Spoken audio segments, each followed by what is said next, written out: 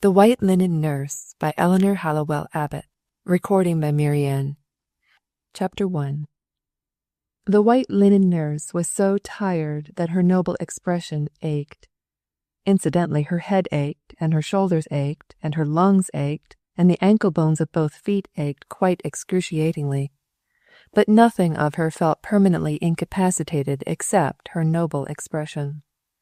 Like a strip of lip-colored lead suspended from her poor little nose by two tugging wire-gray wrinkles, her persistently conscientious sick-room smile seemed to be wanging aimlessly against her front teeth.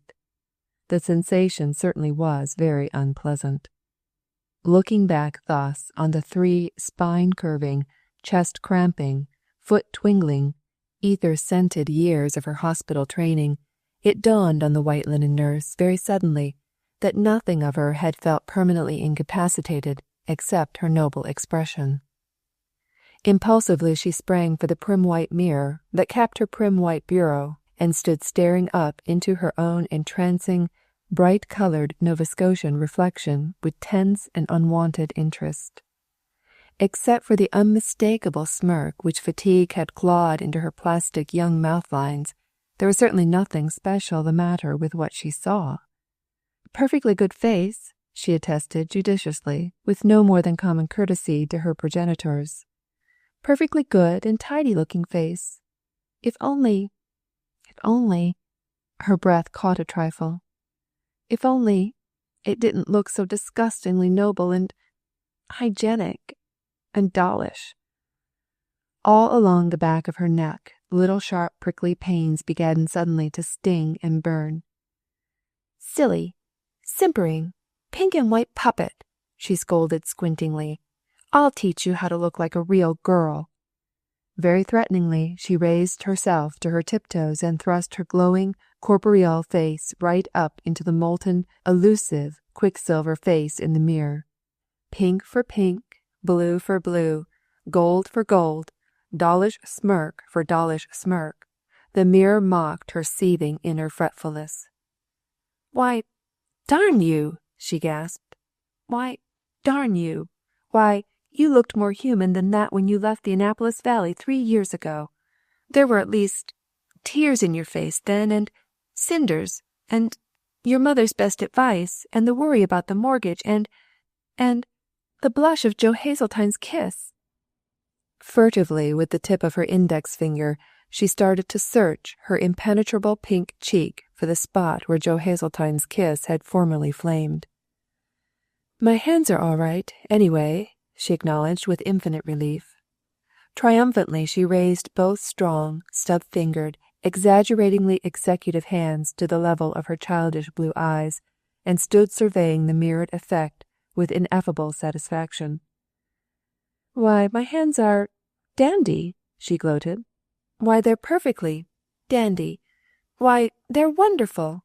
Why, they're—" Then suddenly and fearfully she gave a shrill little scream. "But they don't go with my silly doll face," she cried. "Why, they don't. They don't. They go with the senior surgeon's scowling Heidelberg eyes. They go with the senior surgeon's grim gray jaw. They go with the— Oh, what shall I do? What shall I do?"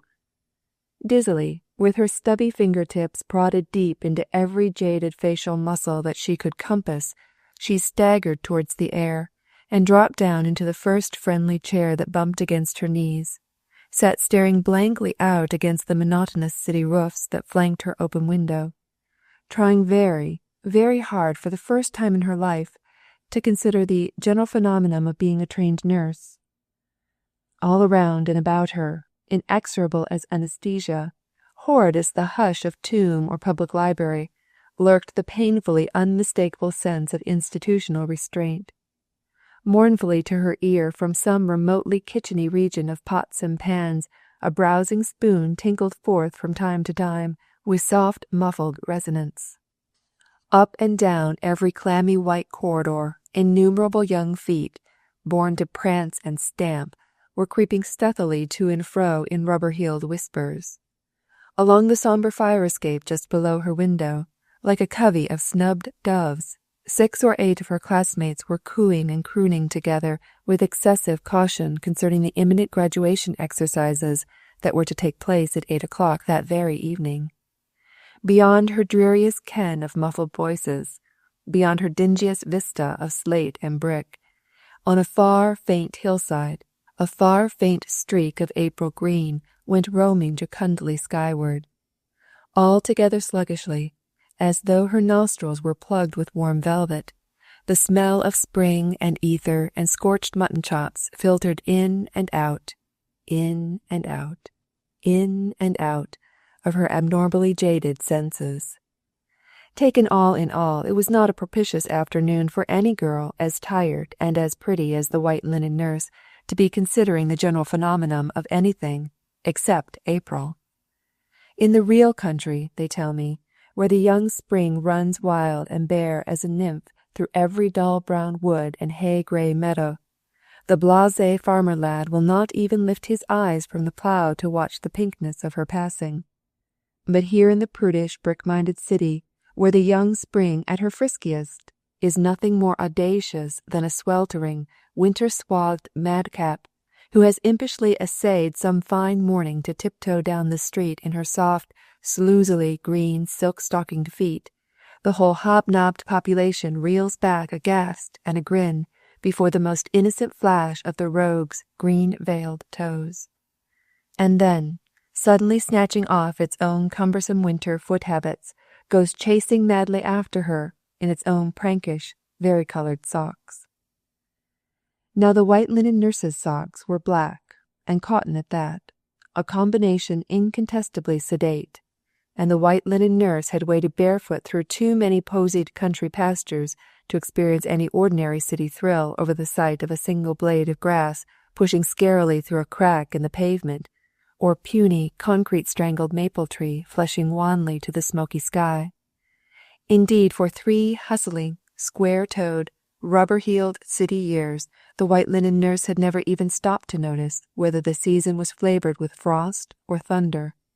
But now, unexplainably, just at the end of it all, sitting innocently there at her own prim little bedroom window, staring innocently out across indomitable roof-tops, with the crackle of glory and diplomas already ringing in her ears, she heard, instead, for the first time in her life, the gaily daredevil voice of the spring, a hoydenish challenge flung back at her, leaf-green from the crest of a winter-scarred hill. "Hello, white linen nurse!" screamed the saucy city spring.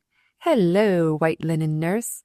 Take off your homey starched collar, or your silly candy-box cap, or any other thing that feels maddeningly artificial, and come out and be very wild." Like a puppy dog cocking its head towards some strange, unfamiliar sound, the white linen nurse cocked her head towards the lure of the green-crested hill. Still wrestling conscientiously with the general phenomenon of being a trained nurse, she found her collar suddenly very tight, and the tiny cap inexpressibly heavy and vexatious. Timidly she removed the collar, and found that the removal did not rest her in the slightest. Equally timidly she removed the cap, and found that even that removal did not rest her in the slightest. Then very, very slowly, but very, very permeatingly and completely, it dawned on the white linen nurse that never while eyes were blue, and hair gold, and lips red, would she ever find rest again until she had removed her noble expression. With a jerk that started the pulses in her temples throbbing like 2 toothaches, she straightened up in her chair. All along the back of her neck the little blonde curls began to crisp very ticklingly at their roots. Still staring worriedly out over the old city's slate-grey head to that inciting prance of green across the farthest horizon, she felt her whole being kindle to an irresistible passion of revolt against all hushed places.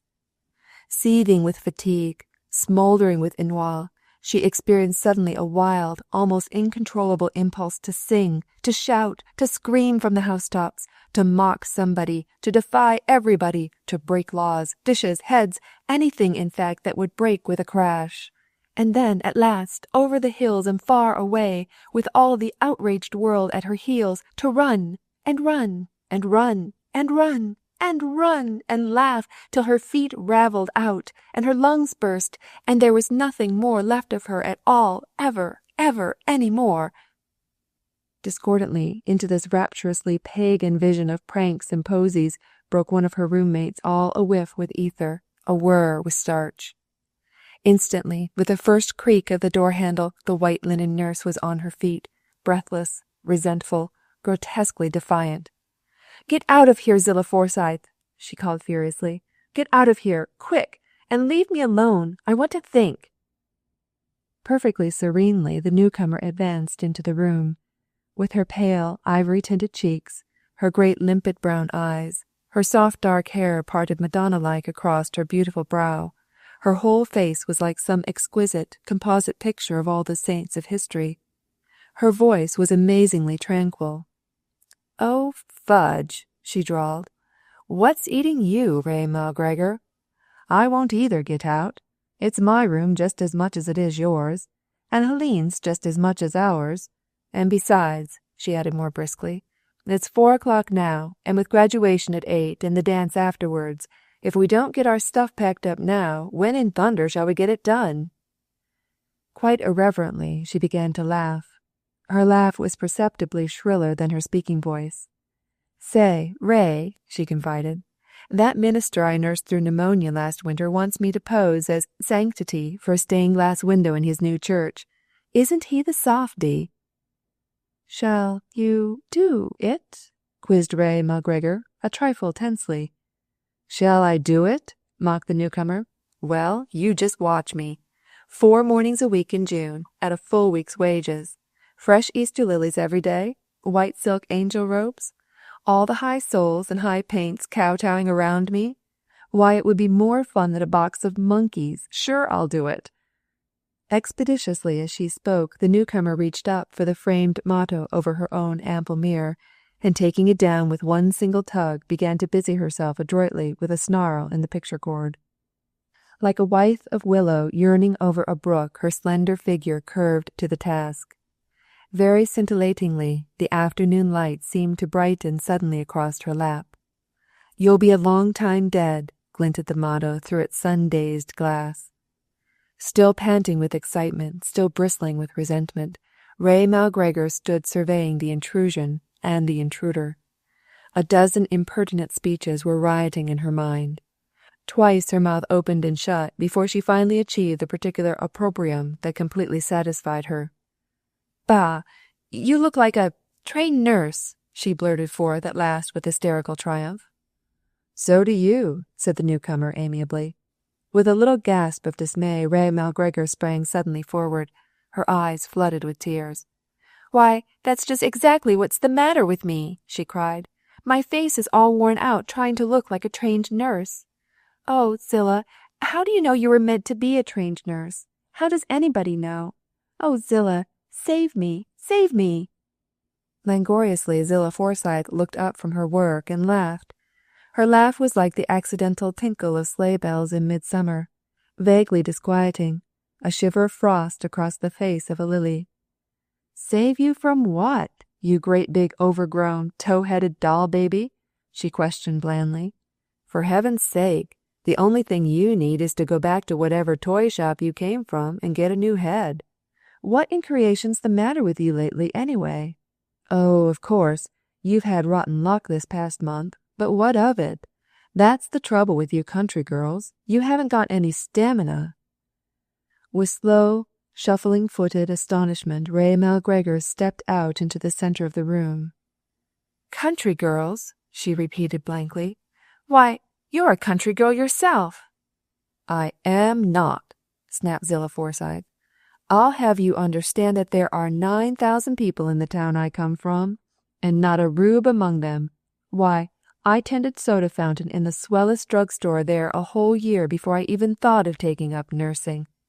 And I wasn't as green, when I was 6 months old, as you are now." Slowly, with a soft snuggling sigh of contentment, she raised her slim white fingers to coax her dusky hair a little looser, a little farther down, a little more Madonna-like across her sweet, mild forehead. then snatching out abruptly at a convenient shirtwaist, began with extraordinary skill to apply its dangly lace sleeves as a protective bandage for the delicate glass-faced motto still in her lap. Placed the completed parcel with inordinate scientific precision in the exact corner of her packing box, and then went on very diligently, very zealously, to strip the men's photographs from the mirror on her bureau. There were 27 photographs in all, and for each one she had already cut and prepared a small square of perfectly fresh, perfectly immaculate white tissue wrapping paper. No one so transcendently fastidious, so exquisitely neat, in all her personal habits had ever trained in that particular hospital before. Very soberly, the doll-faced girl stood watching the men's pleasant paper countenances smooth away, one by one, into their chaste white veilings, until at last, quite without warning, she poked an accusing, inquisitive finger directly across Zillah Forsythe's shoulder. "Zillah," she demanded peremptorily, "all the year I've wanted to know. All the year every other girl in our class has wanted to know. Where did you ever get that picture of the senior surgeon? He never gave it to you in the world. He didn't. He's not that kind." Deeply into Zillah Forsythe's pale, aesthetic cheek dawned a most amazing dimple. "Sort of jarred you girls some, didn't it?" she queried, "to see me strutting round with a photo of the senior surgeon?" The little cleft in her chin showed suddenly with almost startling distinctness. "Well, seeing it's you," she grinned, "and the year's all over, and there's nobody left that I can worry about it any more, I don't mind telling you in the least that I bought it out of a photographer's showcase. There, are you satisfied now?" With easy nonchalance she picked up the picture in question and scrutinized it shrewdly. "Lord, what a face!" she attested. "Nothing but granite. Hack him with a knife and he wouldn't bleed, but just chip off into pebbles." With exaggerated contempt she shrugged her supple shoulders. "Bah! How I hate a man like that. There's no fun in you." A little abruptly she turned and thrust the photograph into Ray Malgregor's hand. "You can have it if you want to," she said. "I'll trade it to you for that lace corset cover of yours." Like water dripping through a sieve, the photograph slid through Ray Malgregor's frightened fingers. With nervous apology she stooped and picked it up again and held it gingerly by one remotest corner. Her eyes were quite wide with horror. "Oh, of course I'd like the picture, well enough," she stammered, "but it wouldn't seem exactly respectful to trade it for a corset cover." "Oh, very well," drawled Zillah Forsythe. "Tear it up, then." Expeditiously, with frank, non-sentimental fingers, Ray Malgregor tore the tough cardboard across, and once again across, and threw the conglomerate fragments into the wastebasket. And her expression all the time was no more, no less, than the expression of a person who would infinitely rather execute his own pet dog or cat than risk the possible bungling of an outsider. Then, like a small child trotting with infinite relief to its own doll-house, she trotted over to her bureau, extracted the lace corset cover, and came back with it in her hand to lean across Zillah Forsythe's shoulder again and watch the men's faces go slipping off into oblivion. Once again, abruptly without warning, she halted the process with a breathless exclamation. "Oh, of course this waist is the only one I've got with ribbons in it," she asserted irreverently, "but I'm perfectly willing to trade it for that picture," she pointed out with unmistakably explicit fingertip. Chucklingly, Zillah Forsythe withdrew the special photograph from its half-completed wrappings. "Oh, him," she said. "Oh, that's a chap I met on the train last summer. He's a brakeman or something. He's a—" Perfectly unreluctantly, Ray Malgregor dropped the fluff of lace and ribbons into Zillah's lap and reached out with cheerful voraciousness to annex the young man's picture to her somewhat bleak possessions. "Oh, I don't care a rap who he is," she interrupted briskly, "but he's sort of cute-looking, and I've got an empty frame at home just that odd size, and Mother's crazy for a new picture to stick up over the kitchen mantelpiece. She gets so tired of seeing nothing but the faces of people she knows all about." Sharply, Zillah Forsythe turned and stared up into the younger girl's face, and found no guile to whet her stare against. "Well, of all the ridiculous, unmitigated greenhorns," she began. "Well, Is that all you want him for? Why, I supposed you wanted to write to him. Why, I supposed—" For the first time an expression not altogether dollish darkened across Ray Malgregor's garish juvenile blondness.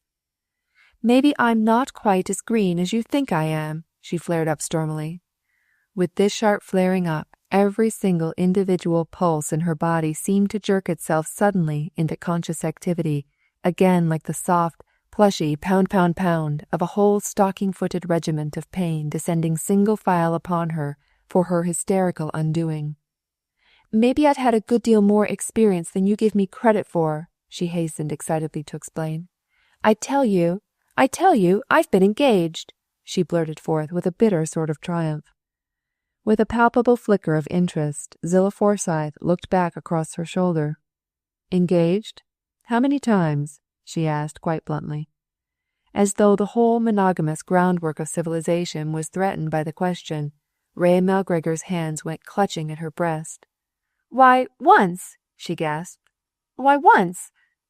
Convulsively, Zillah Forsythe began to rock herself to and fro. "Oh, Lordy," she chuckled. "Oh, Lordy, Lordy. Why, I've been engaged 4 times just this past year." In a sudden passion of fastidiousness, she bent down over the particular photograph in her hand, and snatching at a handkerchief began to rub diligently at a small smooch of dust in one corner of the cardboard. Something in the effort of rubbing seemed to jerk her small round chin into almost angular prominence. "And before I'm through," she added, at least 2 notes before her usual alto tones, "and before I'm through, I'm going to get engaged to every profession that there is on the surface of the globe." Quite helplessly, the thin paper skin of the photograph peeled off in company with the smooch of dust. "And when I marry," she ejaculated fiercely, "and when I marry, I'm going to marry a man who will take me to every place that there is, on the surface of the globe, and after that—" "After what?" interrogated a brand new voice from the doorway. Chapter 2. It was the other roommate this time, the only real aristocrat in the whole graduating class, high-browed, high-cheekboned, eyes like some far-sighted young prophet, mouth even yet faintly arrogant with the ineradicable consciousness of caste, a plain, eager, stripped for a long journey type of face. This was Helene Churchill. There was certainly no innocuous bloom of country hills and pastures in this girl's face, nor any seething small-town passion pounding indiscriminately at all the doors of experience. The men and women who had bred Helene Churchill had been the breeders also of brick and granite cities since the world was new. Like one infinitely more accustomed to treading on Persian carpets than on painted floors, she came forward into the room. "Hello, children," she said casually, and began at once, without further parleying, to take down the motto that graced her own bureau top. It was the era when almost everybody in the world had a motto over his bureau.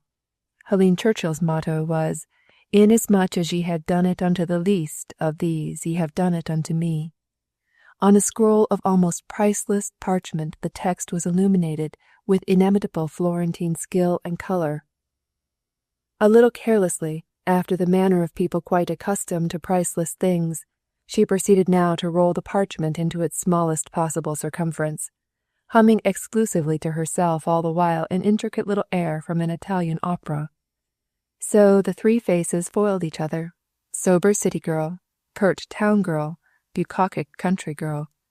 100 fundamental differences rampant between them, yet each fervid, adolescent young mouth tamed to the same monotonous, drolly exaggerated expression of complacency that characterizes the faces of all people who, in a distinctive uniform, for a reasonably satisfactory living wage, make an actual profession of righteous deeds.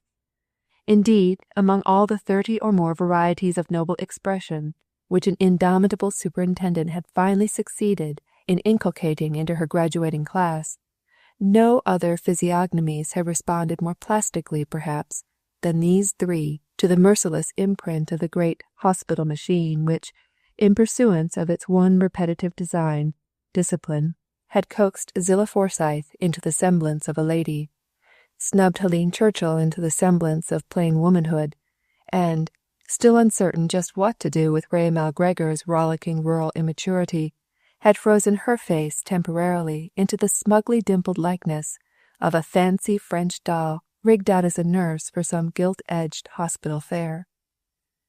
With characteristic desire to keep up in every way with her more mature, better-educated classmates, to do everything, in fact, so fast, so well, that no one should possibly guess that she hadn't yet figured out just why she was doing it at all, Ray Malgregor, now with quickly readjusted cap and collar, began to hurl herself into the task of her own packing.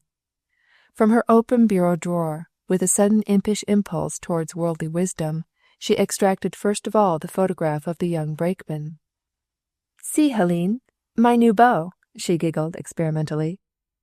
In mild-eyed surprise, Helene Churchill glanced up from her work. "Your beau," she corrected. "Why, that Zilla's picture." "Well, it's mine now," snapped Ray Malgregor, with unexpected edginess. "It's mine now, all right. Zilla said I could have him. Zilla said I could write to him, if I wanted to," she finished a bit breathlessly.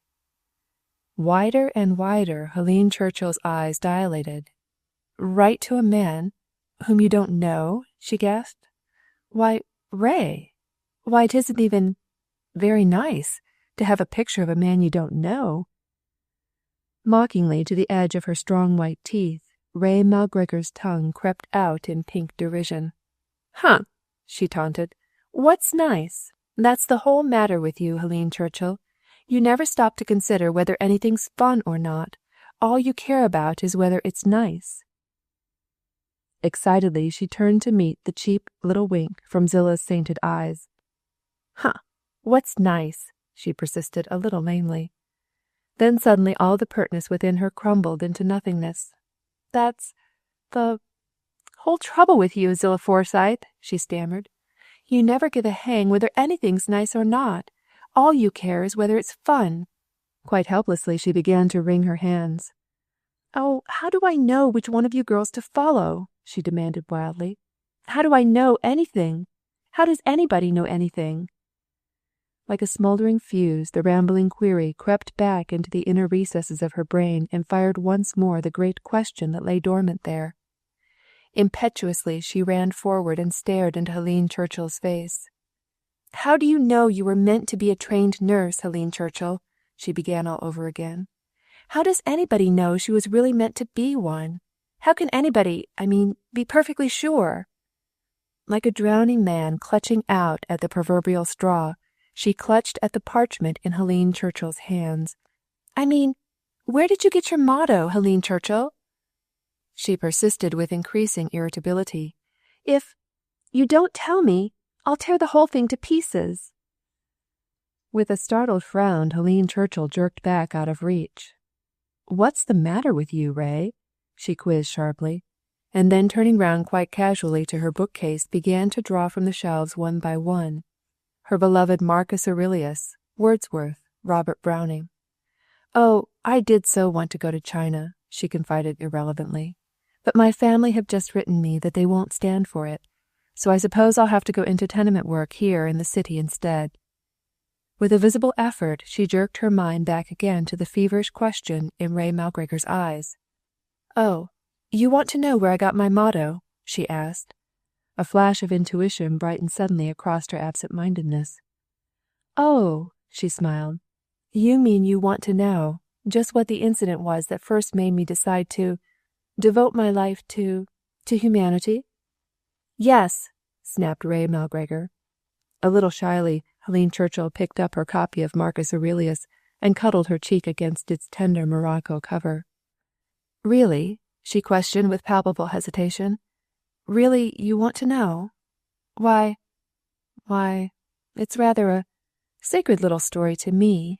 I wouldn't exactly want to have anybody laugh about it." "I'll laugh if I want to," attested Zilla Forsythe forcibly from the other side of the room. Like a pugnacious boy, Ray Malgregor's fluent fingers doubled up into two firm fists.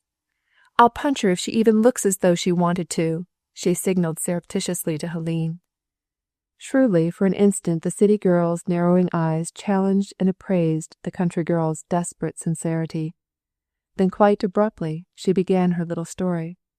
"Why, it was on an Easter Sunday.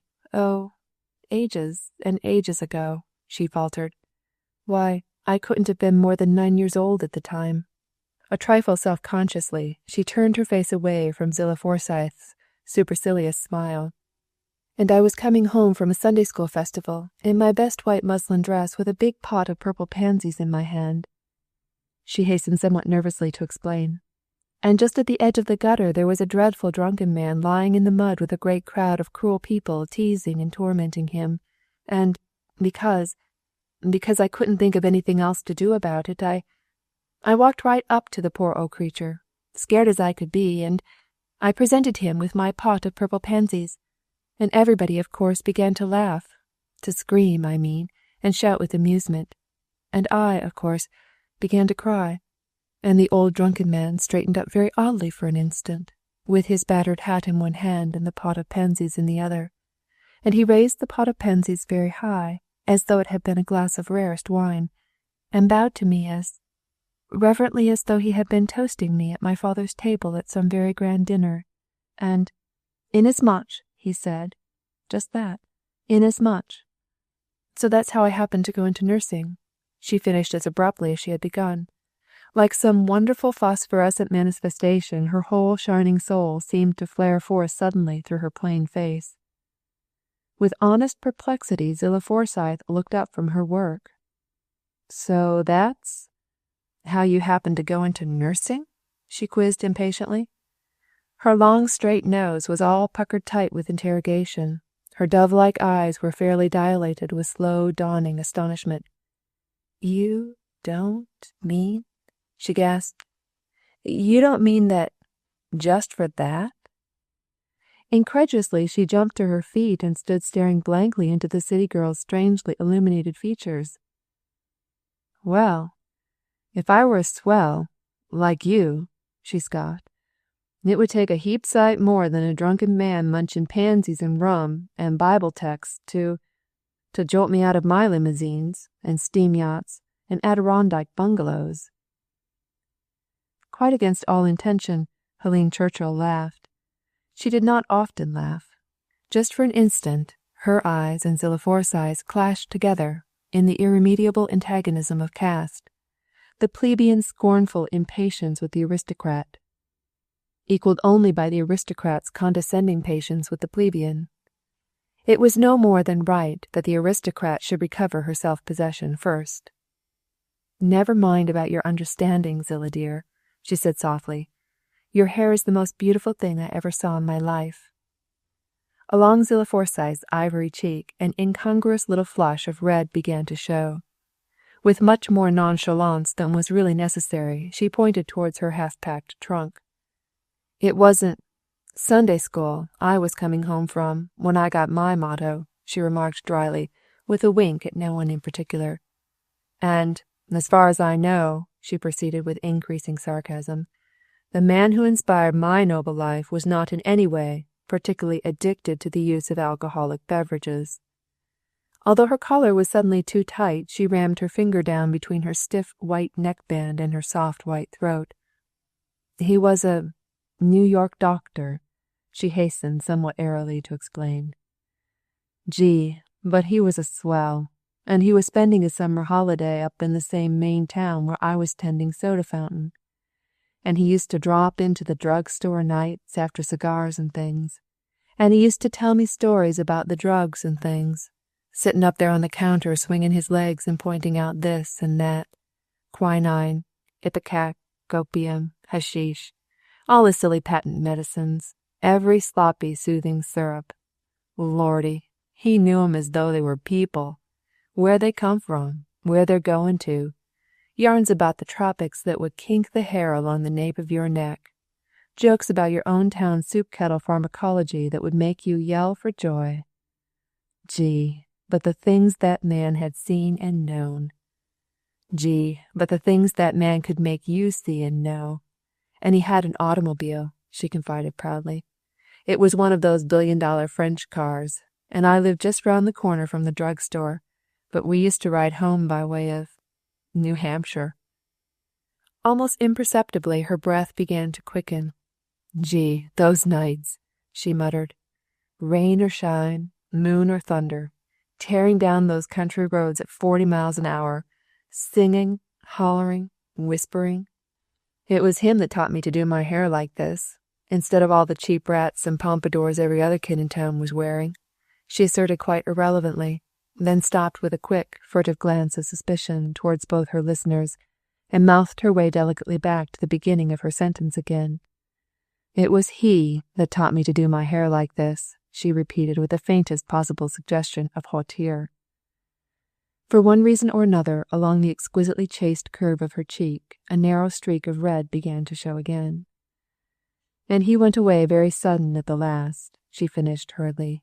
"It seems he was married all the time." Blandly she turned her wonderful face to the caressing light. "And I hope he goes to hell," she added perfectly simply. With a little gasp of astonishment, shock, suspicion, distaste, Helene Churchill reached out an immediate conscientious hand to her. "Oh, Zillah," she began. "Oh, poor Zillah, dear, I'm so sorry. I'm so—" Absolutely serenely, through a mask of insolence and ice, Zillah Forsythe ignored the proffered hand.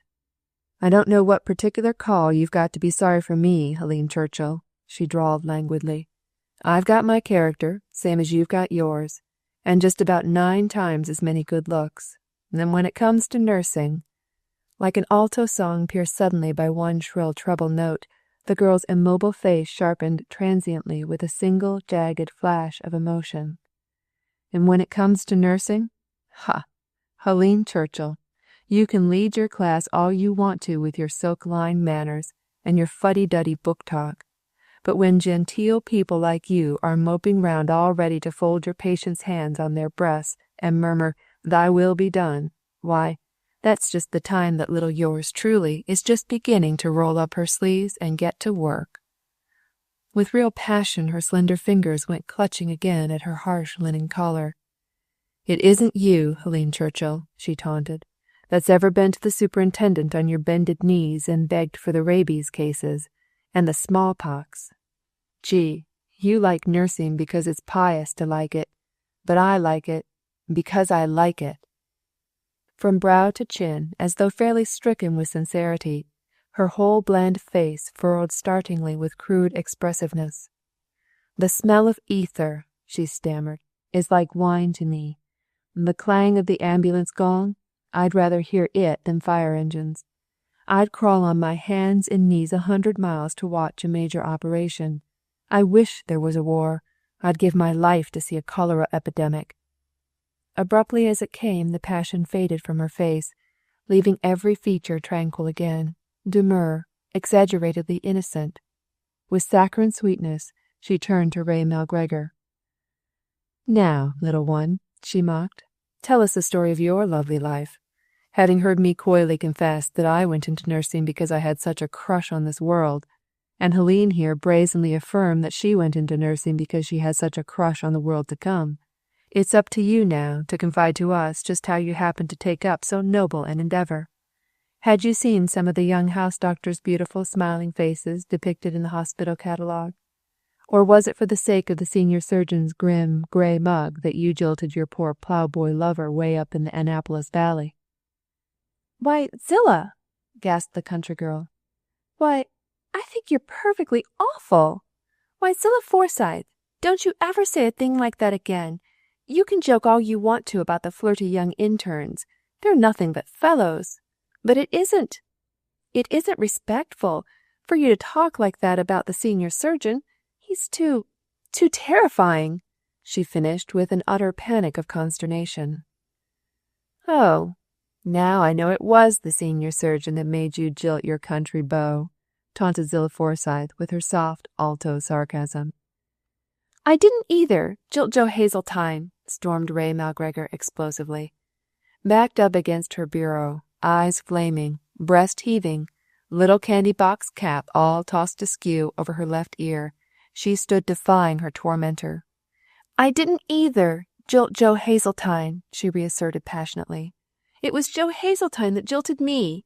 And we've been going together since we were kids. and now he's married the Dominie's daughter, and they've got a kid of their own most as old as he and I were when we first began courting each other. And it's all because I insisted on being a trained nurse," she finished shrilly. With an expression of real shock, Helene Churchill peered up from her lowly seat on the floor. "You mean," she asked a bit breathlessly, "you mean he didn't want you to be a trained nurse? You mean that he wasn't big enough, wasn't fine enough to appreciate the nobility of the profession?" "Nobility nothing," snapped Ray Malgregor. "It was me scrubbing strange men with alcohol that he couldn't stand for. And I don't know as I exactly blame him," she added huskily. "It certainly is a good deal of a liberty when you stop to think about it."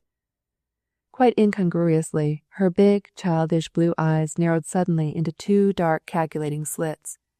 "It's comic," she mused, "how there isn't a man in the world who would stand letting his wife, or daughter, or sister have a male nurse. But just look at the jobs we girls get sent out on. It's very confusing." With sincere appeal, she turned to Zillah Forsythe. And yet, she stammered, "and yet, when everything scary that's in you has once been scared out of you, why, there's nothing left in you to be scared with any more, is there?" "What? What?" pleaded Helene Churchill. "Say it again. What?" "That's what Joe and I quarreled about my first vacation home," persisted Ray Malgregor. "It was a traveling salesman's thigh. It was broken bad. Somebody had to take care of it, so I did. Joe thought it wasn't modest to be so willing." With a perplexed sort of defiance, she raised her square little chin. "But you see, I was willing," she said. "I was perfectly willing. Just one single solitary year of hospital training had made me perfectly willing. And you can't unwilling a willing, even to please your beau, no matter how hard you try." With a droll mixture of shyness and disdain, she tossed her curly blonde head a trifle higher. "Shucks," she attested. "What's a traveling salesman's thigh?" "Shucks yourself," scoffed Zillah Forsythe. "What's a silly beau or two up in Nova Scotia to a girl with looks like you? You could have married that typhoid case a dozen times last winter if you'd crooked your little finger. Why, the fellow was crazy about you, and he was richer than courses. What queered it?" she demanded bluntly. "Did his mother hate you?" Like one fairly cramped with astonishment, Ray Malgregor doubled up very suddenly at the waistline, and thrusting her neck oddly forward after the manner of a startled crane, stood peering sharply round the corner of the rocking-chair at Zillah Forsythe. "Did his mother hate me?" she gasped. "Did his mother hate me? Well, what do you think? With me who never even saw plumbing till I came down here, setting out to explain to her with 20-tile bathrooms how to be hygienic though rich? Did his mother hate me? Well, what do you think? With her who bore him, mind you, kept waiting downstairs in the hospital anteroom, half an hour every day, on the raw edge of a rattan chair, waiting, worrying, all old and gray and scared, while little young, perky, pink and white me is upstairs, brushing her own son's hair and washing her own son's face, and altogether getting her own son ready to see his own mother, and then me, obliged to turn her out again in 10 minutes, flip as you please, for fear she'd stayed too long, while I stay on the rest of the night? Did his mother hate me?" Stealthily as an assassin, she crept around the corner of the rocking-chair and grabbed Zillah Forsythe by her astonished linen shoulder. "Did his mother hate me?" she persisted mockingly. "Did his mother hate me? Well, rather! Is there any woman from here to Kamchatka who doesn't hate us? Is there any woman from here to Kamchatka who doesn't look upon a trained nurse as her natural-born enemy? I don't blame 'em," she added chokingly. "Look at the impudent jobs we get sent out on. Quarantined upstairs for weeks at a time with their inflammable diphtheritic bridegrooms, while they sit downstairs, brooding over their wedding teaspoons. Hiked off indefinitely to Atlantic City with their gouty bachelor uncles, hearing their own innocent little sisters' blood-curdling deathbed deliriums, snatching their own newborn babies away from their breasts, and showing them, virgin-handed, how to nurse them better. The impudence of it, I say! The disgusting, confounded impudence, doing things perfectly, flippantly, right, for $25 a week, and washing. That all the ache and love in the world don't know how to do right, just for love. Furiously, she began to jerk her victim's shoulder. I tell you, it's awful, Zillah Forsythe, she insisted. I tell you, I just won't stand it. With muscles like steel wire, Zillah Forsythe scrambled to her feet and pushed Ray Malgregor back against the bureau. For heaven's sake, Ray, shut up, she said. What in creation's the matter with you today? I never saw you act so before. With a real concern, she stared into the girl's turbid eyes. If you feel like that about it, what in thunder did you go into nursing for? She demanded, not unkindly. Very slowly, Helene Churchill rose from her lowly seat by her precious bookcase and came round and looked at Ray Malgregor rather oddly. Yes, faltered Helene Churchill.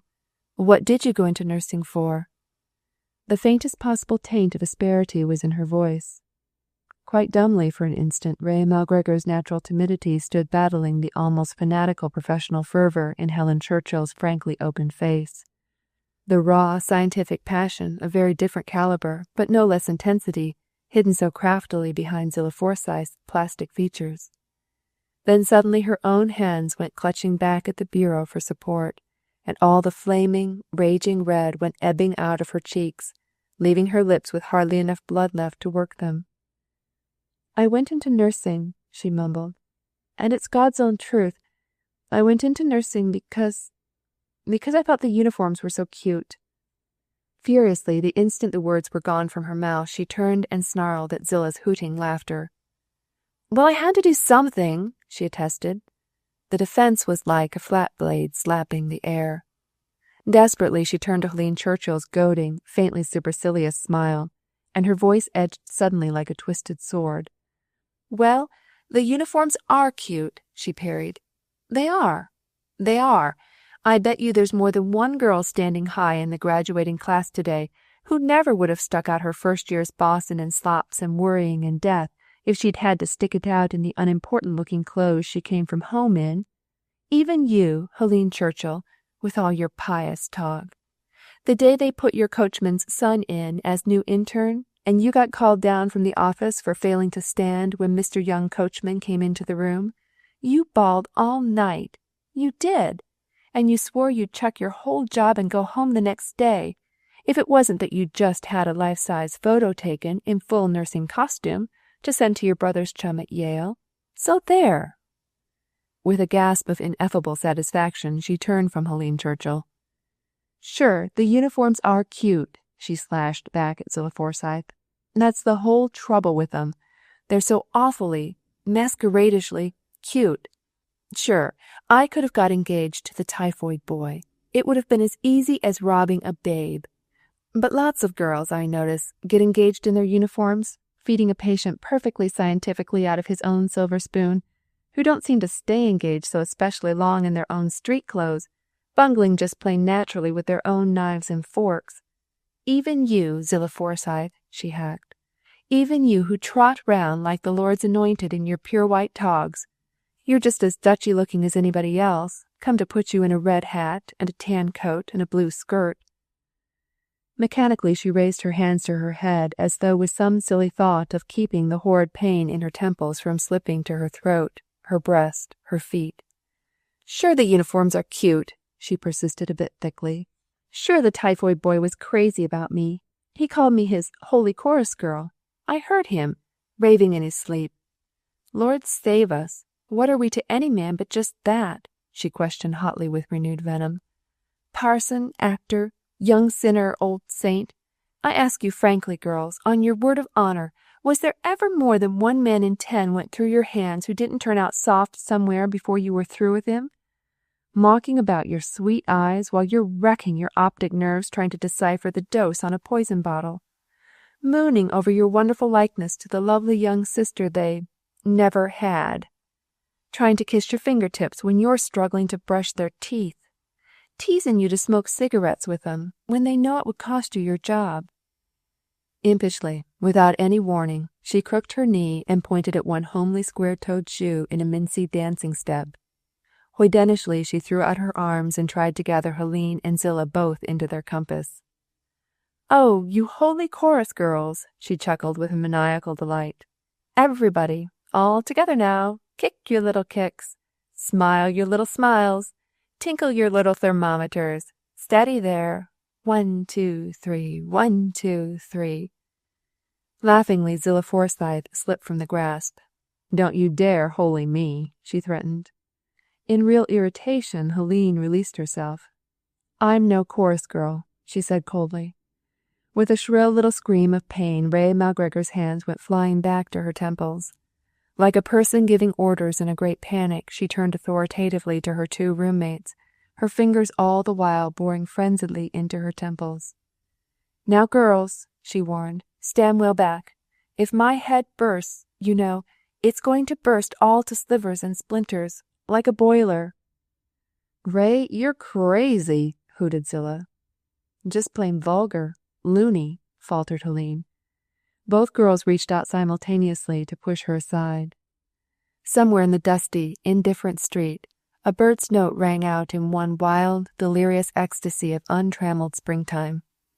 To all intents and purposes, the sound might have been the one final signal that Ray Malgregor's jangled nerves were waiting for.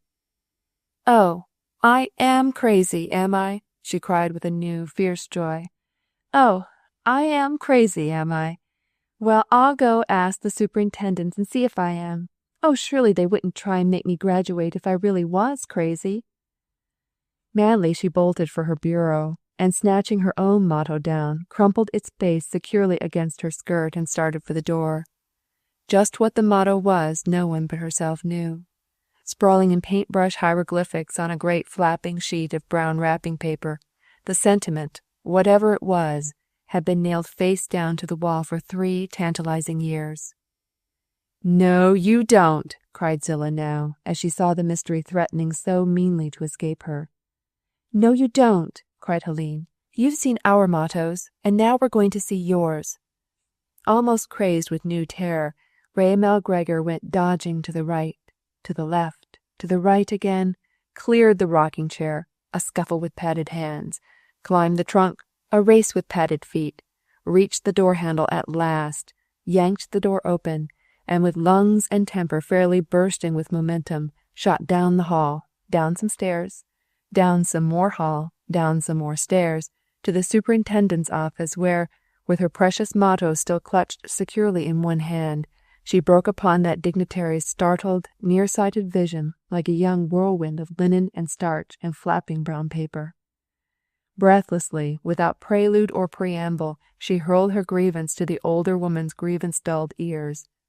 "Give me back my own face," she demanded peremptorily. "Give me back my own face, I say, and my own hands. I tell you, I want my own hands. Helene and Zillah say I'm insane, and I want to go home." Chapter 3. Like a short-necked animal, elongated suddenly to the cervical proportions of a giraffe, the superintendent of nurses reared up from her stoop-shouldered desk-work and stared forth in speechless astonishment across the top of her spectacles. Exuberantly impertinent, ecstatically self-conscious, Ray Malgregor repeated her demand. To her parched mouth the very taste of her own babbling impudence refreshed her like the shock and prickle of cracked ice. "I tell you, I want my own face again, and my own hands," she reiterated glibly. "I mean the face with the mortgage in it, and the cinders, and the other human expressions," she explained, "and the nice grubby country hands that go with that sort of a face." Very accusingly she raised her finger and shook it at the superintendent's perfectly livid countenance. "Oh, of course I know I wasn't very much to look at, but at least I matched. What my hands knew, my face knew. Pies or plowing or May baskets, what my hands knew, my face knew. That's the way hands and faces ought to work together. But you with all your rules and your bossing and your everlasting shh, shh. You've snubbed all the know-anything out of my face, and made my hands nothing but 2 disconnected machines for somebody else to run. And I hate you. You're a monster. Everybody hates you." Mutely then she shut her eyes, bowed her head, and waited for the superintendent to smite her dead. The smite, she felt quite sure, would be a noisy one. First of all, she reasoned, it would fracture her skull. Naturally then, of course, it would splinter her spine. Later, in all probability, it would telescope her knee joints. And never indeed, now that she had come to think of it, had the arches of her feet felt less capable of resisting so terrible an impact. Quite unconsciously, she groped out a little with one hand to steady herself against the edge of the desk. But the blow, when it came, was nothing but a cold finger tapping her pulse. "There, there," crooned the superintendent's voice with a most amazing tolerance. "But I won't there," snapped Ray McGregor. Her eyes were wide open again now, and extravagantly dilated. The cool fingers on her pulse seemed to tighten a little. "Shh, admonished the superintendent's mumbling lips. "But I won't, shh," stormed Ray McGregor. Never before in her 3 years' hospital training had she seen her arch-enemy, the superintendent, so utterly disarmed of irascible temper and arrogant dignity, and the sight perplexed and maddened her at once in the same moment. "But I won't, shh." Desperately she jerked her curly blonde head in the direction of the clock on the wall. "Here it is 4 o'clock now," she cried, "and in less than 4 hours you're going to try and make me graduate, and go out into the world, God knows where, and charge innocent people $25 a week and washing, likelier than not, mind you, for these hands," she gestured, "that don't coordinate at all with this face," she grimaced, "but with the face of one of those house doctors, or the senior surgeon, or even you, who may be way off in Kamchatka, when I need him most," she finished with a confused jumble of accusation and despair. Still with unexplainable amiability, the superintendent whirled back into place in her pivot chair, and with her left hand, which had all this time been rummaging busily in a lower desk drawer, proffered Ray McGregor a small fold of paper. "Here, my dear," she said. "Here's a sedative for you. Take it at once. It will quiet you perfectly. We all know you've had very hard luck this past month, but you mustn't worry so about the future." The slightest possible tinge of purely professional manner crept back into the older woman's voice. "Certainly, Miss McGregor, with your judgment." "With my judgment!" cried Ray McGregor, and the phrase was like a red rag to her. "With my judgment! Great heavens, that's the whole trouble. I haven't got any judgment. I've never been allowed to have any judgment. All I've ever been allowed to have is the judgment of some flirty young medical student, or the house doctor, or the senior surgeon, or you." Her eyes were fairly piteous with terror. "Don't you see that my face doesn't know anything," she faltered, "except just to smile, and smile, and smile, and say, 'Yes, sir,' 'No, sir,' 'Yes, sir.'" From curly blonde head to square-toed, common-sense shoes, her little body began to quiver suddenly like the advent of a chill. "Oh, what am I going to do," she begged, "when I'm way off alone, somewhere, in the mountains, or a tenement, or a palace, and something happens, and there isn't any judgment round to tell me what I ought to do?" Abruptly in the doorway, as though summoned by some purely casual flicker of the superintendent's thin fingers, another nurse appeared. "Yes, I rang," said the superintendent. "Go and ask the senior surgeon if he can come to me here a moment, immediately." "The senior surgeon?" gasped Ray McGregor. "The senior surgeon?" With her hands clutching at her throat, she reeled back against the wall for support. Like a shore bereft in 1 second of its tide, like a tree stripped in 1 second of its leafage, she stood there, utterly stricken of temper or passion or any animating human emotion whatsoever. "Oh, now I'm going to be expelled. Oh, now I know I'm going to be expelled," she moaned listlessly. Very vaguely, into the farthest radiation of her vision, she sensed the approach of a man. Gray-haired, gray-bearded, gray-suited, grayly dogmatic as a block of granite, the senior surgeon loomed up at last in the doorway. "I'm in a hurry," he growled. What's the matter?" Precipitously, Ray Malgregor collapsed into the breach. "Oh, there's nothing at all the matter, sir," she stammered. It's only that I've just decided that I don't want to be a trained nurse." With a gesture of ill-concealed impatience, the superintendent shrugged the absurd speech aside. "Dr. Faber," she said, "won't you please assure Miss Malgregor once more that the little Italian boy's death last week was in no conceivable way her fault, that nobody blames her in the slightest, or holds her in any possible way responsible?" "Why, what nonsense!" snapped the senior surgeon. "What, and the Portuguese woman the week before that?" interrupted Ray Malgregor dully.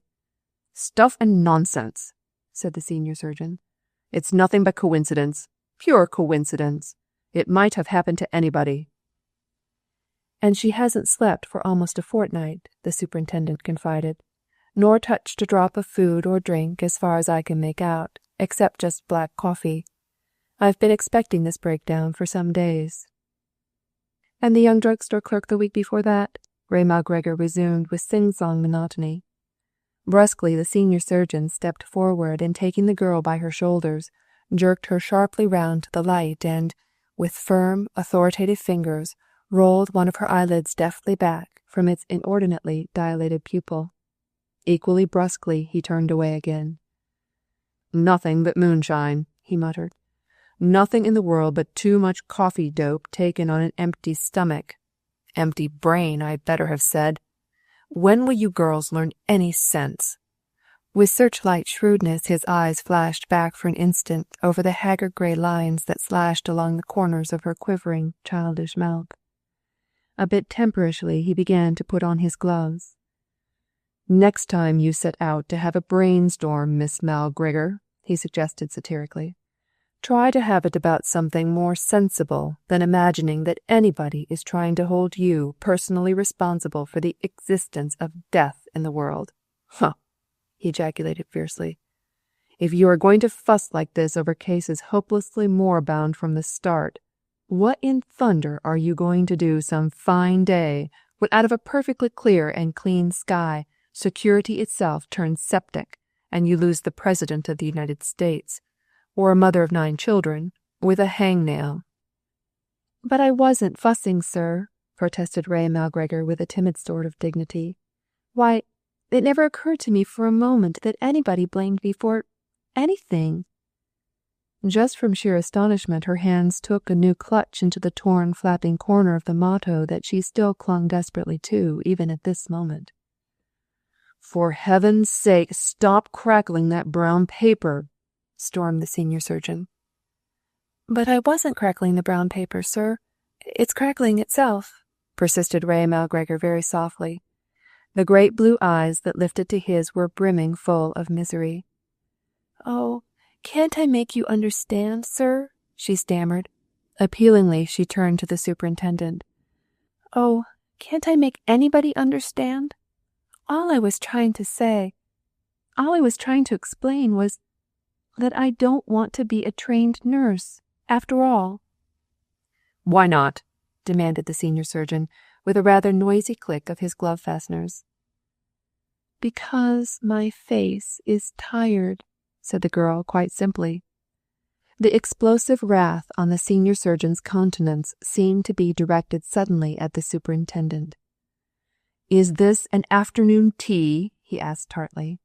"With 6 major operations this morning and a probable meningitis diagnosis ahead of me this afternoon, I think I might be spared the babblings of a hysterical nurse." Casually over his shoulder, he nodded at the girl. "You're a fool," he said, and started for the door. Just on the threshold, he turned abruptly and looked back. His forehead was furrowed like a corduroy road, and the one rampant question in his mind at the moment seemed to be mired hopelessly between his bushy eyebrows. "Lord," he exclaimed a bit flounderingly, "are you the nurse that helped me last week on that fractured skull?" "Yes, sir," said Ray Malgregor. Jerkily, the senior surgeon retraced his footsteps into the office and stood facing her as though with some really terrible accusation. "And the freak abdominal?" he quizzed sharply. Was it you who threaded that needle for me so blamed slowly and calmly and surely, while the rest of us were jumping up and down and cursing you for no brighter reason than that we couldn't have threaded it ourselves if we'd had all eternity before us and all creation bleeding to death?" "Yes, sir," said Ray Malgregor. Quite bluntly, the senior surgeon reached out and lifted one of her hands to his scowling professional scrutiny. "Gad," he attested, "what a hand! You're a wonder. Under proper direction, you're a wonder. It was like myself working with 20 fingers and no thumbs. I never saw anything like it." Almost boyishly, the embarrassed flush mounted to his cheeks as he jerked away again. "Excuse me for not recognizing you," he apologized gruffly, "but you girls all look so much alike." As though the eloquence of heaven itself had suddenly descended upon a person hitherto hopelessly tongue-tied, Ray Malgregor lifted an utterly transfigured face to the senior surgeon's grimly astonished gaze. Yes, sir," she cried joyously. "That's just exactly what the trouble is. That's just exactly what I was trying to express, sir. My face is all worn out trying to look alike. My cheeks are almost sprung with artificial smiles. My eyes are fairly bulging with unshed tears. My nose aches like a toothache trying never to turn up at anything. I'm smothered with the discipline of it. I'm choked with the affectation. I tell you, I just can't breathe through a trained nurse's face any more. I tell you, sir, I'm sick to death of being nothing but a type. I want to look like myself. I want to see what life could do to a silly face like mine, if it ever got a chance. When other women are crying, I want the fun of crying. When other women look scared to death, I want the fun of looking scared to death." Hysterically again, with shrewish emphasis, she began to repeat, "I won't be a nurse. I tell you, I won't. I won't." "Pray, what brought you so suddenly to this remarkable decision?" scoffed the senior surgeon. "A letter from my father, sir," she confided more quietly. "A letter about some dogs." "Dogs?" hooted the senior surgeon. "Yes, sir," said the white linen nurse. A trifle speculatively for an instant she glanced at the superintendent's face and then back again to the senior surgeon's. "Yes, sir," she repeated with increasing confidence. "Up in Nova Scotia, my father raises hunting dogs. Oh, no special fancy kind, sir," she hastened in all honesty to explain. "Just dogs, you know, just mixed dogs, pointers with curly tails, and shaggy-coated hounds, and brindled spaniels, and all that sort of thing. Just mongrels, you know, but very clever. And people, sir, come all the way from Boston to buy dogs of him, and once a man came way from London to learn the secret of his training." "Well, what is the secret of his training?" quizzed the senior surgeon with the sudden eager interest of a sportsman. "I should think it would be pretty hard," he acknowledged, "in a mixed gang like that to decide just what particular dog was suited to what particular game."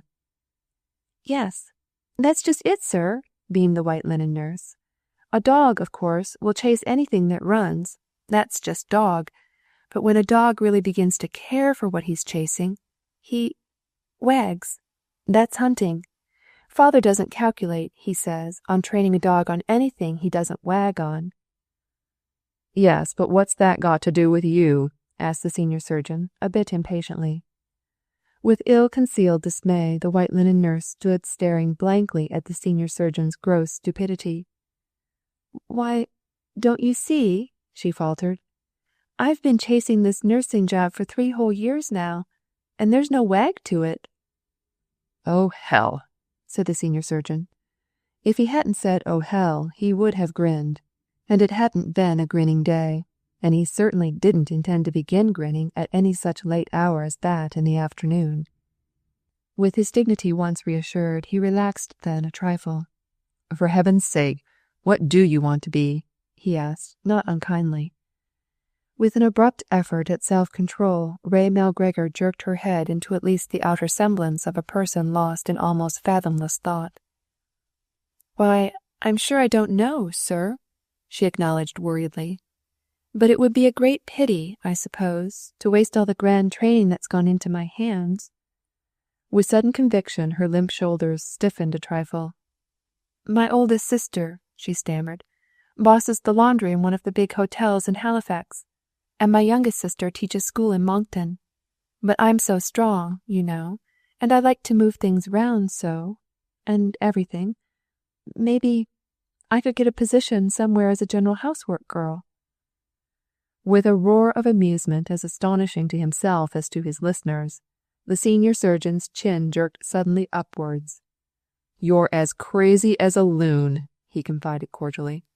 "Great Scott! If you can work up a condition like this on coffee, what would you do on—" he hesitated grimly. "Malted milk." As unheralded as his amusement, gross irritability overtook him again. "Will you stop rattling that brown paper?" he thundered at her. Innocently as a child, she rebuffed the accusation and ignored the temper. "But I'm not rattling it, sir," she protested.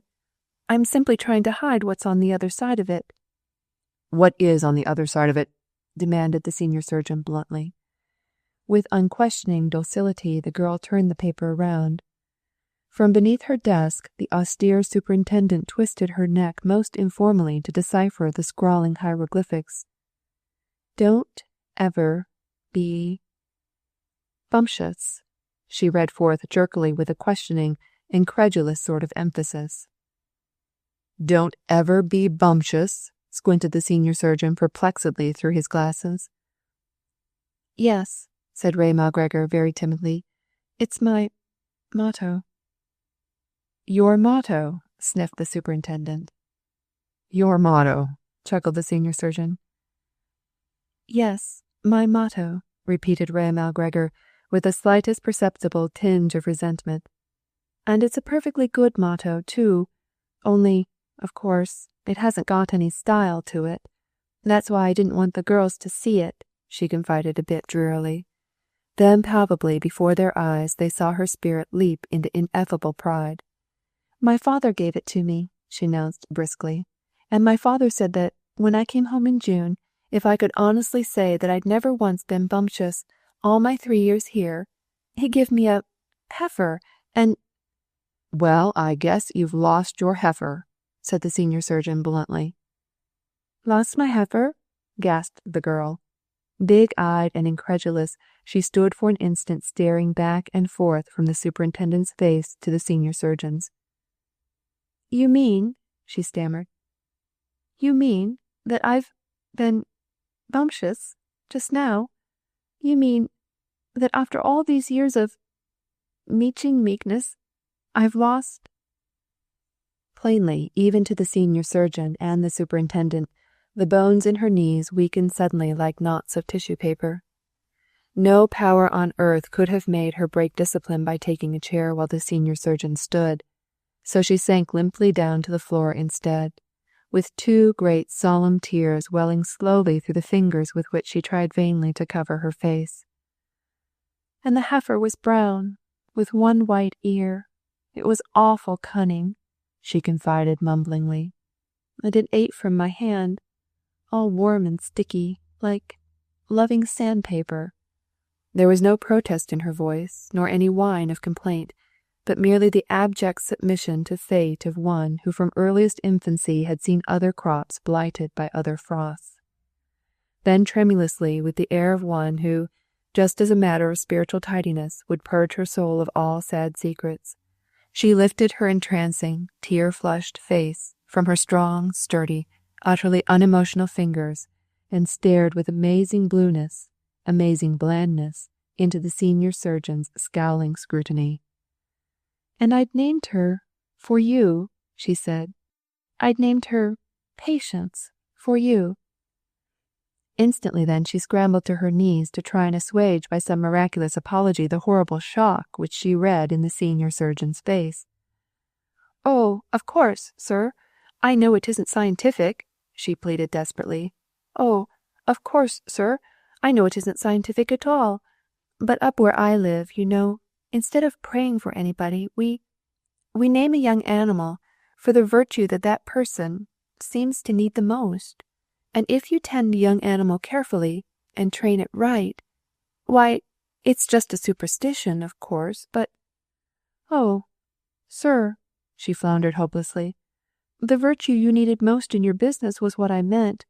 Oh, really, sir, I never thought of criticizing your character." Gruffly, the senior surgeon laughed. Embarrassment was in the laugh, and anger, and a fierce, fiery sort of resentment against both the embarrassment and the anger, but no possible trace of amusement. Impatiently he glanced up at the fast speeding clock. "Good Lord," he exclaimed, "I'm an hour late now." Scowling like a pirate, he clicked the cover of his watch open and shut for an uncertain instant. Then suddenly he laughed again, and there was nothing whatsoever in his laugh this time except just amusement. "See here, Miss Bossy Tamer," he said. "If the superintendent is willing, go get your hat and coat, and I'll take you out on that meningitis case with me. It's a 30-mile run if it's a block, and I guess if you sit on the front seat it will blow the cobwebs out of your brain, if anything will," he finished not unkindly. Like a white hen sensing the approach of some utterly unseen danger, the superintendent seemed to bristle suddenly in every direction. "It's a bit irregular," she protested in her most even tone. "Huh! So are some of the most useful of French verbs," snapped the senior surgeon. In the midst of authority, his voice could be inestimably soft and reassuring, but sometimes on the brink of asserting said authority, he had a tone that was distinctly unpleasant. "Oh, very well," conceded the superintendent, with some waspishness. Hazily for an instant, Ray Malgregor stood staring into the superintendent's uncordial face. I'd apologize," she faltered, "but I don't even know what I said. It just blew up." Perfectly coldly and perfectly civilly the superintendent received the overture. "It was quite evident, Miss Malgregor, that you were not altogether responsible at the moment," she conceded in common justice. Heavily, then, like a person walking in her sleep, the girl trailed out of the room to get her coat and hat. Slamming one desk drawer after another, the superintendent drowned the sluggish sound of her retreating footsteps. "There goes my best nurse," she said grimly. "My very best nurse. Oh no, not the most brilliant one, I didn't mean that, but the most reliable, the most nearly perfect human machine that it has ever been my privilege to see turned out. The one girl that week in, week out, month after month, and year after year, has always done what she's told, when she was told, and the exact way she was told, without questioning anything, without protesting anything, without supplementing anything with some disastrous original conviction of her own. And look at her now." Tragically, the superintendent rubbed her hand across her worried brow. "Coffee, you say it was?" she asked skeptically. "Are there any special anecdotes for coffee?" With a queer little quirk to his mouth, the gruff senior surgeon jerked his glance back from the open window, where with the gleam of a slim tomboyish ankle the frisky young spring went scurrying through the treetops. "What was that you asked?" he quizzed sharply. "Any anecdotes for coffee? Yes, dozens of them, but none for spring." "Spring?" sniffed the superintendent. A little shiveringly she reached out and gathered a white knitted shawl around her shoulders. "Spring? I don't see what spring's got to do with Ray Malgregor or any other young outlaw in my graduating class. If graduation came in November, it would be just the same. They're a set of ingrates, every one of them." Vehemently she turned aside to her card index of names and slapped the cards through one by one without finding one single soothing exception. "Yes, sir, a set of ingrates," she repeated accusingly. "Spend your life trying to teach them what to do and how to do it. Cram ideas into those that haven't got any, and yank ideas out of those who've got too many. Refine them, toughen them, scold them, coax them, everlastingly drill and discipline them, and then, just as you get them to a place where they move like clockwork and you actually believe you can trust them, then graduation day comes round and they think they're all safe, and every single individual member of the class breaks out and runs amok with the one daredevil deed she's been itching to do every day the past 3 years. Why, this very morning I caught the president of the senior class with a breakfast tray in her hands, stealing the cherry out of her patient's grapefruit. And 3 of the girls reported for duty as bold as brass with their hair frizzed tight as a nigger's doll. And the girl who's going into a convent next week was trying on the laundryman's derby hat as I came up from lunch. And now, the superintendent's voice went suddenly a little hoarse. And now, here's Miss McGregor, intriguing, to get an automobile ride with you. Eh? Cried the senior surgeon with a jump. What? Is this an insane asylum? Is it a nervine? Madly he started for the door. Order a ton of bromides, he called back over his shoulder. Order a carload of them. Saturate the whole place with them. Drown the whole damned place.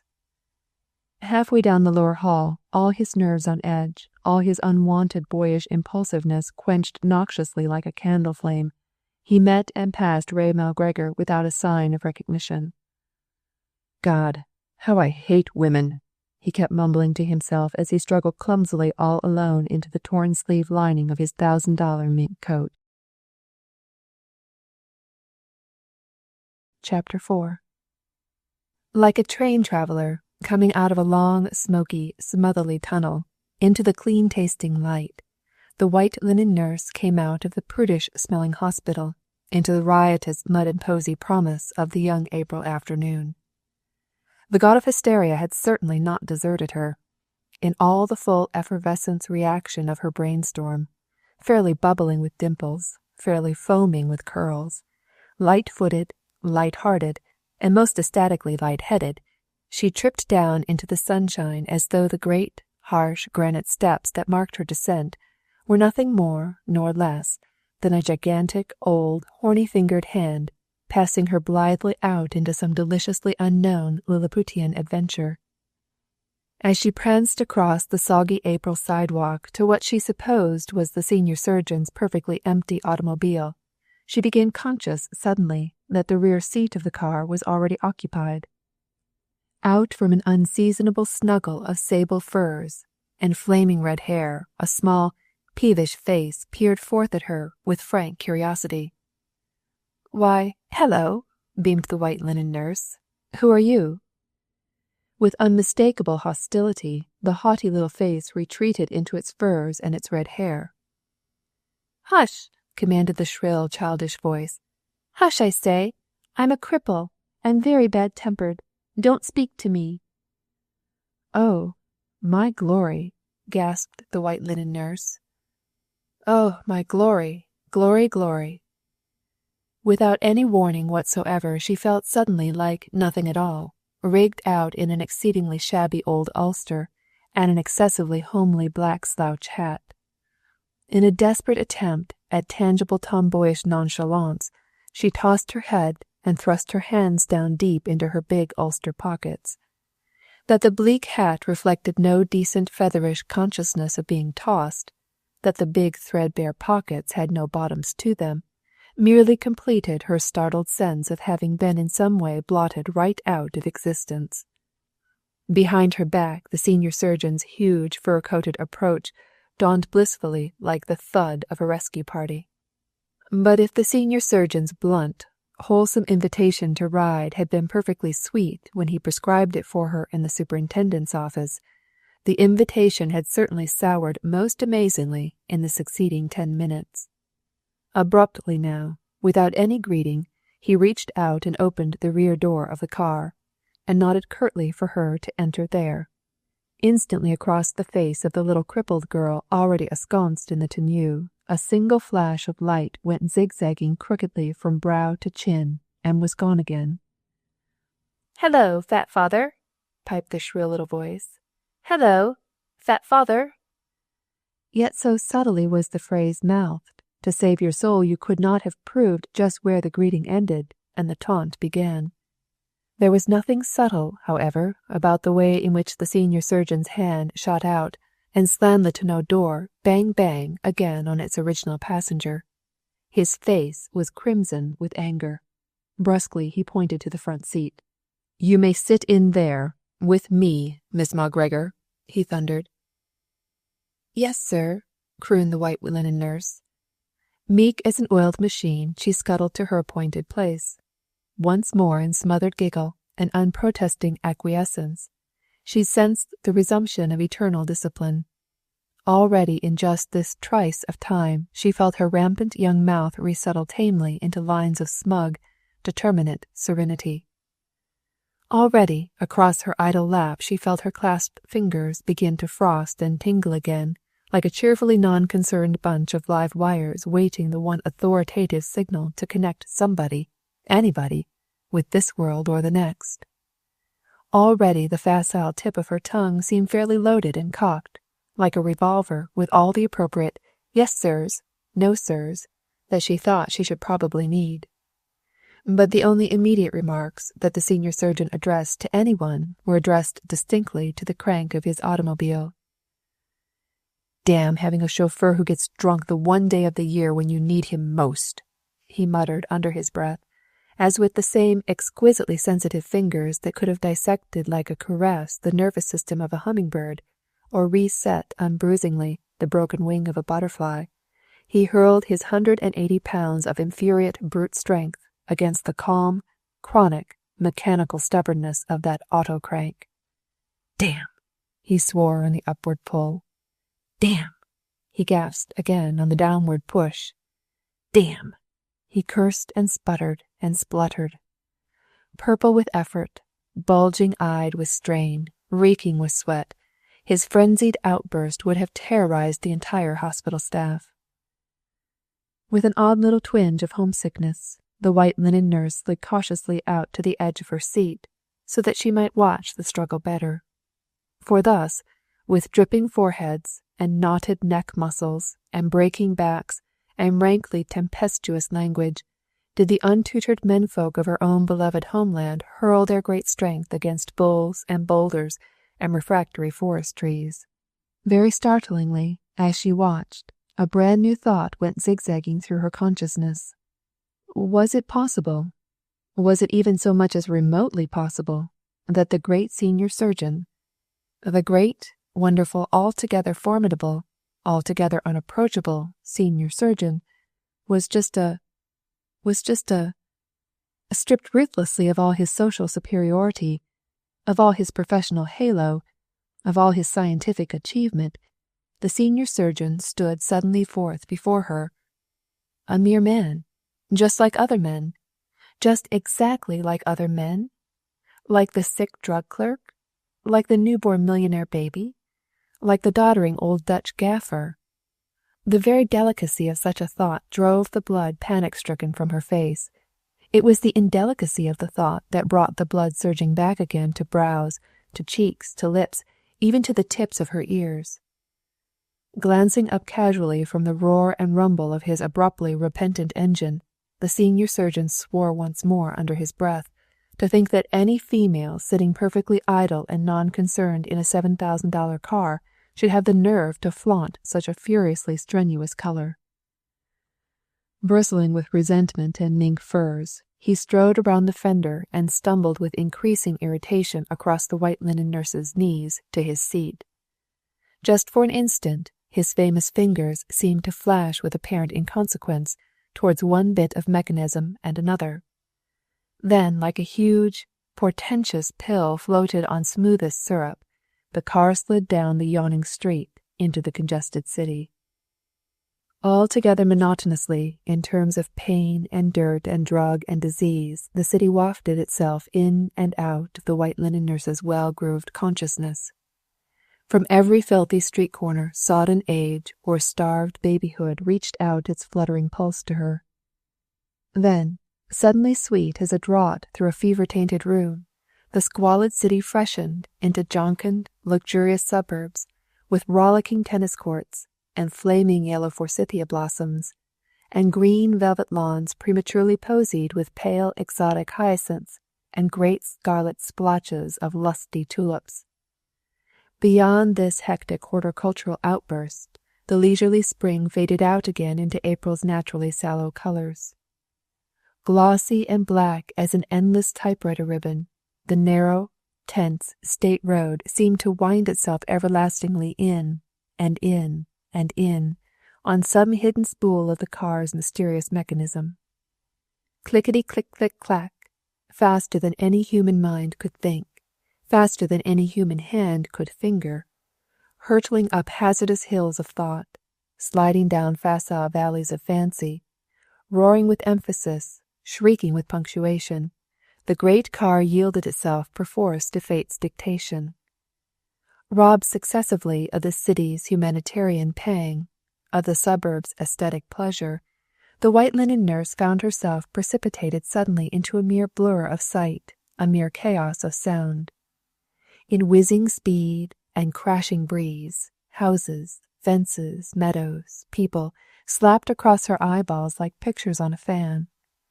On and on and on, through kaleidoscope yellows and rushing grays, the great car sped, a purely mechanical factor in a purely mechanical landscape. Rigid with concentration, the senior surgeon stared like a dead man into the intrepid, oncoming road. Intermittently from her green, plushy lap robes, the crippled child struggled to her feet, and sprawling clumsily across whosever shoulder suited her best, raised a brazenly innocent voice, deliberately flatted, in a shrill and maddeningly repetitive chant of her own making, to the effect that all the birds were there, with yellow feathers instead of hair, and bumblebees crocheted in the trees, and bumblebees crocheted in the trees. All the birds were there, and... Intermittently from the front seat the senior surgeon's wooden face relaxed to the extent of a grim mouth twisting distractedly sideways in one furious bellow. "Will you stop your noise and go back to your seat?" Nothing else happened at all until at last, out of unbroken stretches of winter-staled stubble, a high, formal hemlock hedge and a neat, pebbled driveway proclaimed the senior surgeon's ultimate destination. Cautiously now, with an almost tender skill, the big car circled in a tiny, venturesome clump of highway violets, and crept through a prancing, leaping fluff of yellow collie dogs to the door of the big stone house. Instantly, from inestimable resources, a liveried serving man appeared to help the senior surgeon from his car, another to take the senior surgeon's coat, another to carry his bag. Lingering for an instant to stretch his muscles and shake his great shoulders, the senior surgeon breathed into his cramped lungs a friendly impulse as well as a scent of budding cherry trees. "You may come in with me, if you want to, Miss McGregor," he conceded. "It's an extraordinary case. You will hardly see another one like it." Palpably he lowered his already almost indistinguishable voice. "The boy is young," he confided. "About your age, I should guess. A college football hero. The most superbly perfect specimen of young manhood it has ever been my privilege to behold. It will be a long case. They have 2 nurses already, but would like another. The work ought not to be hard.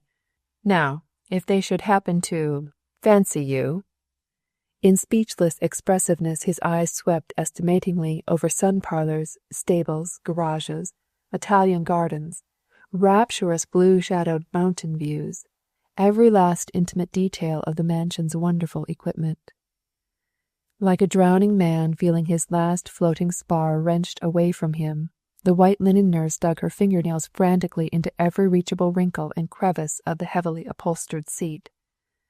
"Oh, but sir, I don't want to go in," she protested passionately. "I tell you, sir, I'm quite done with all that sort of thing. It would break my heart, it would. Oh, sir, this worrying about people for whom you've got no affection, it's like sledding without any snow. It grits right down on your naked nerves. Before the senior surgeon's glowering, incredulous stare her heart began to plunge and pound again, but it plunged and pounded no harder, she realized suddenly, than when in the calm, white hospital precincts she was obliged to pass his terrifying presence in the corridor and murmur an audible "good morning" or "good evening." After all, he's nothing but a man, nothing but a man, nothing but a mere, ordinary, 2-legged man, she reasoned over and over to herself, With a really desperate effort, she smoothed her frightened face into an expression of utter guilelessness and peace, and smiled unflinchingly right into the senior surgeon's rousing anger, as she had once seen an animal trainer smile into the snarl of a crouching tiger. "Thank you very much," she said, "but I think I won't go in, sir. Thank you. My face is still pretty tired." "Idiot," snapped the senior surgeon as he turned on his heel and started up the steps. From the green plushy robes on the back seat, the white linen nurse could have sworn that she heard a sharply ejaculated, maliciously joyful "Ha!" piped out. But when both she and the senior surgeon turned sharply round to make sure, the little crippled girl, in apparently complete absorption, sat amiably extracting tuft after tuft of fur from the thumb of one big sable glove, to the rumbling, sing-song monotone of "He loves me not, loves me not." Bristling with unutterable contempt for all femininity, the senior surgeon proceeded up the steps between two solemn-faced lackeys. "Father!" wailed a feeble little voice. "Father!" There was no shrillness in the tone now, nor malice, nor any mischievous thing. Just desolation, the impulsive, panic-stricken desolation of a little child left suddenly alone with a stranger. "Father!" the frightened voice uttered forth a tiny bit louder, but the unheeding senior surgeon had already reached the piazza. "Fat father!" screamed the little voice.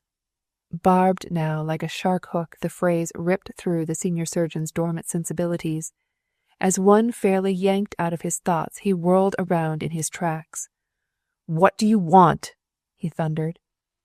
Helplessly, the little girl sat staring from a lackey's ill-concealed grin to her father's smouldering fury.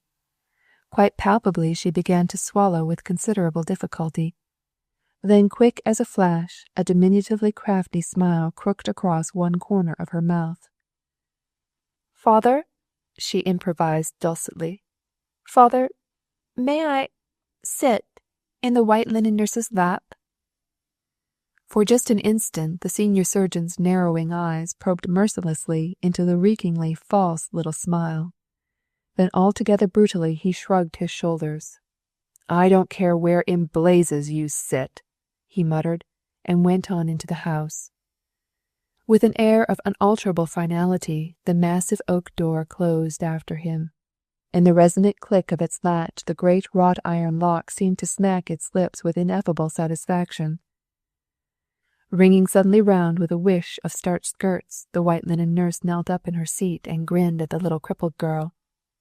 "Ha, yourself," she said.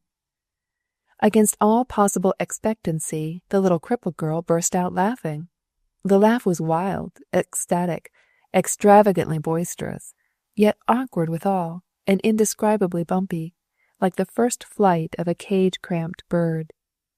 Quite abruptly the white linen nurse sat down again, and commenced nervously with the wrist of her chamois glove to polish the slightly tarnished brass lamp at her elbow. Equally abruptly, after a minute, she stopped polishing and looked back at the little crippled girl. "Would you like to sit in my lap?" she queried conscientiously. Insolent with astonishment, the little girl parried the question. "Why in blazes should I want to sit in your lap?" she quizzed harshly. Every accent of her voice, every remotest intonation, was like the senior surgeon's at his worst. The suddenly forked eyebrow, the snarling twitch of the upper lip, turned the whole delicate little face into a grotesque but desperately unconscious caricature of the grim-jawed father. As though the father himself had snubbed her for some unimaginable familiarity, the white linen nurse winced back in hopeless confusion. Just for sheer shock, short-circuited with fatigue, a big tear rolled suddenly down one pink cheek. Instantly, to the edge of her seat, the little girl jerked herself forward. "Don't cry, pretty," she whispered. "Don't cry. It's my legs. I've got fat iron braces on my legs, and people don't like to hold me." Half the professional smile came flashing back to the white linen nurse's mouth. "Oh, I just adore holding people with iron braces on their legs," she affirmed, and, leaning over the back of the seat, proceeded with absolutely perfect mechanical tenderness to gather the poor, puny, surprised little body into her own strong, shapely arms, then dutifully snuggling her shoulder to meet the stubborn little shoulder that refused to snuggle to it, and dutifully easing her knees to suit the stubborn little knees that refused to be eased, she settled down resignedly into her seat again to await the return of the senior surgeon. There, she began quite instinctively to croon and pat. Don't say there, wailed the little girl peevishly. Her body was suddenly stiff as a ramrod. Don't say there. If you've got to make any noise at all, say here. Here, droned the white linen nurse. Here. On and interminably on. Here. At the end of about the 347th here, the little girl's body relaxed, and she reached up 2 fragile fingers to close the white linen nurse's mouth. There, that will do, she sighed contentedly. I feel better now. Father does tire me so. Father tires you, gasped the white linen nurse. The giggle that followed the gasp was not in the remotest degree professional. Father tires you? She repeated accusingly. Why, you silly little girl, can't you see it's you that makes father so everlastingly tired? Impulsively, with her one free hand, she turned the little girl's listless face to the light. What makes you call your nice father Fat Father? She asked with real curiosity. What makes you? He isn't fat at all. He's just big. Why, whatever possesses you to call him Fat Father, I say? Can't you see how mad it makes him? Why, of course it made him mad, said the little girl, with plainly reviving interest. Thrilled with astonishment at the white linen nurse's apparent stupidity, she straightened up perkily, with inordinately sparkling eyes. Why, of course it makes him mad, she explained briskly. That's why I do it. Why, my papa never even looks at me unless I make him mad. Said the white linen nurse. Why, you mustn't ever say a thing like that. Why, your mamma wouldn't like you to say a thing like that. Jerking bumpily back against the white linen nurse's unprepared shoulder, the little girl prodded a pallid fingertip into the white linen nurse's vivid cheek. Silly, pink and white, nursey, she chuckled. Don't you know there isn't any mamma? Cackling with delight over her own superior knowledge, she folded her little arms and began to rock herself convulsively to and fro. Why, stop, cried the white linen nurse. Now you stop. Why, you wicked little creature, laughing like that about your poor dead mother. Why, just think how bad it would make your poor papa feel. With instant sobriety, the little girl stopped rocking and stared perplexedly into the white linen nurse's shocked eyes. Her own little face was all wrinkled up with earnestness. But the papa didn't like the mamma, she explained painstakingly. The papa never liked the mamma. That's why he doesn't like me. I heard Cook telling the iceman once when I wasn't more than 10 minutes old. Desperately, with one straining hand, the white linen nurse stretched her fingers across the little girl's babbling mouth. Equally desperately, with the other hand, she sought to divert the little girl's mind by pushing the fur cap back from her frizzy red hair, and loosening her sumptuous coat, and jerking down vainly across 2 painfully obtrusive white ruffles the awkwardly short, hideously bright little purple dress. I think your cap is too hot, she began casually, and then proceeded with increasing vivacity and conviction to the objects that worried her the most. And those ruffles, she protested. They don't look a bit nice being so long. Resentfully she rubbed an edge of the purple dress between her fingers.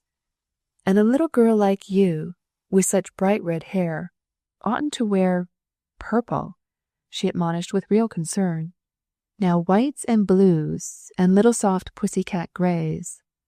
Mumblingly through her finger-muzzled mouth, the little girl burst into explanations again. Oh, but when I wear gray, she persisted, the papa never sees me. But when I wear purple, he cares. He cares, most awfully. she boasted with a bitter sort of triumph. "Why, when I wear purple and frizz my hair hard enough, no matter who's there or anything, he'll stop right off short in the middle of whatever he's doing, and rear right up so perfectly beautiful and mad and glorious, and holler right out, 'For heaven's sake, take that colored Sunday supplement away.'" "Your father's nervous," suggested the white linen nurse. Almost tenderly, the little girl reached up and drew the white linen nurse's ear close down to her own snuggling lips. "Damned nervous," she confided laconically. Quite against all intention, the white linen nurse giggled. Floundering to recover her dignity, she plunged into a new air. "Poor little she began. "Yes," sighed the little girl complacently. "That's just what the Parpa calls me." Fervidly she clasped her little hands together. "Yes, if I can only make him mad enough daytimes," she asserted. "Then at night, when he thinks I'm all asleep, he comes and stands by my cribby house like a great black shadow bear, and shakes his most beautiful head and says, 'Poor little devil, poor little devil.' Oh, if I can only make him mad enough daytimes," she cried out ecstatically. "Why, you naughty little thing," scolded the white linen nurse with an unmistakable catch in her voice. "Why, you naughty, naughty little thing." Like the brush of a butterfly's wing, the child's hand grazed the white linen nurse's cheek. "I'm a lonely little thing," she confided wistfully. "Oh, I'm an awfully lonely little thing." With really shocking abruptness, the old malicious smile came twittering back to her mouth. "But I'll get even with the Parpa yet," she threatened joyously, reaching out with pliant fingers to count the buttons on the white linen nurse's dress. "Oh, I'll get even with the Parpa yet." In the midst of the passionate assertion, her rigid little mouth relaxed in a most mild and innocent yawn. "Oh, of course," she yawned. "On wash days and ironing days and every other work day in the week he has to be away cutting up people, 'cause that's his lawful business. But Sundays, when he doesn't really need to at all, he goes off to some kind of a green, grassy club all day long and plays golf." Very palpably, her eyelids began to droop. "Where was I?" she asked sharply. "Oh, yes, the green, grassy club. Well, when I die," she faltered, "I'm going to die specially on some Sunday when there's a big golf game, so he'll just naturally have to give it up and stay home and amuse me and help arrange the flowers. The Parpa's crazy about flowers. So am I," she added broodingly. "I raised almost a geranium once, but the Parpa threw it out. It was a good geranium, too.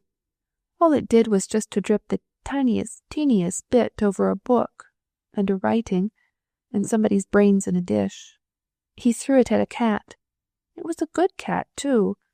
All it did was to—" A little jerkily, her drooping head bobbed forward and then back again. Her heavy eyes were almost tight shut by this time, and after a moment's silence, her lips began moving dumbly, like one at silent devotions. "I'm making a little poem now," she confided at last. "It's about you and me. It's a sort of a little prayer." Very, very softly she began to repeat. "Now I sit me down to nap, all curled up in a nursie's lap. If she should die before I wake—" Abruptly she stopped and stared up suspiciously into the white linen nurse's eyes. "Ha!" she mocked. "You thought I was going to say, 'If I should die before I wake,' didn't you? Well, I'm not." "It would have been more generous," acknowledged the white linen nurse. Very stiffly the little girl pursed her lips. "It's plenty generous enough, when it's all done," she said severely. "And I'll thank you, Miss Malgregor, not to interrupt me again." With excessive deliberateness, she went back to the first line of her poem and began all over again. "Now I sit me down to nap, all curled up in a nursie's lap. If she should die before I wake, give her 10 cents for Jesus' sake." "Why, that's a cunning little prayer," yawned the white linen nurse. Most certainly, of course, she would have smiled if the yawn hadn't caught her first. But now, in the middle of the yawn, it was a great deal easier to repeat the very cunning than to force her lips into any new expression. Very cunning, she kept crooning conscientiously. Modestly, like some other successful authors, the little girl flapped her eyelids languidly open and shut for 3 or 4 times before she acknowledged the compliment. "Oh, cunning as any of 'em," she admitted offhandedly. Only once again did she open either mouth or eyes, and this time it was merely one eye and half a mouth. "Do my fat iron braces hurt you?" she mumbled drowsily. "Yes, a little," conceded the white linen nurse. "Ha! They hurt me all the time," gibed the little girl. 5 minutes later, the child who didn't particularly care about being held, and the girl who didn't particularly care about holding her, were fast asleep in each other's arms. A naughty, nagging, restive little hornet all hushed up and a dream in the heart of a pink wild rose. Stalking out of the house in his own due time, the senior surgeon reared back aghast at the sight. "Well, I'll be hanged," he muttered. "Most everlastingly hanged. Wonder what they think this is? A somnolent kindergarten show? Talk about fiddling while Rome burns." Awkwardly, on the top step, he struggled alone into his cumbersome coat. Every tingling nerve in his body, every shuddering sensibility, was racked to its utmost capacity over the distressing scenes he had left behind him in the big house. Back in that luxuriant sick-room, youth incarnate lay stripped, root, branch, leaf, bud, blossom, fruit, all of its manhood's promise. Back in that erudite library, culture personified, robbed of all its fine philosophy, sat babbling illiterate street curses into its quivering hands. Back in that exquisite pink and gold boudoir, blonded fashion, ravished for once of all its artistry, ran stumbling round and round in interminable circles like a dishevelled hag. In shrill crescendos and discordant basses, with heart-piercing jaggedness, with blood-curdling raspishness, each one, boy, father, mother, meddlesome relative, competent or incompetent assistant, indiscriminate servant, filing his separate sorrow into the senior surgeon's tortured ears. With one of those sudden revulsions to materialism which is liable to overwhelm any man who delves too long at a time in the brutally unconventional issues of life and death, the senior surgeon stepped down into the subtle, hyacinth-scented sunshine with every latent human greed in his body clamoring for expression, before it, too, should be hurtled into oblivion. "Eat, you fool, and drink, you fool, and be merry, you fool, for tomorrow even you, Lendicott R. Faber, may have to die," bawled and rebawled through his mind like a ribald phonograph tune.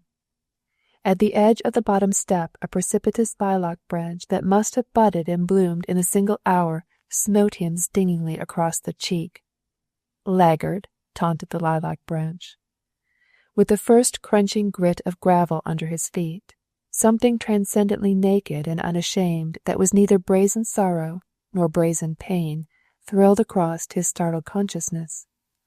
Over the rolling, marshy meadow, beyond the succulent willow hedge that hid the winding river, up from some fluent, slim canoe, out from a chorus of virile young tenor voices, a little passionate love song, divinely tender, most incomparably innocent, came stealing palpitantly forth into that inflammable spring world without a single vestige of accompaniment on it.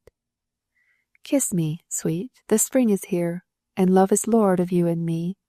There's no bird in brake or brier, but to his little mate sings he, 'Kiss me, sweet, the spring is here, and love is lord of you and me.'"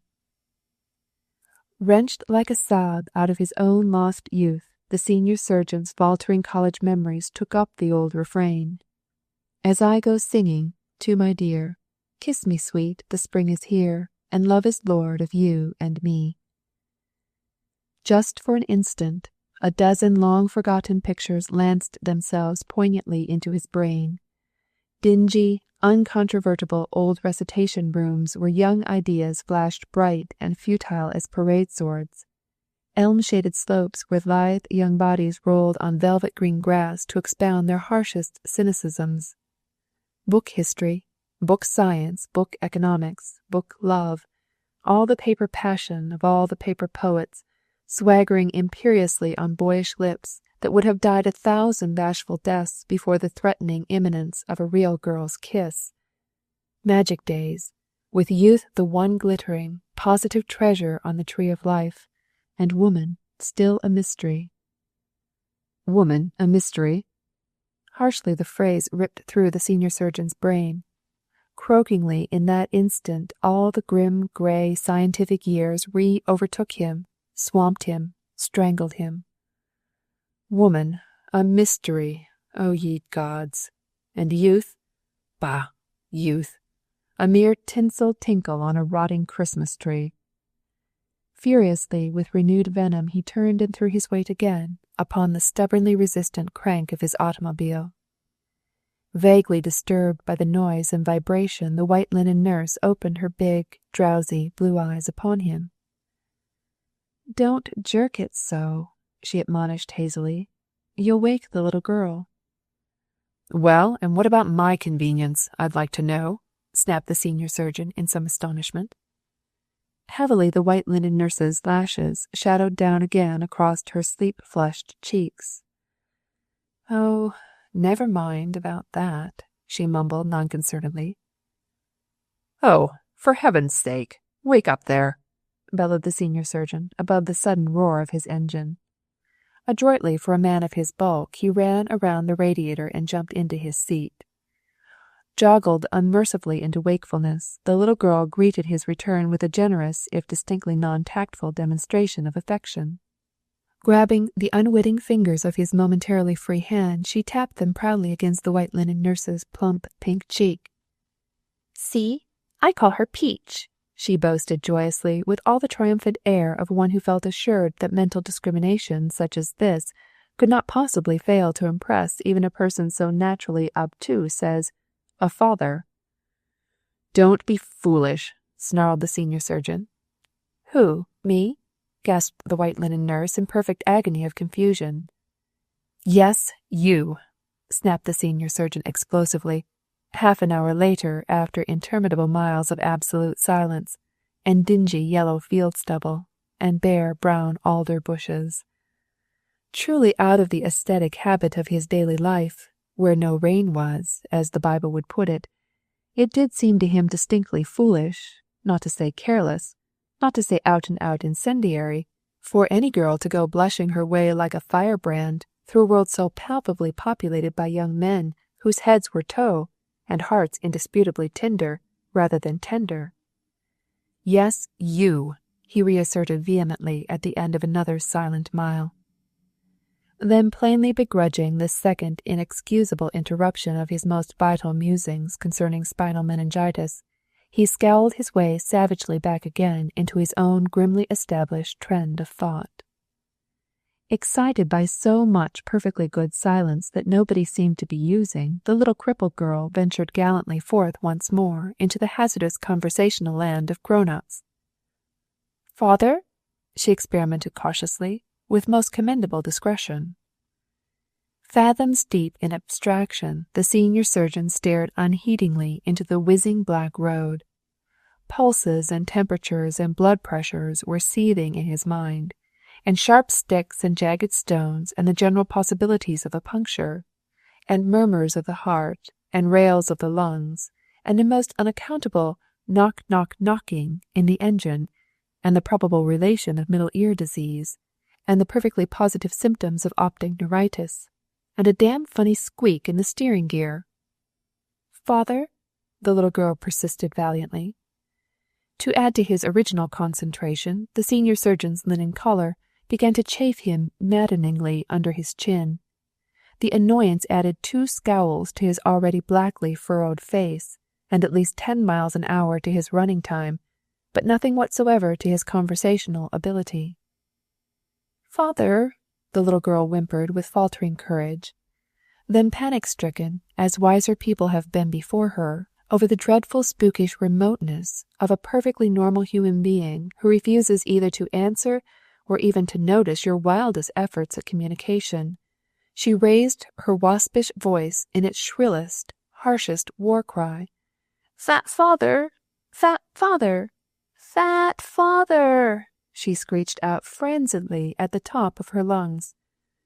The gunshot agony of a wounded rabbit was in the cry, the last gurgling gasp of strangulation under a murderer's reeking fingers. Catastrophe unspeakable, disaster now irrevocable. Clamping down his brakes with a wrench that almost tore the insides out of his engine, the senior surgeon brought the great car to a staggering standstill. "What is it?" he cried in real terror. "What is it?" Limply the little girl stretched down from the white linen nurse's nap till she could nick her toe against the shiniest woodwork in sight. Altogether aimlessly her small chin began to burrow deeper and deeper into her big fur collar. "For heaven's sake, what do you want?" demanded the senior surgeon. Even yet along his spine the nerves crinkled with shock and apprehension. "For heaven's sake, what do you want?" Helplessly the child lifted her turbid eyes to his. With unmistakable appeal her tiny hand went clutching out at one of the big buttons on his coat. Desperately for an instant she rummaged through her brain for some remotely adequate answer to this most thunderous question, and then retreated precipitously as usual to the sacristy of her own imagination. "All the birds were there, father," she confided guilelessly. "All the birds were there, with yellow feathers instead of hair, and bumblebees crocheted in the trees, and—" Short of complete annihilation, there was no satisfying vengeance whatsoever that the senior surgeon's exploding passion could wreak upon his offspring.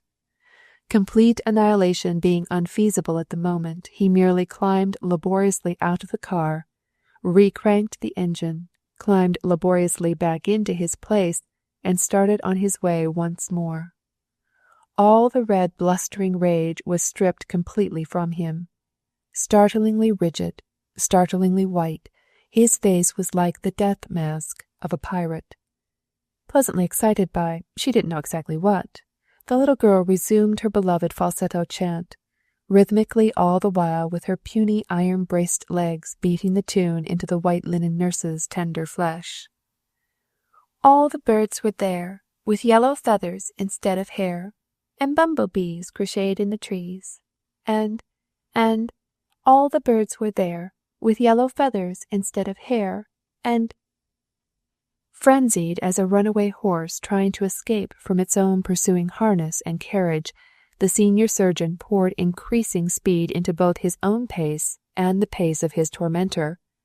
Up hill, down dale, screeching through rocky echoes, swishing through blue-green spruce lands, dodging indomitable boulders, grazing lax, treacherous embankments, the great car scuttled homeward. Huddled behind its steering wheel like a warrior behind his shield, every body muscle taut with strain, every facial muscle diabolically calm, the senior surgeon met and parried successively each fresh onslaught of yard, rod, mile. Then suddenly, in the first precipitous descent of a mighty hill, the whole earth seemed to drop out from under the car. Down, down, down, with incredible swiftness and smoothness, the great machine went diving toward abysmal space. Up, up, up, with incredible bumps and bouncings, trees, bushes, stone walls went rushing to the sky. Gasping surprisedly towards the senior surgeon, the white linen nurse saw his grim mouth yank round abruptly in her direction, as it yanks sometimes in the operating room with some sharp, incisive order of life or death. Instinctively she leaned forward for the message. Not over loud, but strangely distinct, the words slapped back into her straining ears. "If it will rest your face any, to look scared, by all means, do so. I've lost control of the machine," called the senior surgeon sardonically across the roar of the wind. The phrase excited the white linen nurse, but it did not remotely frighten her. She was not in the habit of seeing the senior surgeon lose control of any situation. Merely intoxicated with speed, delirious with ozone, she snatched up the little girl close to her breast. "We're flying," she cried. "We're dropping from a parachute. We're—" Swooping like a sled, striking glare level ice, the great car swerved from the bottom of the hill into a soft rolling meadow. Instantly, from every conceivable direction, like foes in ambush, trees, stumps, rocks reared up in threatening defiance. Tighter and tighter the white linen nurse crushed the little girl to her breast. Louder and louder she called in the little girl's ear. "Scream!" she shouted. "There might be a bump. Scream louder than a bump. Scream! Scream! Scream!" In that first overwhelming, nerve-numbing, heart-crunching terror of his whole life, as the great car tilted up against a stone, plowed down into the mushy edge of a marsh, and skidded completely round, crash-bang, into a tree, it was the last sound that the senior surgeon heard, the sound of a woman and child screeching their lungs out in diabolical exultancy. Chapter 5. When the white linen nurse found anything again, she found herself lying perfectly flat on her back in a reasonably comfortable nest of grass and leaves. Staring up inquisitively into the sky, she thought she noticed a slight black and blue discoloration towards the west. But more than that, much to her relief, the firmament did not seem to be seriously injured. The earth, she feared, had not escaped so easily. Even way off, somewhere near the tip of her fingers, the ground was as sore as could be, under her touch. Impulsively, to her dizzy eyes, the hot tears started. To think that now, tired as she was, she should have to jump right up in another minute or two and attend to the poor earth. Fortunately for any really strenuous emergency that might arise, there seemed to be nothing about her own body that hurt at all except a queer, persistent little pain in her cheek. Not until the little crippled girl's dirt-smooched face intervened between her own staring eyes and the sky did she realize that the pain in her cheek was a pinch. "Wake up! Wake up!" scolded the little crippled girl shrilly. "Naughty, pink and white nurse! I wanted to hear the bump. You screamed so loud I couldn't hear the bump." With excessive caution, the white linen nurse struggled up at last to a sitting posture, and gazed perplexedly around her. It seemed to be a perfectly pleasant field, acres and acres of mild old grass, tottering palsidly down to watch some skittish young violets and bluets frolic in and out of a giggling brook. Up the field. Hazily the white linen nurse ground her knuckles into her incredulous eyes.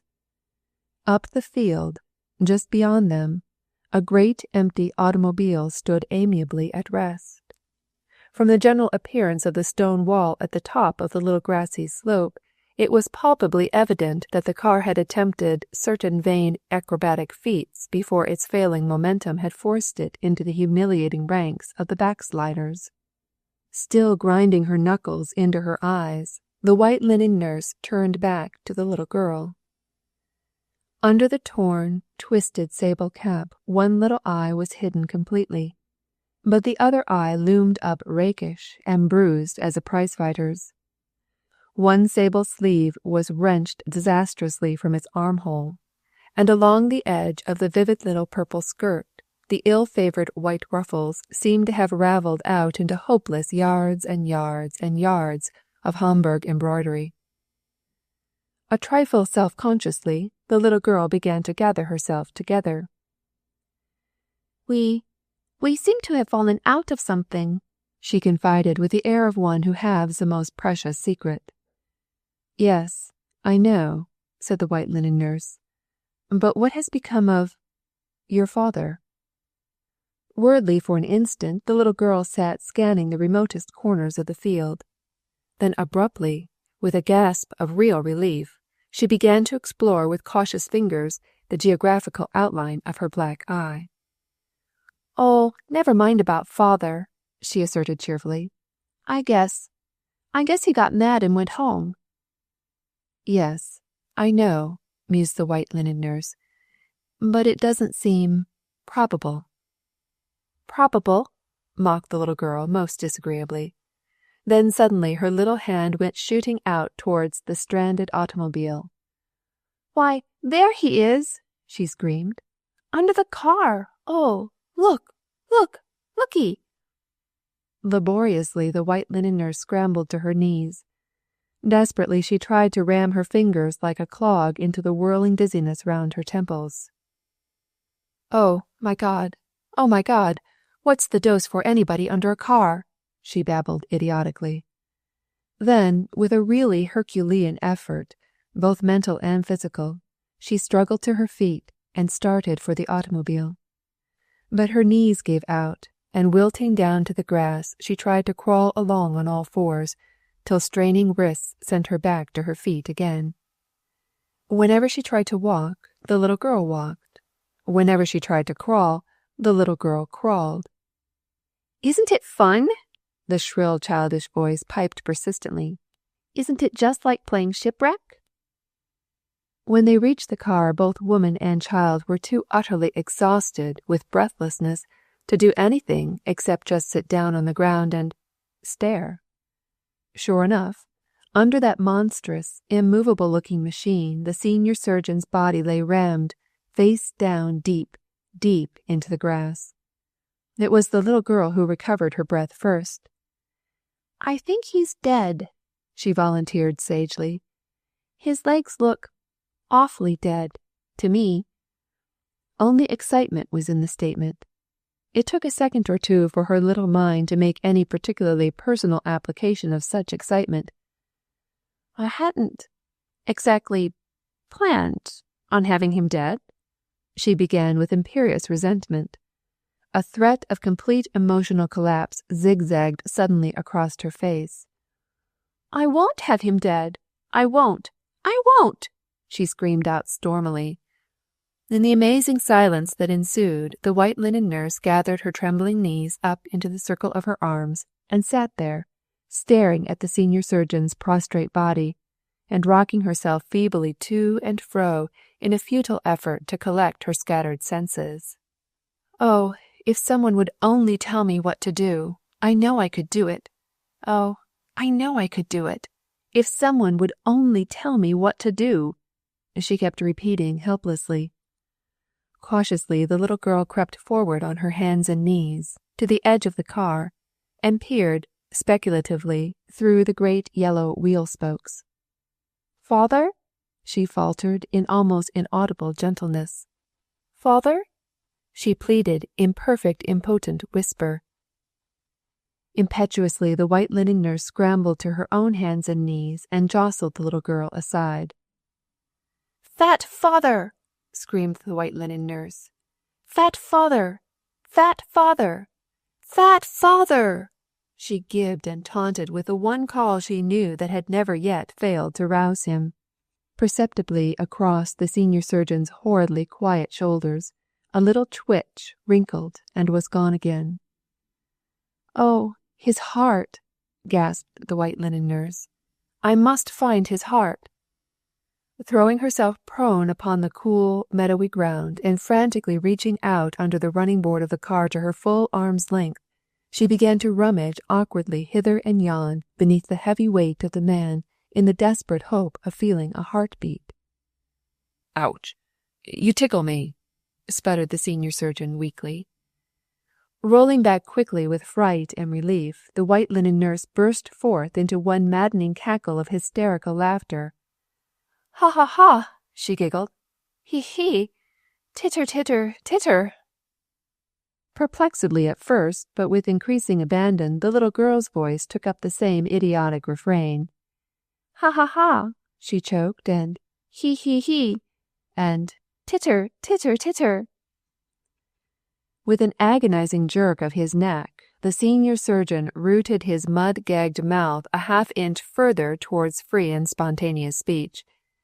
Very laboriously, very painstakingly, he spat out one by one 2 stones and a wisp of ground pine, and a brackish, prickly tickle of stale goldenrod.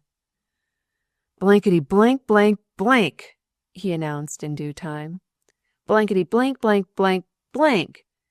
Maybe when you two blankety blank imbeciles have got through your blankety-blank cackling, you'll have the blankety-blank decency to save my blankety-blank-blank blank life.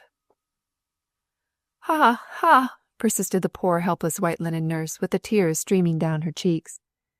He, snickered the poor little girl through her hiccups.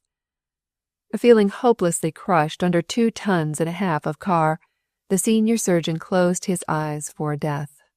No man of his weight, he felt quite sure, could reasonably be expected to survive many minutes longer the apoplectic, blood-red rage that pounded in his eardrums. Through his tight-closed eyelids, very, very slowly, a red glow seemed to permeate. He thought it was the fires of hell. Opening his eyes to meet his fate like a man, he found himself staring impudently close instead into the white linen nurse's furiously flushed face that lay cuddled on one plump cheek, staring impudently close at him. Why, get out!" gasped the senior surgeon. Very modestly, the white linen nurse's face retreated a little further into its blushes. "Yes, I know," she protested, "but I'm all through giggling now. I'm sorry, In sheer apprehensiveness, the senior surgeon's features crinkled wincingly from brow to chin, as though struggling vainly to retreat from the appalling proximity of the girl's face.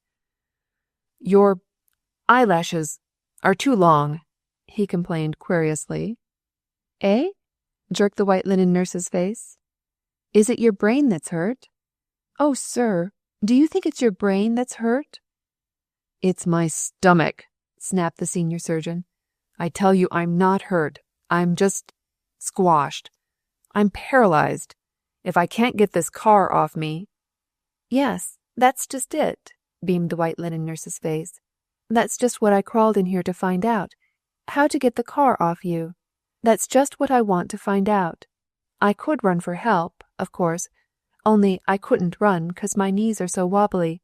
It would take hours, and the car might start or burn up or something while I was gone. But you don't seem to be caught anywhere on the machinery," she added more brightly. "It only seems to be sitting on you. So if I could only get the car off you. But it's so heavy. I had no idea it would be so heavy. Could I take it apart, do you think? Is there any one place where I could begin at the beginning and take it all apart?" "Take it apart? Hell," groaned the senior surgeon. A little touch of defiance flickered across the white linen nurse's face. "All the same," she asserted stubbornly, "if someone would only tell me what to do, I know I could do it."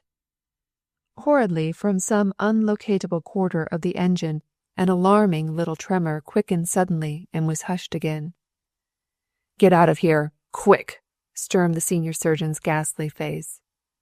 "I won't," said the white linen nurse's face, "until you tell me what to do." Brutally for an instant, the ingenuous blue eyes and the cynical gray eyes battled each other. "Can you do what you're told?" faltered the senior surgeon. "Oh, yes," said the white linen nurse.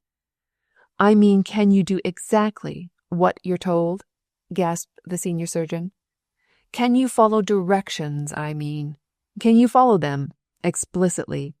Or are you one of those people who listens only to her own judgment?" "Oh, but I haven't got any judgment," protested the white linen nurse. Palpably in the senior surgeon's bloodshot eyes, the leisurely seeming diagnosis leaped to precipitous conclusions. "Then get out of here, quick, for God's sake, and get to work," he ordered. Cautiously, the white linen nurse jerked herself back into freedom and crawled around and stared at the senior surgeon through the wheel spokes again. Like one worrying out some intricate mathematical problem, his mental strain was pulsing visibly through his closed eyelids. "Yes, sir?" prodded the white linen nurse. "Keep still," snapped the senior surgeon. "I've got to think," he said. "I've got to work it out. All in a moment you've got to learn to run the car. All in a moment. It's awful." "Oh, I don't mind, sir," affirmed the white linen nurse serenely. Frenziedly, the senior surgeon rooted one cheek into the mud again. "You don't mind?" he groaned. "You don't mind? Why, you've got to learn everything. Everything from the very beginning." "Oh, that's all right, sir," crooned the white linen nurse. Ominously from somewhere a horrid sound creaked again. The senior surgeon did not stop to argue any further. "Now come here," ordered the senior surgeon. I'm going to... Startlingly, his voice weakened, trailed off into nothingness, and rallied suddenly with exaggerated brusqueness. "Look here now. For heaven's sake, use your brains. I'm going to dictate to you, very slowly, one thing at a time, just what to do." Quite astonishingly, the white linen nurse sank down on her knees and began to grin at him. "Oh, no, sir," she said. "I couldn't do it that way. Not one thing at a time. Oh, no indeed, sir. No." Absolute finality was in her voice, the involuble stubbornness of the perfectly good-natured person.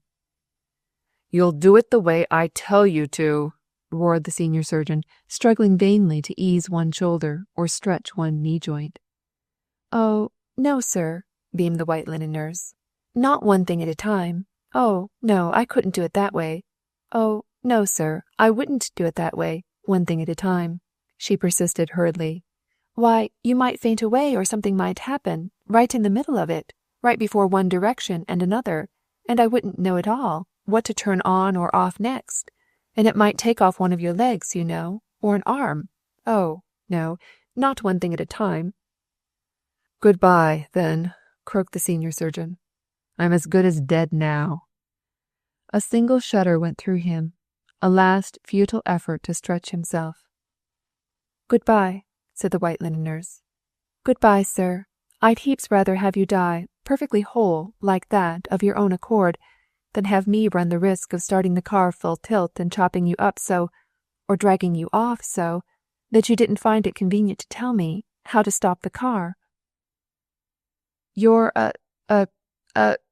sputtered the senior surgeon indistinguishably. Crinkle crackle went that mysterious horrid sound from somewhere in the machinery. "Oh, my God," surrendered the senior surgeon.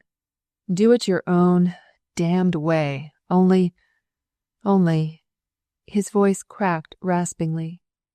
"Steady, steady there," said the white linen nurse. Except for a sudden odd pucker at the end of her nose, her expression was still perfectly serene. "Now begin at the beginning," she begged. "Quick, tell me everything, just the way I must do it. Quick, quick, quick!"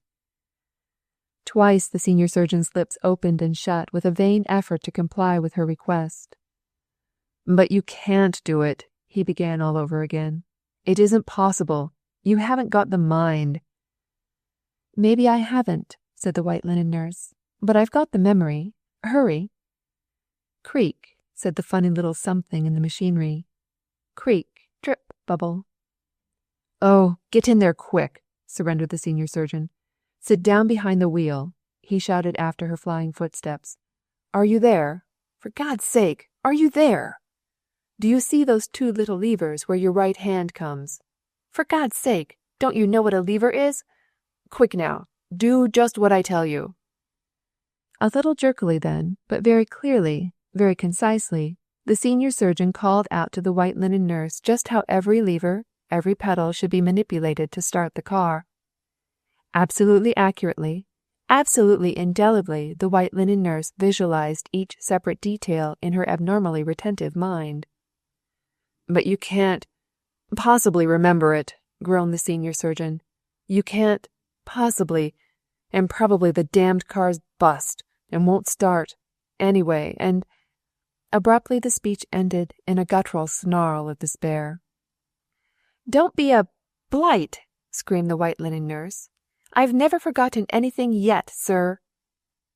Very tensely she straightened up suddenly in her seat. Her expression was no longer even remotely pleasant. Along her sensitive, fluctuant nostrils, the casual crinkle of distaste and suspicion had deepened suddenly into sheer, dilating terror. "Left foot, pressed down, hard, left pedal," she began to sing-song to herself. "No, right foot, corrected the little girl blunderingly from somewhere close in the grass.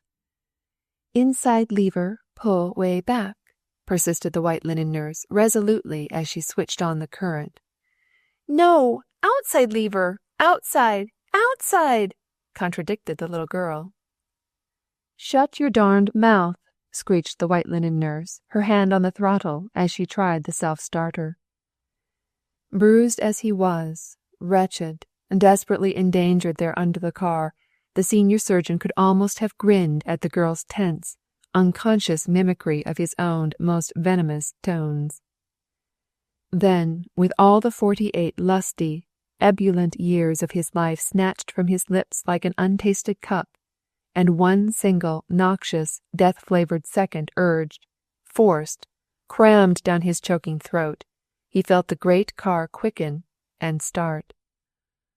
God, said the senior surgeon. Just God.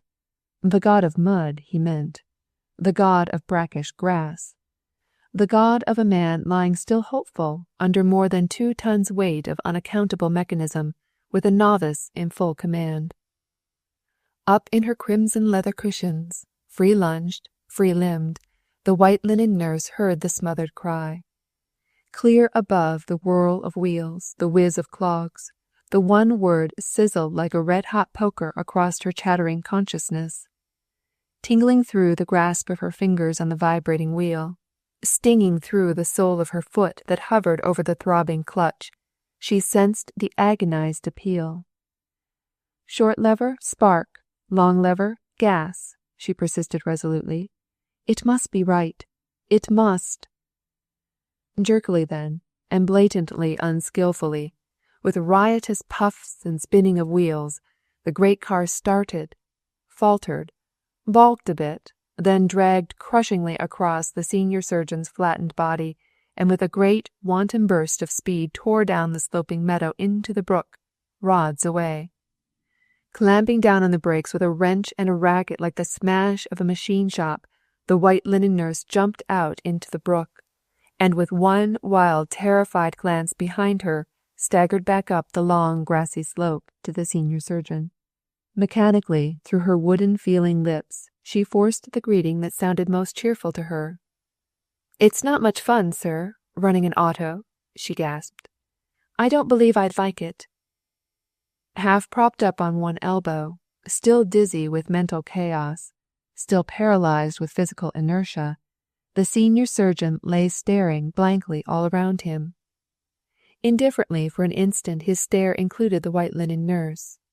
Then glowering suddenly at something way beyond her, his face went perfectly livid. "Good God! The car's on fire!" he mumbled. "Yes, sir," said the white linen nurse. "Why, didn't you know it, sir?"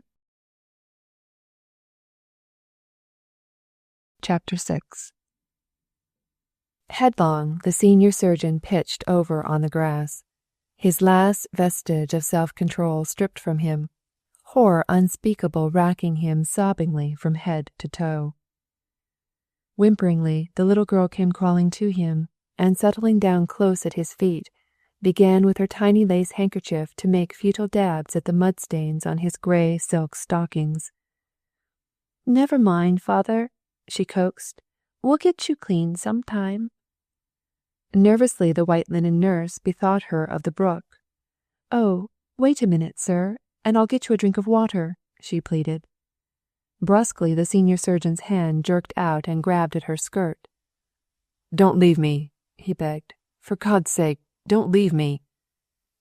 Weakly he struggled up again and sat staring piteously at the blazing car. His unrelinquished clutch on the white linen nurse's skirt brought her sinking softly down beside him like a collapsed balloon. Together they sat and watched the gaseous yellow flames shoot up into the sky. "It's pretty, isn't it?" piped the little girl. "Eh?" groaned the senior surgeon. "Father," persisted the shrill little voice. "Father, do people ever burn up?" "Eh?" gasped the senior surgeon. Brutally the harsh, shuddering sobs began to rack and tear again through his great chest. "There, there," crooned the white linen nurse, struggling desperately to her knees. Let me get everybody a drink of water." Again the senior surgeon's unrelinquished clutch on her skirts jerked her back to the place beside him. "I said not to leave me," he snapped out as roughly as he jerked. Before the affrighted look in the white linen nurse's face, a sheepish, mirthless grin flickered across one corner of his mouth. "Lord, but I'm shaken," he apologized. "Me, of all people." Painfully the red blood mounted to his cheeks. "Me, of all people." Bluntly he forced the white linen nurse's reluctant gaze to meet his own. "Only yesterday," he persisted, "I did a laparotomy on a man who had only 1 chance in 100 of pulling through. And I scolded him for fighting off his ether cone. Scolded him, I tell you." "Yes, I know," soothed the white linen nurse. But nothing," growled the senior surgeon. "The fear of death. Pah! All my life I've scoffed at it. Die? Yes, of course, when you have to, but with no kick coming. Why, I've been wrecked in a typhoon in the Gulf of Mexico, and I didn't care, and I've lain for 9 days more dead than alive in an Asiatic cholera camp, and I didn't care, and I've been locked in my office 3 hours with a raving maniac and a dynamite bomb, and I didn't care. And twice in a Pennsylvania mine disaster I've been the first man down the shaft, and I didn't care. And I've been shot, I tell you, and I've been horse-trampled, and I've been wolf-bitten, and I've never cared. But today... Piteously all the pride and vigor wilted from his great shoulders, leaving him all huddled up like a woman with his head on his knees. "But today, I've got mine," he acknowledged brokenly. Once again the white linen nurse tried to rise. "Oh, please, sir, let me get you a drink of water," she suggested helplessly. "I said not to leave me," jerked the senior surgeon. Perplexedly, with big staring eyes, the little crippled girl glanced up at this strange, fatherish person who sounded so suddenly small and scared like herself. Jealous instantly of her own prerogatives, she dropped her futile efforts on the mud-stained silk stockings and scrambled precipitously for the white linen nurse's lap, where she nestled down finally after many gyrations and sat glowering forth at all possible interlopers. "Don't leave any of us," she ordered, with a peremptoriness not unmixed with supplication. "Surely someone will see the fire and come and get us," conceded the senior surgeon. "Yes, surely," mused the white linen nurse. Just at that moment she was mostly concerned with adjusting the curve of her shoulder to the curve of the little girl's head. "I could sit more comfortably," she suggested to the senior surgeon, "if you'd let go my skirt." "Let go of your skirt? Who's touching your skirt?" gasped the senior surgeon incredulously. Once again the blood mounted darkly to his face. "I think I'll get up and walk around a bit," he confided coldly. "Do, sir," said the white linen nurse. Ouchily, with a tweak of pain through his sprained back, the senior surgeon sat suddenly down again. "I shan't get up until I'm good and ready," he attested.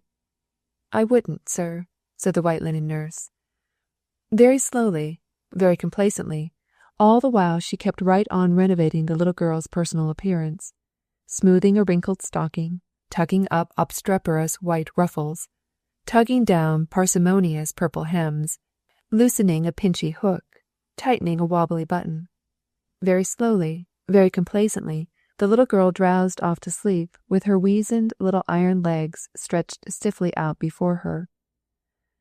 "Poor little legs, poor little legs, poor little legs," crooned the white linen nurse.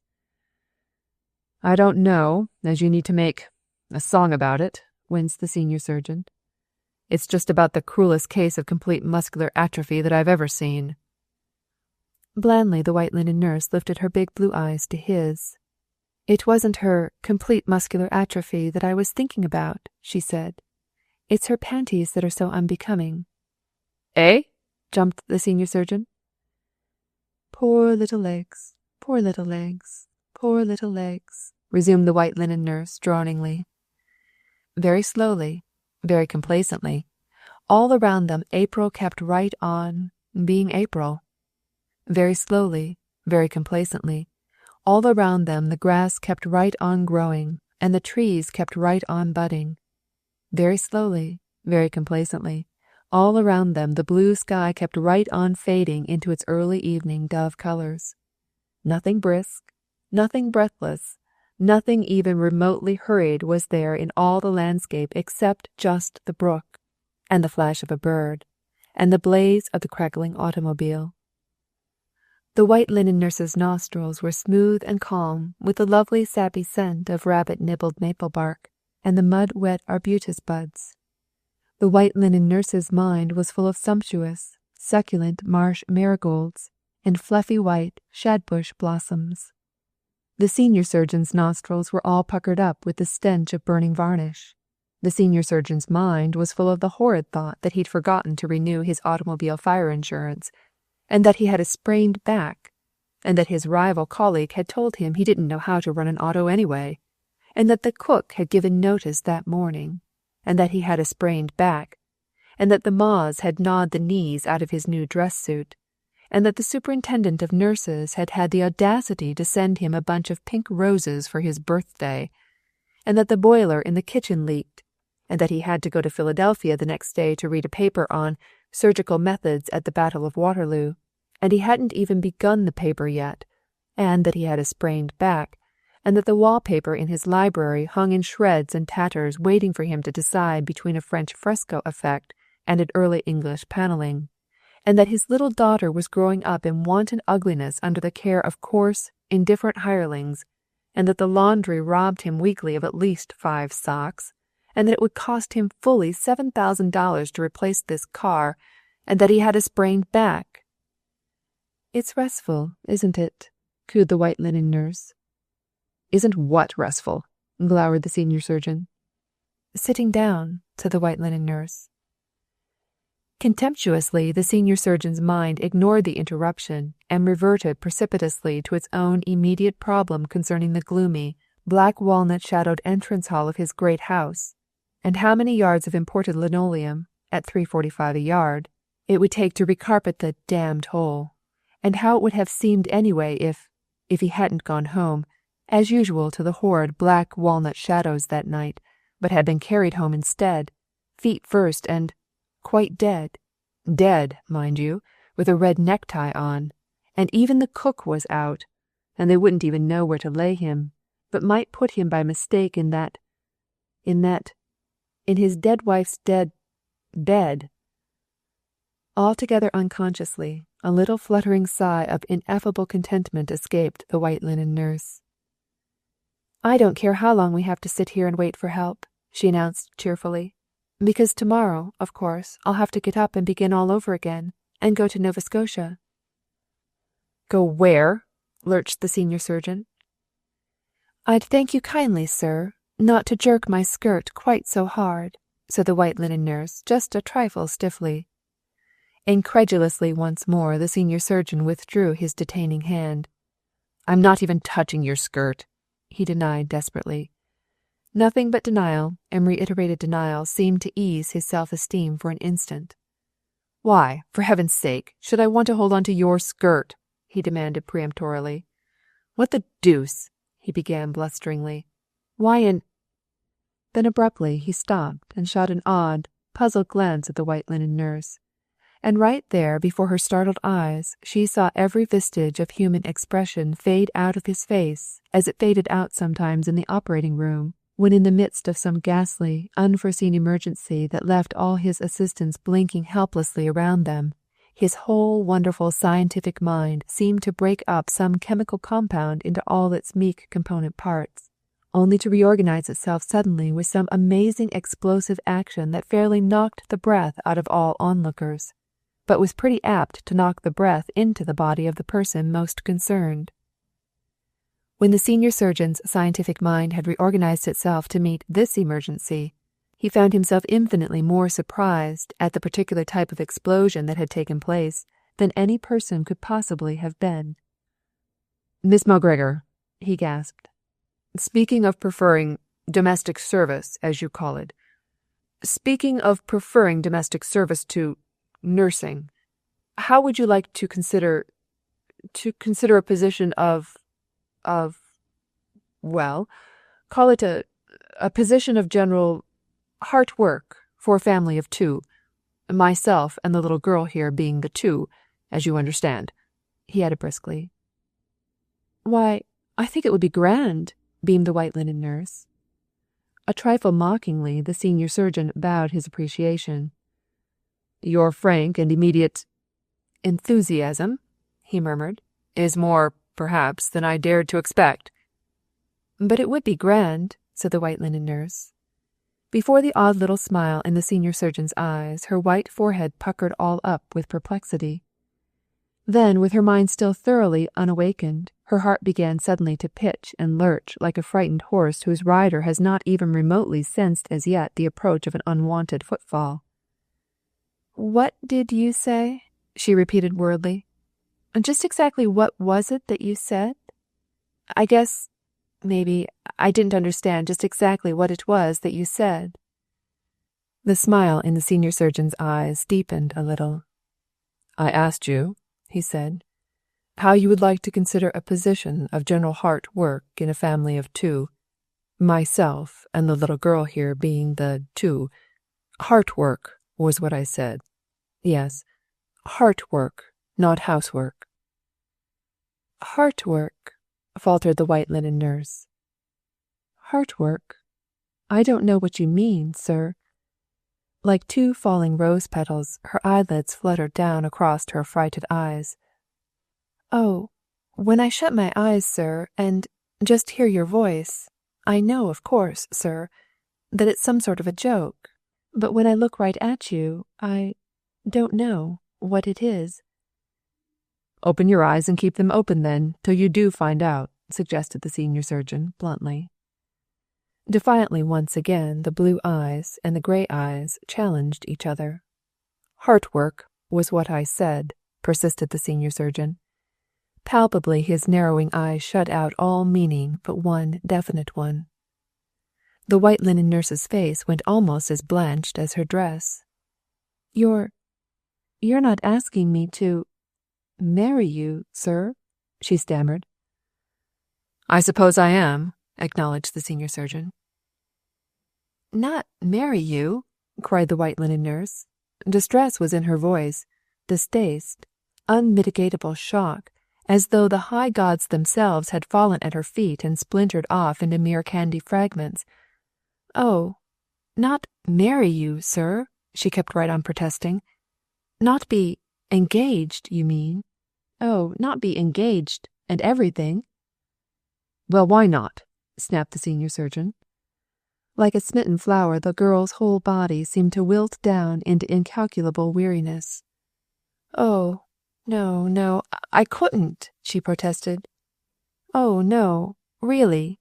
Appealingly, she lifted her great blue eyes to his, and the blueness was all blurred with tears.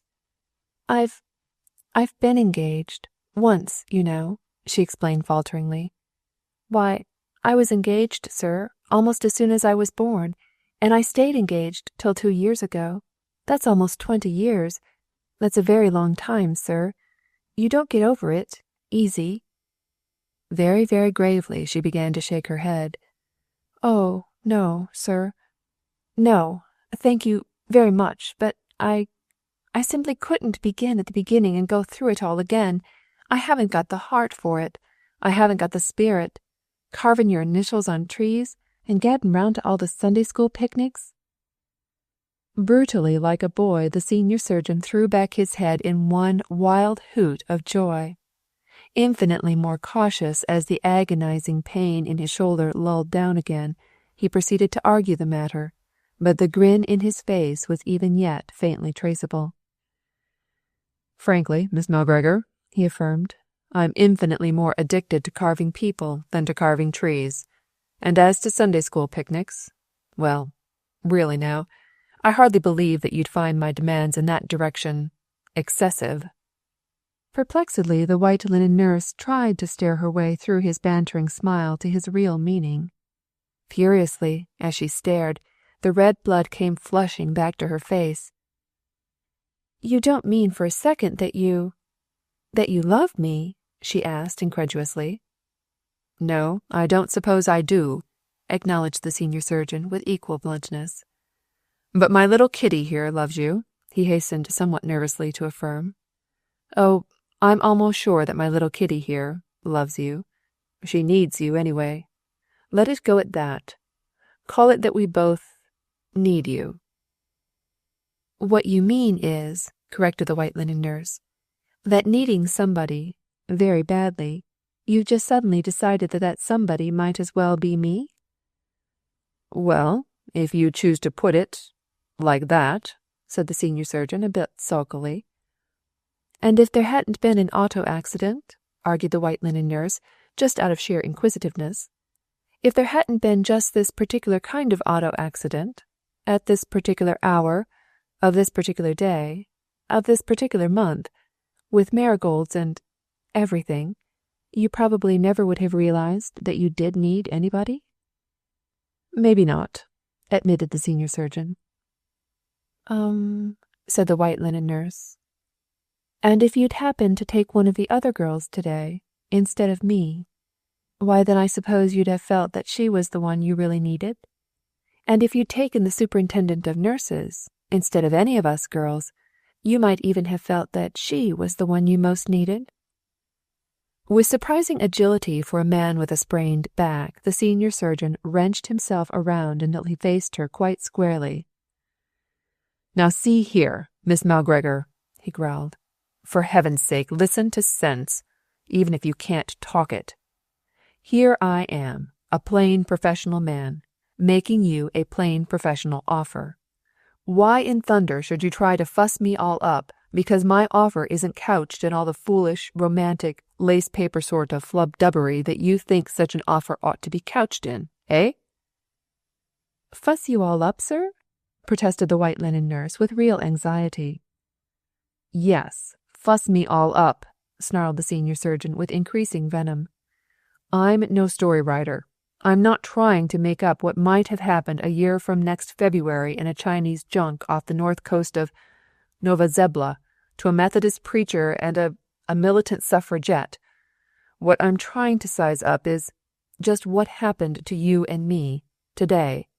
For the fact remains that it is today, and that it is you and I, and there has been an accident, and out of that accident, and everything that's gone with it, I have come out, thinking of something that I never thought of before. And there were marigolds," he added with unexpected whimsicality. "You see, I don't deny even the marigolds." "Yes, sir," said the white linen nurse. "Yes, what?" jerked the senior surgeon. Softly the white linen nurse's chin burrowed down a little closer against the sleeping child's tangle hair. "Why, yes, thank you very much, but I shall never love again," she said quite definitely. "Love?" gasped the senior surgeon. "Why, I'm not asking you to love me." His face was suddenly crimson. "Why, I'd hate it if you loved me. Why, I'd—" "Oh," mumbled the white linen nurse in new embarrassment. Then suddenly and surprisingly her chin came tilting bravely up again. "What do you want?" she asked.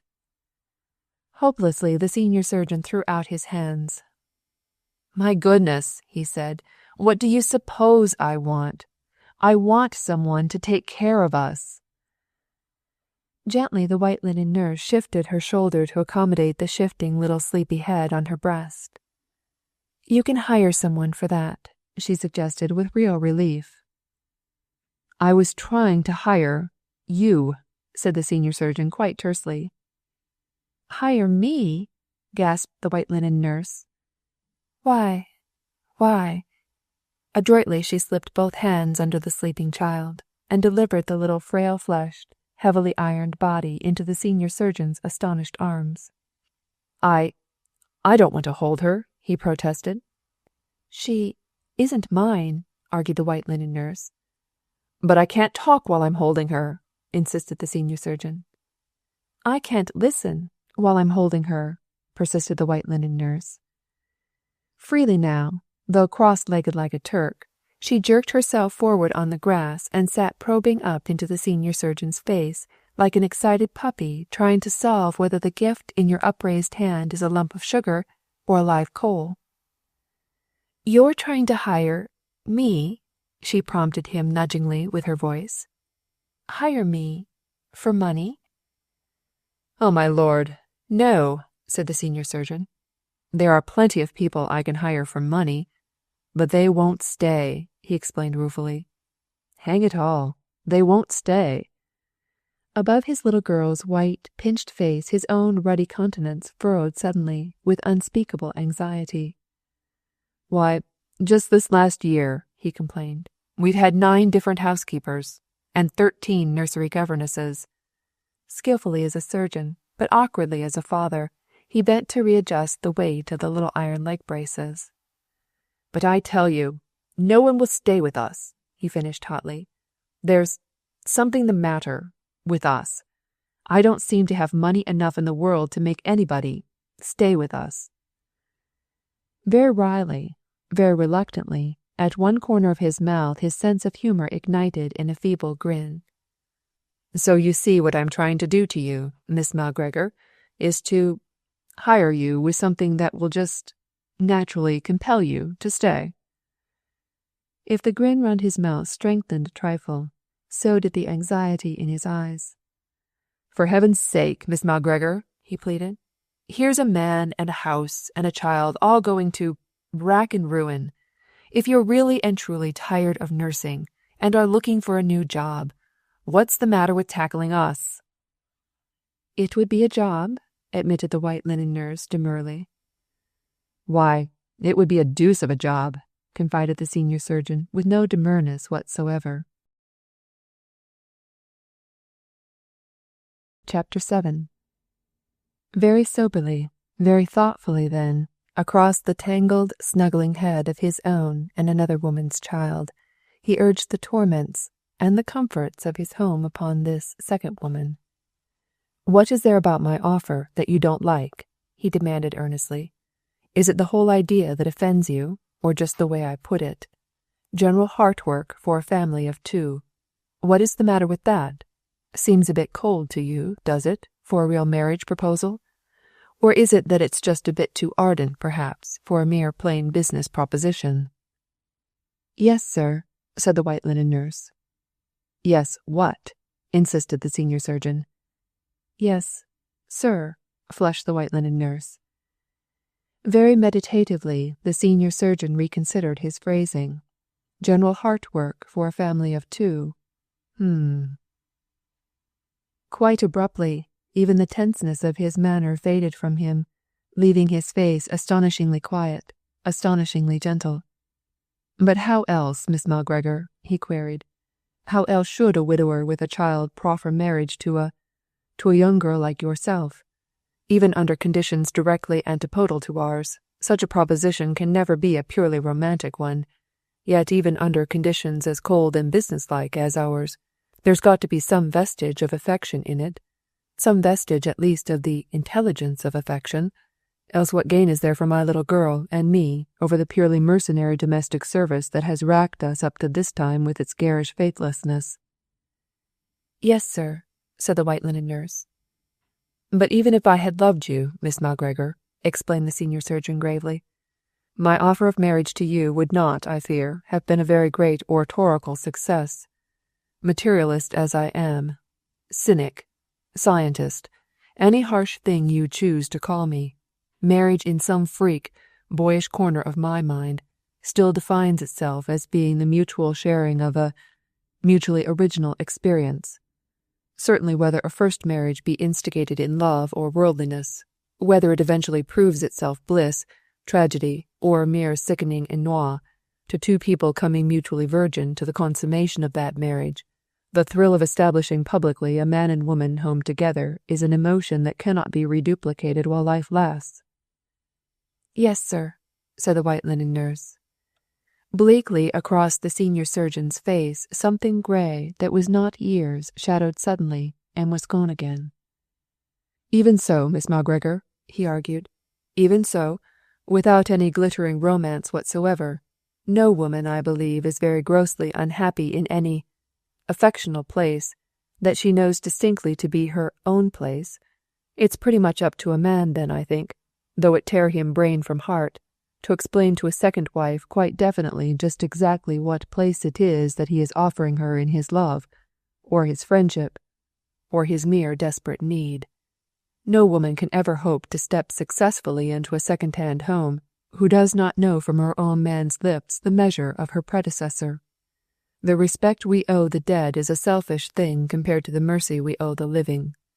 In my own case, unconsciously, the white linen nurse's lax shoulders quickened, and the sudden upward tilt of her chin was as frankly interrogative as a French inflection. "Yes, sir?" she said. "In my own case," said the senior surgeon bluntly, "in my own case, Miss Malgregor, it is no more than fair to tell you that I did not love my wife, and my wife did not love me." Only the muscular twitch in his throat betrayed the torture that the confession cost him. "The details of that marriage are unnecessary," he continued with equal bluntness. "It is enough, perhaps, to say that she was the daughter of an eminent surgeon, with whom I was exceedingly anxious at that time to be allied, and that our mating, urged along on both sides as it was by strong personal ambitions, was one of those so-called marriages of convenience, which almost invariably turn out to be marriages of such dire inconvenience to the two people most concerned. For 1 year we lived together in chaos of experimental acquaintanceship. For 2 years we lived together in increasing uncongeniality and distaste. For 3 years we lived together in open and acknowledged enmity. At the last, I am thankful to remember that we had 1 year together again that was at least an armed truce. Darkly the grey shadow and the red flush chased each other once more across the man's haggard face. "I had a theory," he said, "that possibly a child might bridge the chasm between us. My wife refuted the theory, but submitted herself reluctantly to the fact, and when she died in giving birth to my theory, the shock, the remorse, the regret, the merciless self-analysis that I underwent at that time almost convinced me that the whole miserable failure of our marriage lay entirely on my own shoulders." Like the stress of midsummer, the tears of sweat suddenly started on his forehead. "But I am a fair man, I hope, even to myself, and the cooler, less tortured judgment of the subsequent years has practically assured me that, for types as diametrically opposed as ours, such a thing as mutual happiness never could have existed." Mechanically he bent down and smoothed a tickly lock of hair away from the little girl's eyelids. "And the child is the living physical image of her," he stammered. "The violent hair, the ghost-white skin, the facile mouth, the arrogant eyes, staring, maddeningly reproachful, persistently accusing. My own stubborn will, my own hideous temper, all my own ill-favoured mannerisms, mocked back at me eternally in her mother's unloved features." Mirthless as the grin of a skull, the senior surgeon's mouth twisted up a little at one corner. "Maybe I could have borne it better if she'd been a boy," he acknowledged grimly. "But to see all your virile, masculine vices come back at you, so sissified, in skirts." "Yes, sir," said the white linen nurse. With an unmistakable gasp of relief, the senior surgeon expanded his great chest. "There, that's done," he said tersely. "So much for the past. Now for the present. Look at us pretty keenly and judge for yourself. A man and a very little girl, not guaranteed, not even recommended, offered merely, as is in the honest trade phrase of the day, offered frankly in an open package, accepted frankly, if at all, at your own risk. Not for an instant would I try to deceive you about us. Look at us closely, I ask, and decide for yourself. I am 48 years old. I am inexcusably bad-tempered, very quick to anger, and not, I fear, of great mercy. I am moody. I am selfish. I am most distinctly unsocial. But I am not, I believe, stingy. or ever intentionally unfair. My child is a cripple, and equally bad-tempered as myself. No one but a mercenary has ever coped with her, and she shows it. We have lived alone for 6 years. All of our clothes and most of our ways need mending. I am not one to mince matters, Miss Malgregor, nor has your training, I trust, made you one from whom truths must be veiled. I am a man with all a man's needs, mental, moral, physical.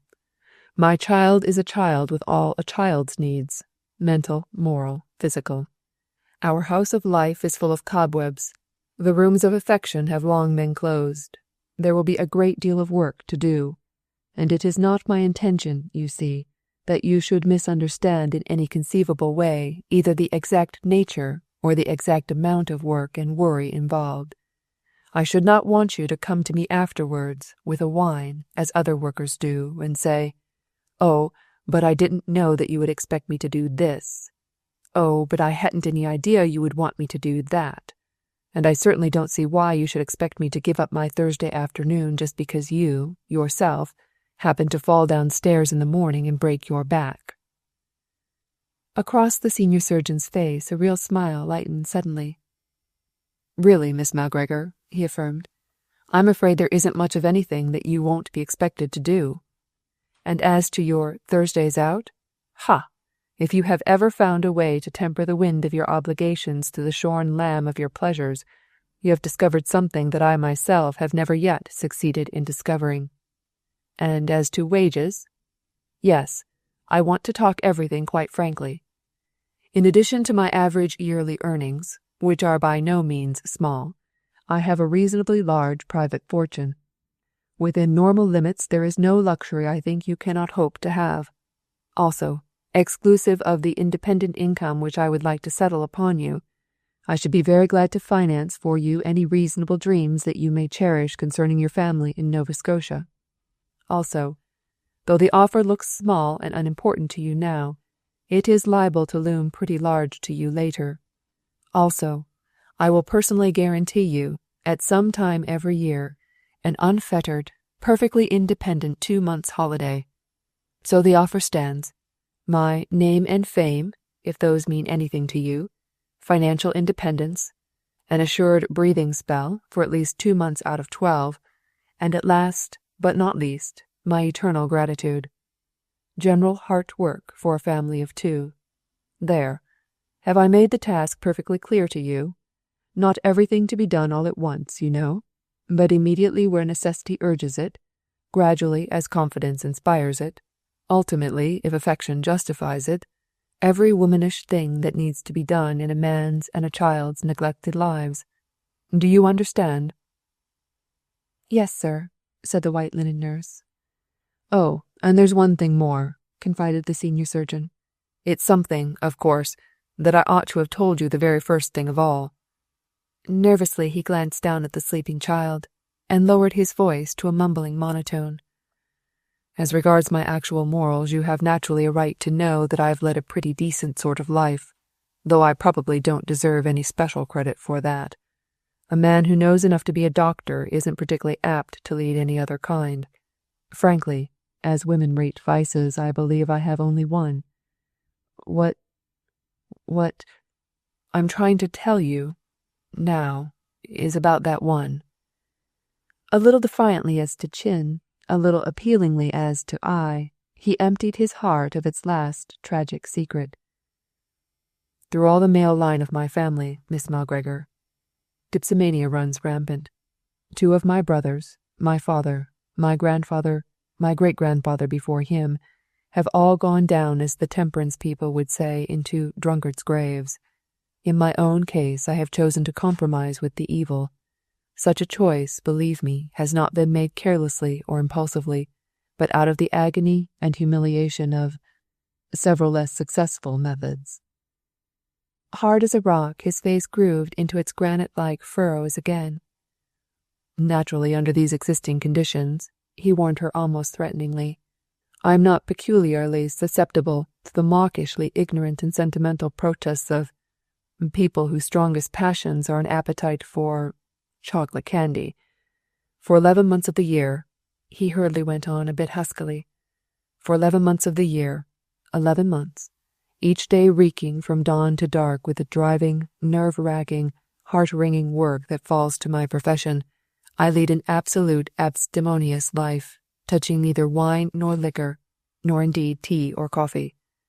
In the 12th month, June always, I go way, way up into Canada, way, way off in the woods into a little log camp I own there, with an Indian who has guided me thus for 18 years, and I live like a wild man for 4 gorgeous, carefree, trail-tramping, salmon-fighting, whiskey-guzzling weeks. It is what your temperance friends would call a spree. To be quite frank, I suppose it is what anybody would call a spree. And then the 1st of July, 3 or 4 days past the 1st of July, perhaps, I come out of the woods, quite tame again, a little emotionally nervous, perhaps, a little temperishly irritable, a little unduly sensitive about being greeted as a returned jailbird, but most miraculously purged of all morbid cravings for liquor, and with every digital muscle as coolly steady as yours, and every conscious mental process clamoring cleanly for its own work again. Furtively under his glowering brows he stopped and searched the white linen nurse's imperturbable face. "It's an established custom, you understand," he rewarned her. "I'm not advocating it, you understand. I'm not defending it. I'm simply calling your attention to the fact that it is an established custom. If you decide to come to us, I couldn't, you know, at 48, begin all over again to have someone waiting for me on the top step the 1st of July to tell me what a low beast I am, till I go down the steps again the following June." "No, of course not," conceded the white linen nurse. Blandly she lifted her lovely eyes to his. "Father's like that," she confided amiably. "Once a year, just Easter Sunday only, he always buys him a brand new suit of clothes and goes to church, and it does something to him. I don't know exactly what, but Easter afternoon he always gets drunk. Oh, mad, fighting drunk is what I mean, and he goes out and tries to tear up the whole county." Worriedly, 2 black thoughts puckered between her eyebrows.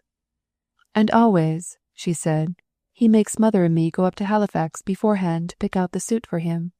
It's pretty hard sometimes," she said, "to find anything dressy enough for the morning that's serviceable enough for the afternoon." "Eh?" jerked the senior surgeon. Then suddenly he began to smile again like a stormy sky from which the last cloud has just been cleared. "Well, it's all right then, is it? You'll take us?" he asked brightly. "Oh, no," said the white linen nurse.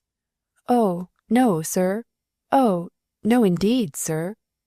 Quite perceptibly she jerked her way backward a little on the grass. "Thank you very much," she persisted courteously. "It's been very interesting. I thank you very much for telling me, but—" "But what?" snapped the senior surgeon. "But it's too quick," said the white linen nurse. "No man could tell like that, just between one eye wink and another, what he wanted about anything, let alone marrying a perfect stranger." Instantly the senior surgeon bridled. "I assure you, my dear young lady," he retorted, "that I am entirely and completely accustomed to deciding between one wink and another just exactly what it is that I want.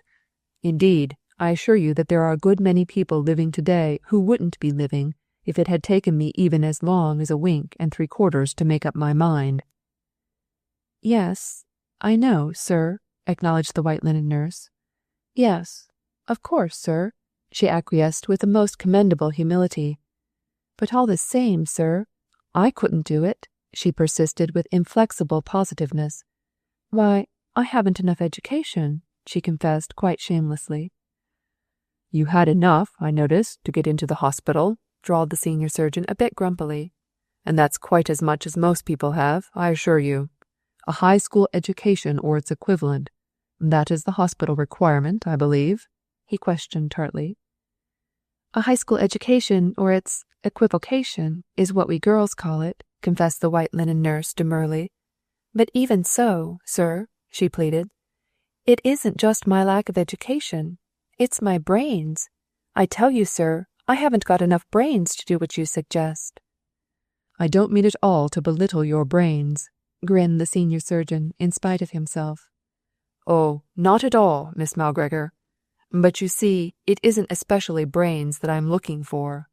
Really, what I need most, he acknowledged frankly, is an extra pair of hands to go with the brains I already possess. Yes, I know, sir, persisted the white linen nurse. Yes, of course, sir, she conceded. Yes, of course, sir, my hands work awfully well with your face. But all the same, she kindled suddenly. All the same, sir, I can't. I won't. I tell you, sir, I won't. Why, I'm not in your world, sir. Why, I'm not in your class. Why, my folks aren't like your folks.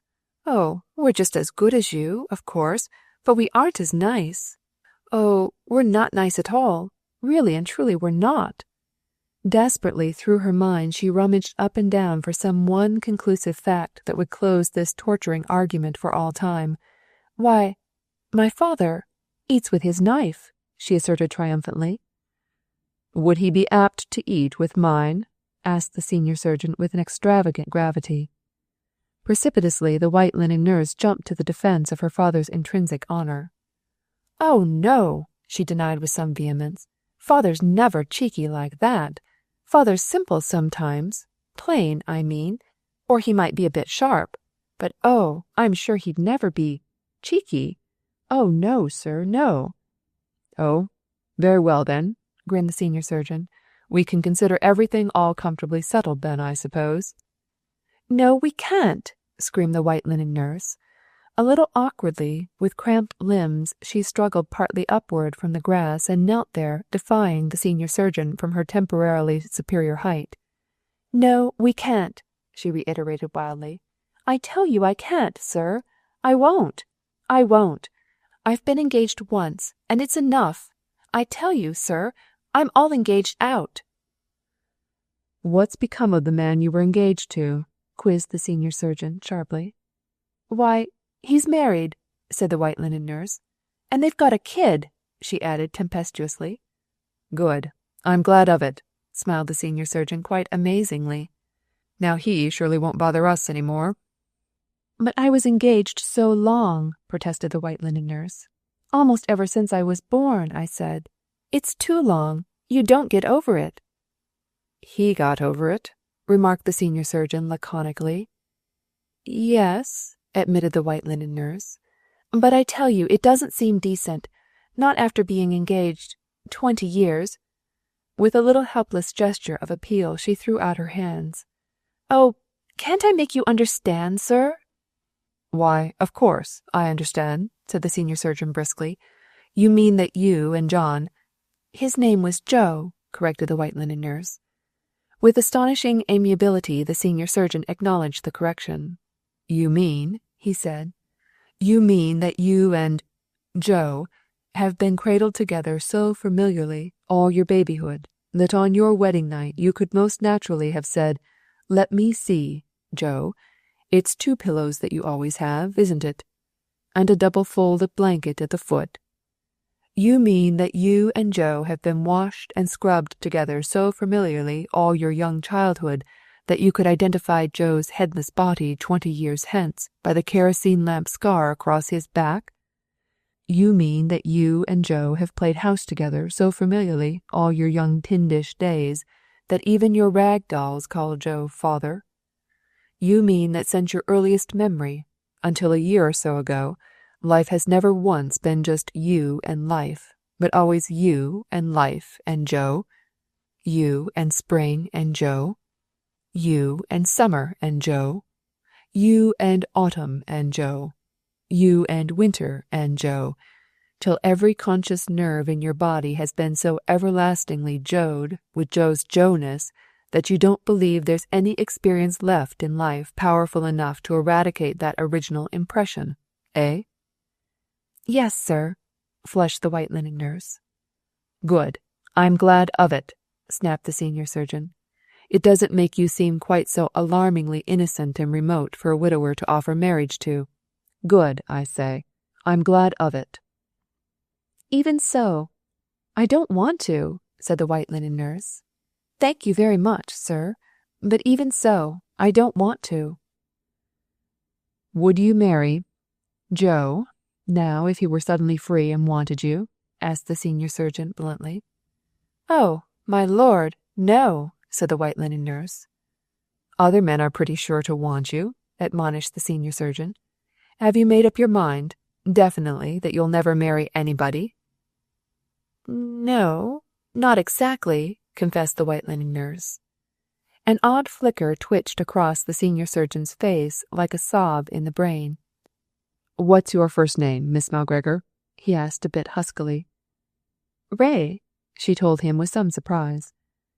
The senior surgeon's eyes narrowed suddenly again. Damn it all, Ray, he said. I want you. Precipitously, the white linen nurse scrambled to her feet. If you don't mind, sir, she cried, I'll run down to the brook and get myself a drink of water. Impishly like a child, muscularly like a man, the senior surgeon clutched out at the flapping corner of her coat. No, you don't, he laughed, till you've given me my definite answer. Yes or no. Breathlessly, the white linen nurse spun round in her tracks. Her breast was heaving with ill-suppressed sobs. Her eyes were blurred with tears. You've no business to hurry me so, she protested passionately. It isn't fair. It isn't kind. Sluggishly, in the senior surgeon's jolted arms, the little girl woke from her feverish nap and peered up perplexedly through the gray dusk into her father's face. Where's my kitty? She asked hazily. Eh? Jerked the senior surgeon. Harshly, the little iron leg braces clanked together. In an instant, the white linen nurse was on her knees in the grass. You don't hold her right, sir, she expostulated. Deftly, with little soft, darting touches, interrupted only by rubbing her knuckles into her own tears, she reached out and eased successively the bruise of a buckle or the dragging weight on a little cramped hip. Still drowsily, still hazily, with little smacking gasps and gulping swallows, the child worried her way back again into consciousness. All the birds were there, father, she droned forth feebly from her sweltering mink fur nest. All the birds were there, with yellow feathers instead of hair, and bumblebees, and bumblebees, and bumblebees, and bumblebees. Frenziedly, she began to burrow the back of her head into her father's shoulder. And bumblebees, and bumblebees. Oh, for heaven's sake, buzzed in the trees, interpolated the senior surgeon. Rigidly from head to foot, the little body in his arms stiffened suddenly, as one who saw the supreme achievement of a lifetime swept away by some one careless joggle of an infinitesimal part. The little girl stared up agonizingly into her father's face. Oh, I don't think buzzed was the word, she began convulsively. Oh, I don't think... Startlingly through the twilight, the senior surgeon felt the white linen nurse's rose-red lips come smack against his ear. Darn you!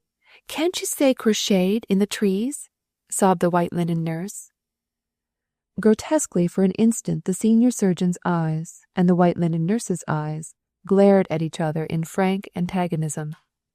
Then suddenly the senior surgeon burst out laughing. Oh, very well, he surrendered. Crocheted in the trees. Precipitously the white linen nurse sank back on her heels and began to clap her hands. Oh, now I will, she cried exultantly. Will what? Frowned the senior surgeon. Abruptly, the white linen nurse stopped clapping her hands and began to wring them nervously in her lap instead. Why, will, she confessed demurely. Oh, jumped the senior surgeon. Oh, then equally jerkily, he began to pucker his eyebrows. But for heaven's sake, what's the crocheted in the trees got to do with it? He asked perplexedly. Nothing much, mused the white linen nurse very softly. With sudden alertness, she turned her curly blonde head towards the road. There's somebody coming, she said. I hear a team. Overcome by a bashfulness that tried to escape in jocosity, the senior surgeon gave an odd little choking chuckle. "Well, I never thought I should marry a trained nurse," he acknowledged with somewhat hectic blitheness. Impulsively, the white linen nurse reached for her watch and lifted it close to her twilight-blinded eyes. A sense of ineffable peace crept suddenly over her. "You won't, sir," she said amiably. "It's 20 minutes of 9 now, and the graduation was at 8. Chapter 8. For any real adventure, except dying, June is certainly a most auspicious month. Indeed, it was on the very first rain-green, rose-red morning of June that the white linen nurse sallied forth upon her extremely hazardous adventure of marrying the senior surgeon and his naughty little crippled daughter. The wedding was at noon in some kind of grey granite church, and the senior surgeon was there, of course, and the necessary witnesses, but the little crippled girl never turned up at all, owing, it proved later, to a more than usually violent wrangle with whomever dressed her, concerning the general advisability of sporting turquoise-coloured stockings with her brightest little purple dress. The senior surgeon's stockings, if you really care to know, were grey, and the senior surgeon's suit was grey, and he looked altogether very huge and distinguished, and no more strikingly unhappy than any bridegroom looks in a grey granite church. And the white linen nurse, no longer now truly a white linen nurse, but just an ordinary, everyday, silken-cloth lady of any colour she chose, wore something rather coaty and grand and bluish, and was distractingly pretty, of course, but most essentially unfamiliar, and just a tiny bit awkward and bony-wristed looking, as even an admiral is apt to be on his first day out of uniform. Then, as soon as the wedding ceremony was over, the bride and groom went to a wonderful green and gold café, all built of marble and lined with music, and had a little lunch. What I really mean, of course, is that they had a very large lunch, but didn't eat any of it. Then, in a taxicab, just exactly like any other taxicab, the white linen nurse drove home alone to the senior surgeon's great, gloomy house, to find her brand-new stepdaughter still screaming over the turquoise-coloured stockings. And the senior surgeon, in a Canadian-bound train, just exactly like any other Canadian-bound train, started off alone, as usual, on his annual June spree. Please don't think for a moment that it was the senior surgeon who was responsible for the general eccentricities of this amazing wedding day. No, indeed. The senior surgeon didn't want to be married the first day of June. He said he didn't. He growled he didn't. He snarled he didn't. He swore he didn't.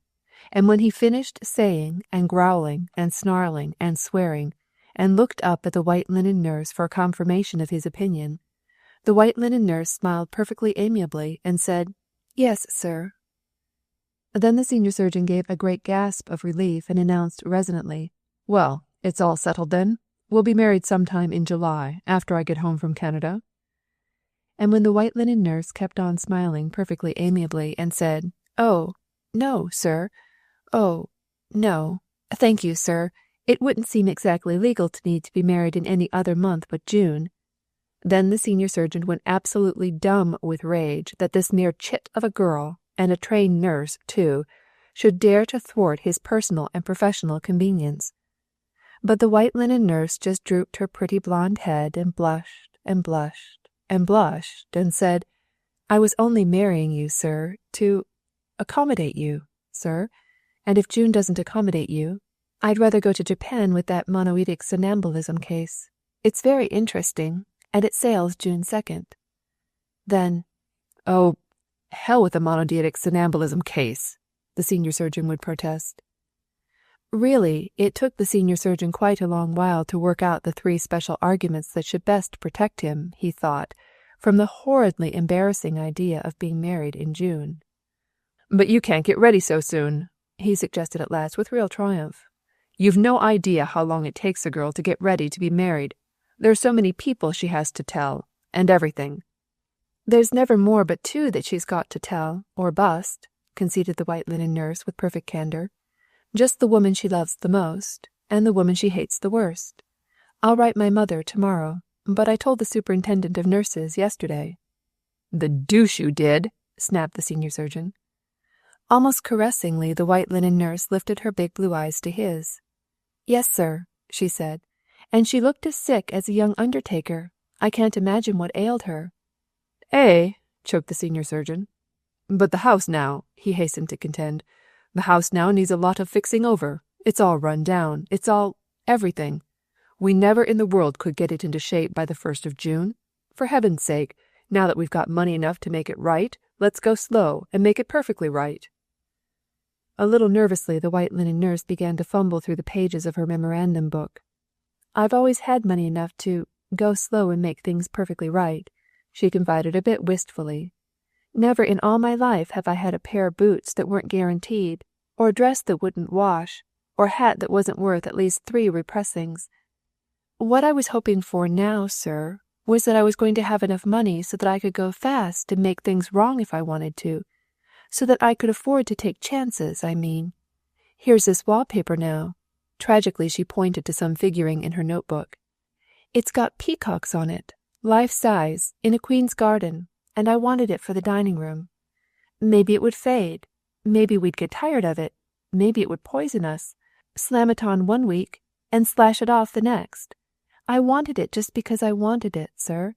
I thought maybe, while you were way off in Canada—" Eagerly, the senior surgeon jerked his chair a little nearer to his fiancée's.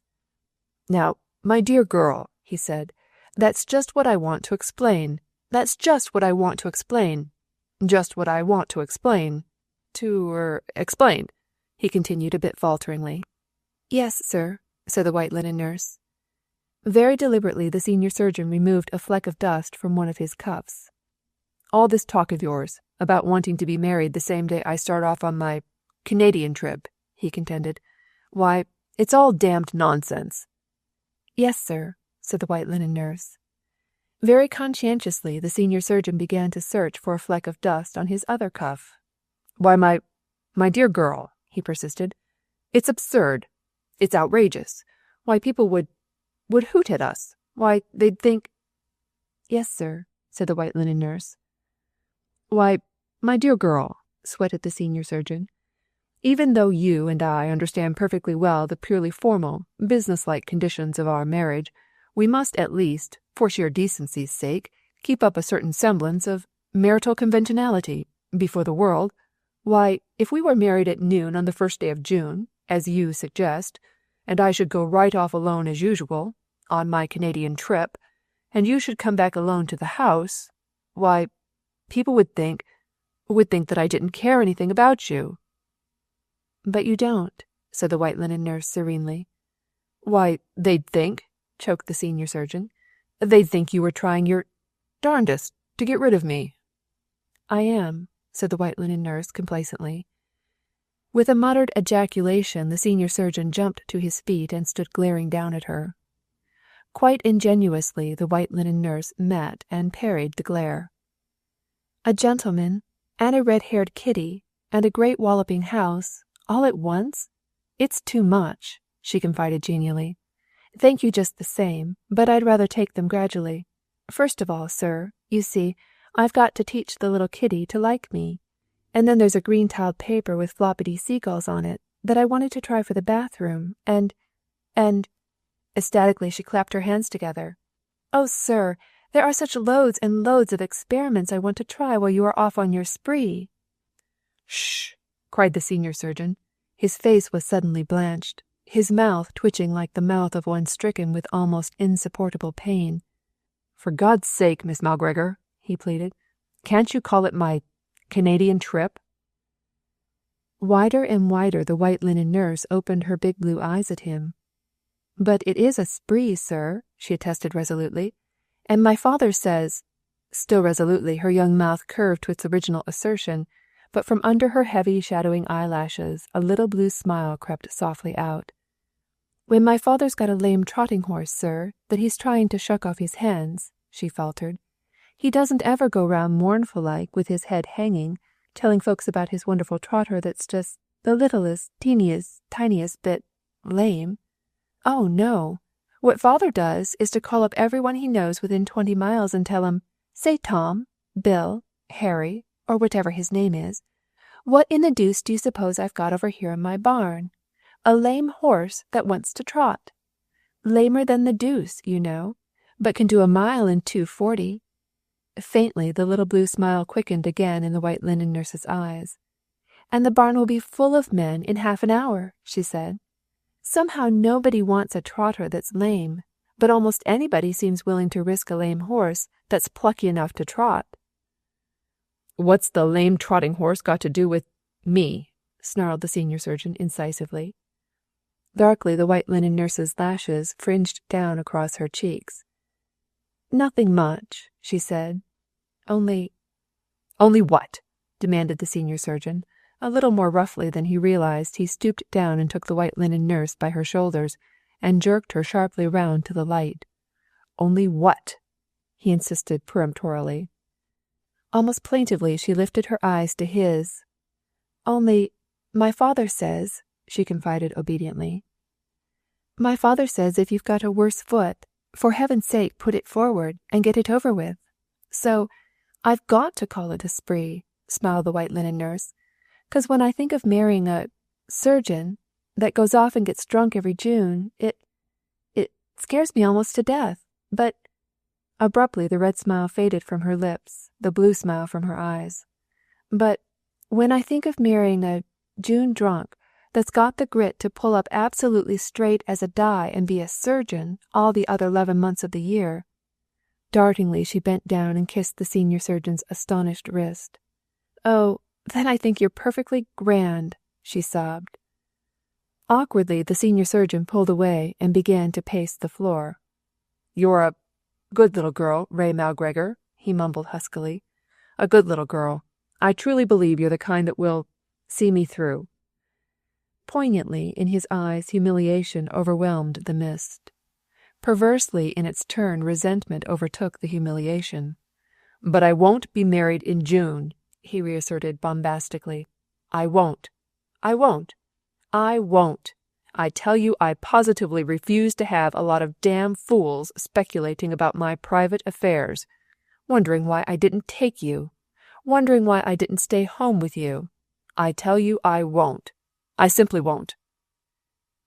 Yes, sir, stammered the white linen nurse. With a real gasp of relief, the senior surgeon stopped his eternal pacing of the floor. Bully for you, he said. You mean, then, we'll marry sometime in July, after I get back from my trip? Oh, no, sir, stammered the white linen nurse. But great heavens! Shouted the senior surgeon. Yes, sir, the white linen nurse began all over again. Dreamily planning out her wedding gown, her lips, without the slightest conscious effort on her part, were already curving into shape for her alternate "no, sir." "You're an idiot," snapped the senior surgeon. A little reproachfully, the white linen nurse came frowning out of her reverie. "Would it do just as well for traveling, do you think?" she asked with real concern. "Eh? What?" said the senior surgeon. "I mean, does Japan spot?" queried the white linen nurse. "Would it spot a surge, I mean?" "Oh, hell with Japan," jerked the senior surgeon. "Yes, sir," said the white linen nurse.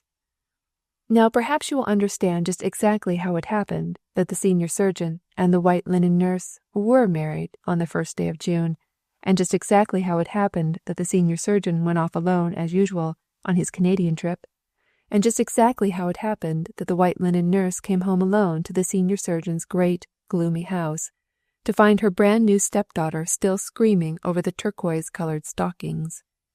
Everything now is perfectly comfortably explained, except the turquoise-colored stockings. Nobody could explain the turquoise-colored stockings. But even a little child could explain the ensuing June. Oh, June was perfectly wonderful that year. Bud, blossom, bird-song, breeze, rioting headlong through the land. Warm days sweet and lush as a greenhouse vapor, crisp nights faintly metallic like the scent of stars, hurdy-gurdies romping tunefully on every street corner, even the ashman flushing frankly pink across his dusty cheekbones.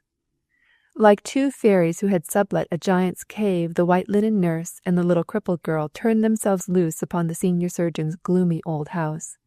It certainly was a gloomy old house, but handsome withal, square and brown and substantial, and most generously gardened with high brick walls. Except for dusting the lilac bushes with the hose, and weeding a few rusty leaves out of the privet hedge, and tacking up 3 or 4 scraggly sprays of English ivy, and re-greening 1 or 2 bay-tree boxes, there was really nothing much to do in the garden. But the house? Oh, ye gods! All day long from morning till night, but most particularly from the back door to the barn, sweating workmen scuttled back and forth till nary a guilty piece of black walnut furniture had escaped. All day long, from morning till night, but most particularly from ceilings to floors, sweltering workmen scurried up and down step-ladders, stripping dingy papers from dingier plasterings. When the white linen nurse wasn't busy renovating the big house, or the little stepdaughter, she was writing to the senior surgeon. She wrote twice. Dear Dr. Faber, the first letter said. Dear Dr. Faber, how do you do? Thank you very much for saying you didn't care what in thunder I did to the house. It looks sweet. I've put white fluttery muslin curtains most everywhere, and you've got a new solid gold-looking bed in your room. And the kitty and I have fixed up the most scrumptious light blue suite for ourselves in the L. Pink was the wrong color for the front hall, but it cost me only $29 to find out, and now that's settled for all time. I am very, very, very, very busy. Something strange and new happens every day. Yesterday it was 3 ladies and a plumber. One of the ladies was just selling soap, but I didn't buy any. It was horrid soap. The other 2 were calling ladies, a silk one and a velvet one. The silk one tried to be nasty to me. Right to my face she told me I was more of a lady than she dared to hope, and I told her I was sorry, for that as you'd had one lady and it didn't work. Was that all right? But the other lady was nice, and I took her out in the kitchen with me while I was painting the woodwork, and right there in her white kid gloves she laughed and showed me how to mix the paint pearl grey. She was nice. It was your sister-in-law. I like being married, Dr. Faber. I like it lots better than I thought I would. It's fun being the biggest person in the house. Respectfully yours, Ray Malgregor, as was. P.S. Oh, I hope it wasn't wrong, but in your ulster pocket, when I went to put it away, I found a bottle of something that smelt as though it had been forgotten. I threw it out. It was this letter that drew the only definite message from the itinerant bridegroom. Kindly refrain from rummaging in my ulster pockets, wrote the senior surgeon quite briefly. The thing you threw out happened to be the cerebellum and medulla of an extremely eminent English theologian. Even so, it was sour, telegraphed the white linen nurse in a perfect agony of remorse and humiliation. The telegram took an Indian with a birch canoe 2 days to deliver, and cost the senior surgeon $12. Just impulsively, the senior surgeon decided to make no further comments on domestic affairs, at that particular range. Very fortunately for this impulse, the white linen nurse's second letter concerned itself almost entirely with matters quite extraneous to the home. Dear Dr. Faber, the second letter ran. Dear Dr. Faber, somehow I don't seem to care so much just now about being the biggest person in the house. Something awful has happened. Zillah Forsythe is dead. Really dead, I mean. And she died in great heroism. You remember Zillah Forsythe, don't you? She was one of my roommates. Not the gooder one, you know, not the swell. That was Helene Churchill. But Zillah? Oh, you know. Zillah was the one you sent out on the fractured elbow case. It was a Yale student, you remember? And there was some trouble about kissing, and she got sent home. And now everybody's crying because Zillah can't kiss anybody any more. Isn't everything the limit? Well, it wasn't a fractured Yale student she got sent out on this time. If it had been, she might have been living yet.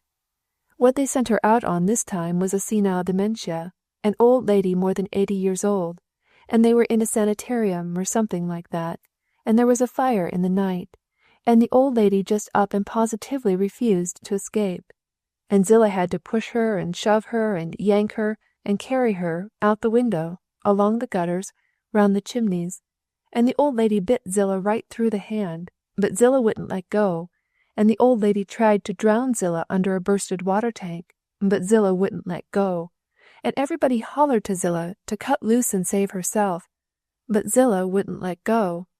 And a wall fell, and everything, and oh, it was awful, but Zillah never let go.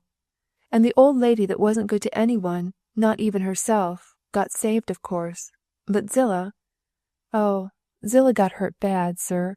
We saw her at the hospital, Helene and I. She sent for us about something. Oh, it was awful. Not a thing about her that you'd know except just her great solemn eyes mooning out at you through a gob of white cotton, and her red mouth lipping sort of twitchy at the edge of a bandage. Oh, it was awful. But Zillah didn't seem to care so much. There was a new intern there, a Japanese, and I guess she was sort of taken with him. But my God, Zillah, I said, your life was worth more than that old dame's. Shut your noise, says Zillah. It was my job, and there's no kick coming. Helene burst right out crying, she did. Shut your noise, too, says Zillah, just as cool as you please. Bah, there's other lives and other chances. Oh, you do believe that now? Cries Helene. Oh, you do believe that now, what the Bible promises you? That was when Zillah shrugged her shoulders so funny, the little way she had. Gee, but her eyes were big. I don't pretend to know what your old Bible says, she choked. It was the Yale feller who was telling me. That's all, Dr. Faber. It was her shrugging her shoulders so funny that brought on the hemorrhage. Oh, we had an awful time, sir, going home in the carriage, Helene and I. We both cried, of course, because Zillah was dead. But after we got through crying for that, Helene kept right on crying because she couldn't understand why a brave girl like Zillah had to be dead. Gee, but Helene takes things hard. Ladies do, I guess. I hope you're having a pleasant spree. Oh, I forgot to tell you that one of the wallpaperers is living here at the house with us just now. We use him so much it's truly a good deal more convenient.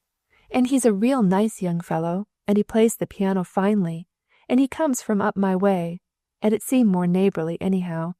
It's so large in the house at night, just now, and so creaky in the garden. With kindest regards, goodbye for now, from Ray. P.S. Don't tell your guide or anyone, but Helene sent Zillah's mother a check for $1,500. I saw it with my own eyes, and all Zillah asked for that day was just a little blue serge suit. It seemed she'd promised her kid sister a little blue serge suit for July, and it sort of worried her. Helene sent the little blue serge suit, too, and a hat. The hat had bluebells on it. Do you think when you come home, if I haven't spent too much money on wallpapers, that I could have a blue hat with bluebells on it? Excuse me for bothering you, but you forgot to leave me enough money. It was some indefinite, pleasant time on Thursday, the 25th of June, that the senior surgeon received this second letter. It was Friday, the 26th of June, exactly at dawn, that the senior surgeon started homeward. Nobody looks very well in the dawn. Certainly the senior surgeon didn't. Heavily as a man wading through a bog of dreams, he stumbled out of his cabin into the morning. Under his drowsy, brooding eyes appalling shadows circled. Behind his sunburn, deeper than his tan, something sinister and uncanny lurked wanly like the pallor of a soul. Yet the senior surgeon had been most blamelessly abed and asleep since griddle-cake time the previous evening. Only the mountains and the forest and the lake had been out all night. For 70 miles of Canadian wilderness only the mountains and the forest and the lake stood actually convicted of having been out all night. Dank and white with its vaporous vigil, the listless lake kindled wanly to the new day's breeze. Blue with cold, a precipitous mountain peak lurched craggedly home through a rift in the fog. Drenched with mist, bedraggled with dew, a green-feathered pine tree lay guzzling insatiably at a leaf-brown pool. Monotonous as a sob, the waiting birch canoe sloshed against the beach. There was no romantic smell of red roses in this June landscape, just tobacco smoke, and the faint, reminiscent fragrance of fried trout, and the mournful, sizzling, pungent consciousness of a campfire quenched for a whole year with a tinful of wet coffee grounds. Gliding out cautiously into the lake as though the mere splash of a paddle might shatter the whole glassy surface, the Indian guide propounded the question that was uppermost in his mind. "Cutting your trip a bit short this year, ain't you, boss?" quizzed the Indian guide. Out from his muffling Mackinaw collar, the senior surgeon parried the question with an amazingly novel sense of embarrassment. "Oh, I don't know," he answered with sudden lightness. "There are one or two things at home that are bothering me a little." "A woman, eh?" said the Indian guide laconically. "A woman!" thundered the senior surgeon. "A woman? Oh, ye gods! No, it's wallpaper." Then suddenly and unexpectedly, in the midst of his passionate refutation, the senior surgeon burst out laughing, boisterously, hilariously, like a crazy schoolboy. Bluntly, from an overhanging ledge of rock, the echo of his laugh came mocking back at him. Down from some unvisioned mountain fastness, the echo of that echo came wafting faintly to him.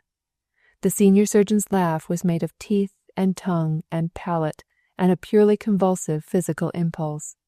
But the echo's laugh was a fantasy of mist and dawn and inestimable balsam-scented spaces, where little green ferns and little brown beasties and soft-breasted birdlings frolicked eternally in pristine sweetness. 7 miles further down the lake, at the beginning of the rapids, the Indian guide spoke again. Racking the canoe between two rocks, paddling, panting, pushing, sweating, the Indian guide lifted his voice high, piercing above the swirling roar of waters. "Hey, boss!" shouted the Indian guide. "I ain't never heard you laugh before." Neither man spoke again more than once or twice during the long, strenuous hours that were left to them. The Indian guide was very busy in his stolid mind, trying to figure out just how many rows of potatoes could be planted fruitfully between his front door and his cowshed. I don't know what the senior surgeon was trying to figure out. It was just 4 days later, from a rolling, musty-cushioned hack, that the senior surgeon disembarked at his own front gate. Even though a man likes home no better than he likes tea, a few men will deny the soothing effect of home at the end of a long, fussy railroad journey. 5 o'clock, also, of a late June afternoon, is a peculiarly wonderful time to be arriving home, especially if that home has a garden all around it, so that you are thereby not rushed precipitously upon the house itself, as upon a cup without a saucer, but can toy visually with the whole effect before you quench your thirst with the actual draught. Very, very deliberately, with his clumsy rod-case in one hand and his heavy grip in the other, the senior surgeon started up the long, broad gravel path to the house. For a man walking as slowly as he was, his heart was beating most extraordinarily fast. He was not accustomed to heart palpitation. The symptom worried him a trifle. Incidentally also, his lungs felt strangely stifled with the scent of June. Close at his right, an effulgent white and gold syringa bush flaunted its cloying sweetness into his senses. Close at his left, a riotous bloom of phlox clamoured red, blue, purple, lavender, pink into his dazzled vision. Multicolored pansies tiptoed velvet-footed across the grass. In soft, murky mystery, a flame-tinted smoke tree loomed up here and there like a faintly rouged ghost. Over everything, under everything, through everything, lurked a certain strange, novel, vibrating consciousness of occupancy. Bees in the rose bushes, bobolinks in the trees, a woman's work-basket in the curve of the hammock, a doll's tea set sprawling cheerfully in the middle of the broad gravel path. It was not until the senior surgeon had actually stepped into the tiny cream pitcher that he noticed the presence of the doll's tea set. It was what the senior surgeon said, as he stepped out of the cream pitcher, that summoned the amazing apparition from a ragged green hole in the privet hedge. Startlingly white, startlingly professional, dress, cap, apron, and all, a miniature white linen nurse sprang suddenly out at him, like a tricky dwarf in a moving picture show. Just at that particular moment the senior surgeon's nerves were in no condition to wrestle with apparitions. Simultaneously, as the clumsy rod-case dropped from his hand, the expression of enthusiasm dropped from the face of the miniature white linen nurse. "Oh, dear! Oh, dear! Oh, dear! Have you come home?" wailed the familiar, shrill little voice. Sheepishly, the senior surgeon picked up his rod-case. The noises in his head were crashing like cracked bells. Desperately, with a boisterous irritability, he sought to cover also the lurching pound, pound, pound of his heart. What in hell are you rigged out like that for?" he demanded stormily. With equal storminess, the little girl protested the question. "Peach said I could," she attested passionately. "Peach said I could. She did. She did. I tell you, I didn't want her to marry us that day. I was afraid. I was. I cried. I did. I had a convulsion. They thought it was stockings. So Peach said if it would make me feel any gooder, I could be the cruel new stepmother, and she be the unloved offspring, with her hair braided all yellow fluffkins down her back." "Where is Miss Malgregor?" asked the senior surgeon sharply. Irrelevantly, the little girl sank down on the gravel walk and began to gather up her scattered dishes. "And it's fun to go to bed, now," she confided amiably, "'cause every night I put Peach to bed at 8 o'clock, and she's so naughty always I have to stay with her. And then all of a sudden, it's morning, like going through a black room without knowing it." "I said, where is Miss Malgregor?" repeated the senior surgeon with increasing sharpness. Thriftily, the little girl bent down to lap a bubble of cream from the broken pitcher. "Oh, she's out in the summer house with the wallpaper man," she mumbled indifferently. Chapter 9. Altogether jerkily, the senior surgeon started up the walk for his own perfectly formal and respectable brownstone mansion. Deep down in his lurching heart he felt a sudden, most inordinate desire to reach that brownstone mansion just as quickly as possible. But abruptly, even to himself, he swerved off instead at the yellow sassafras tree and plunged quite wildly through a mass of broken sods towards the rickety, no-account cedar summer-house. Startled by the crackle and thud of his approach, the two young figures in the summer-house jumped precipitously to their feet, and limply untwining their arms from each other's necks, stood surveying the senior surgeon in unspeakable consternation, the white linen nurse, and a blue overalled lad, most unconscionably mated in radiant youth and agonized confusion. "Oh, my lord, sir," gasped the white linen nurse. "Oh, my lord, sir, I wasn't looking for you for another week." "Evidently not," said the senior surgeon incisively. "This is the second time this evening that I've been led to infer that my homecoming was distinctly inopportune." Very slowly, very methodically, he put down first his precious rod case and then his grip. His brain seemed fairly foaming with blood and confusion. Along the swelling veins of his arms a dozen primitive instincts went surging to his fists. Then quite brazenly before his eyes the white linen nurse reached out and took the lad's hand again.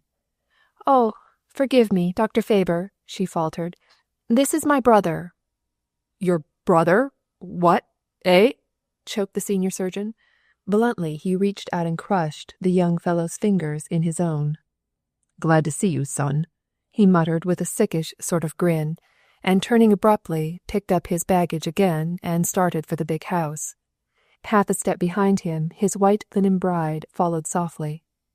At the edge of the piazza he turned for an instant and eyed her a bit quizzically.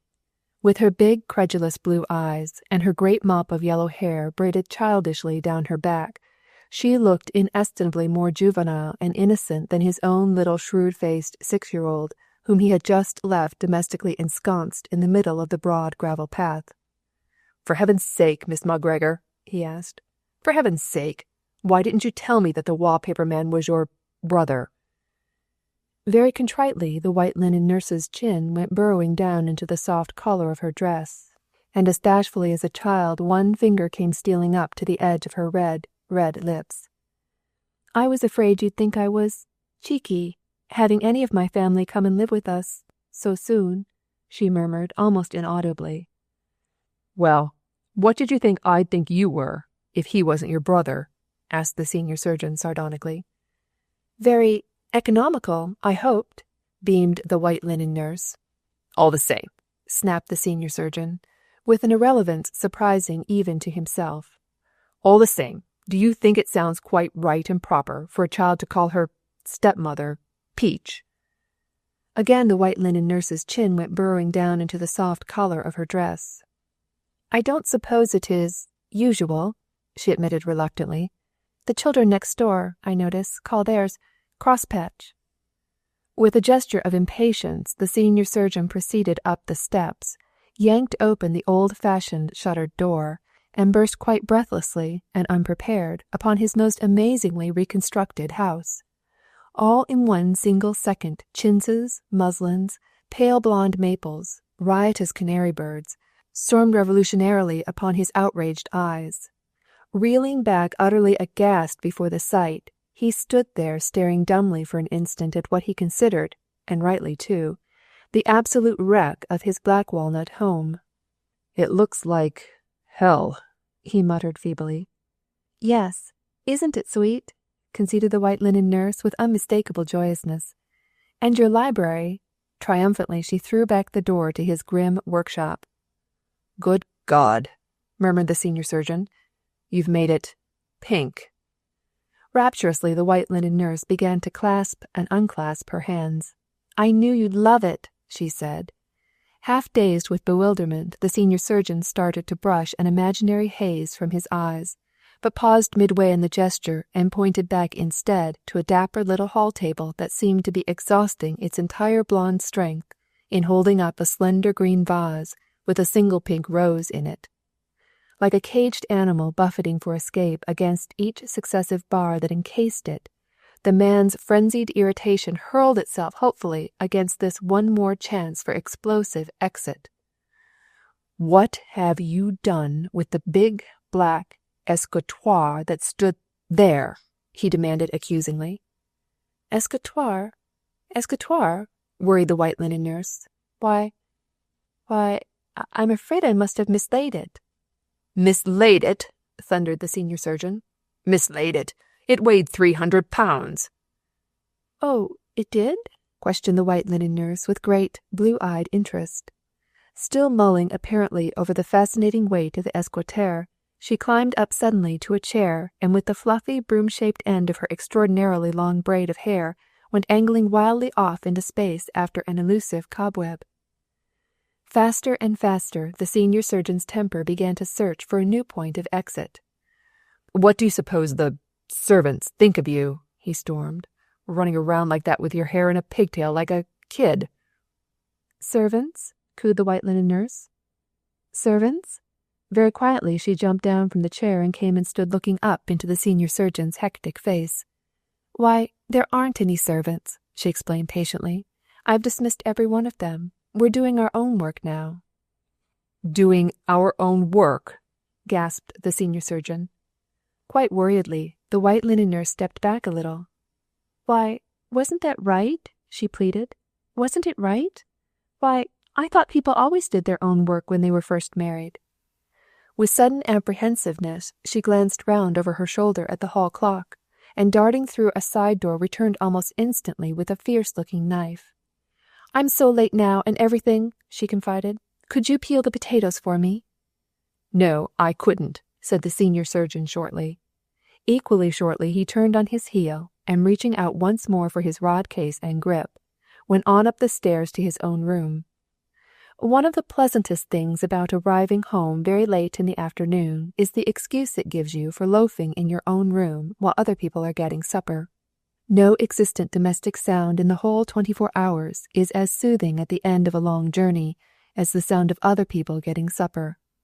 Stretched out full length in a big easy-chair by his bedroom window, with his favorite pipe bubbling rhythmically between his gleaming white teeth, the senior surgeon studied his new solid gold bed, and his new sage-green wallpaper, and his new dust-colored rug, to the faint, far-away accompaniment of soft thudding feet and a girl's laugh and a child's prattle, and the tink-tink-tinkle of glass, china, silver, all scurrying consciously to the service of one man, and that man, himself. Very, very slowly, in that special half-hour, an inscrutable little smile printed itself experimentally across the right-hand corner of the senior surgeon's upper lip. While that smile was still in its infancy, he jumped up suddenly and forced his way across the hall to his dead wife's room, the one ghost room of his house and his life, and there with his hand on the turning door-knob, tense with reluctance, goose-flushed with strain, his breath gasped out of him whether or no with the one word, Alice. And behold, There was no room there. Lurching back from the threshold, as from the brink of an elevator well, the senior surgeon found himself staring foolishly into a most sumptuous linen closet, tiered like an Aztec cliff with home after home for pleasant prosy blankets and gaily fringed towels, and cheerful white sheets reeking most conscientiously of cedar and lavender. Tiptoeing cautiously into the mystery, he sensed at one astonished, grateful glance how the change of a partition, the readjustment of a proportion, had purged like a draught of fresh air the stale gloom of an ill-favoured memory. Yet so inevitable did it suddenly seem for a linen closet to be built right there, so inevitable did it suddenly seem for the child's meagre playroom to be enlarged just there, that to save his soul he could not estimate whether the happy plan had originated in a purely practical brain or a purely compassionate heart. Half proud of the brain, half touched by the heart, he passed on exploringly through the new playroom and out into the hall again. Quite distinctly now through the aperture of the back stairs the kitchen voices came wafting up to him. "Oh dear, wailed his little girl's peevish voice. "Now that man's come back again, I suppose we'll have to eat in the dining room all the time." "That man happens to be your darling father," admonished the white linen nurse's laughing voice. "Even so," wailed the little girl, "I love you best." "Even so," laughed the white linen nurse, "I love you best." "Just the same," cried the little girl shrilly, "just the same, let's put the cream pitcher way up high somewhere so he can't step in it." As though from a head tilted suddenly backward, the white linen nurse's laugh rang out with joyous abandon. Impulsively the senior surgeon started to grin. Then equally impulsively the grin soured on his lips. So they thought he was clumsy, eh? Resentfully he stared down at his hands, those wonderfully dexterous, yes, ambidextrous hands that were the aching envy of all his colleagues. Interruptingly, as he stared, the voice of the young wallpaper man rose buoyantly from the lower hallway. "Supper's all ready, sir," called the cordial voice. For some inexplainable reason, at that particular moment, almost nothing in the world could have irritated the senior surgeon more keenly than to be invited to his own supper, in his own house, by a stranger. Fuming with a new sense of injury and injustice, he started heavily down the stair to the dining room. Standing patiently behind the senior surgeon's chair with a laudable desire to assist his carving in any possible emergency that might occur, the white linen nurse experienced her first direct marital rebuff. "What do you think this is? An autopsy?" demanded the senior surgeon tartly. "For heaven's sake, sit down." Quite meekly the white linen nurse subsided into her place.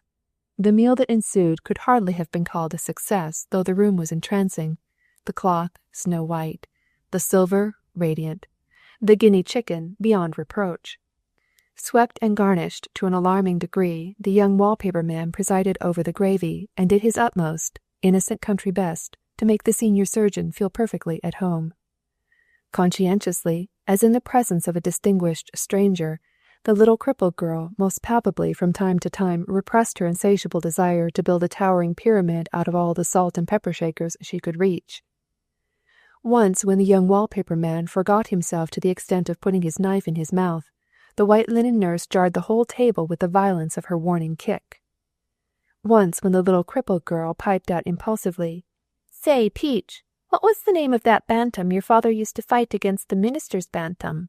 the white linen nurse choked piteously over her food. Twice someone spoke about this year's weather.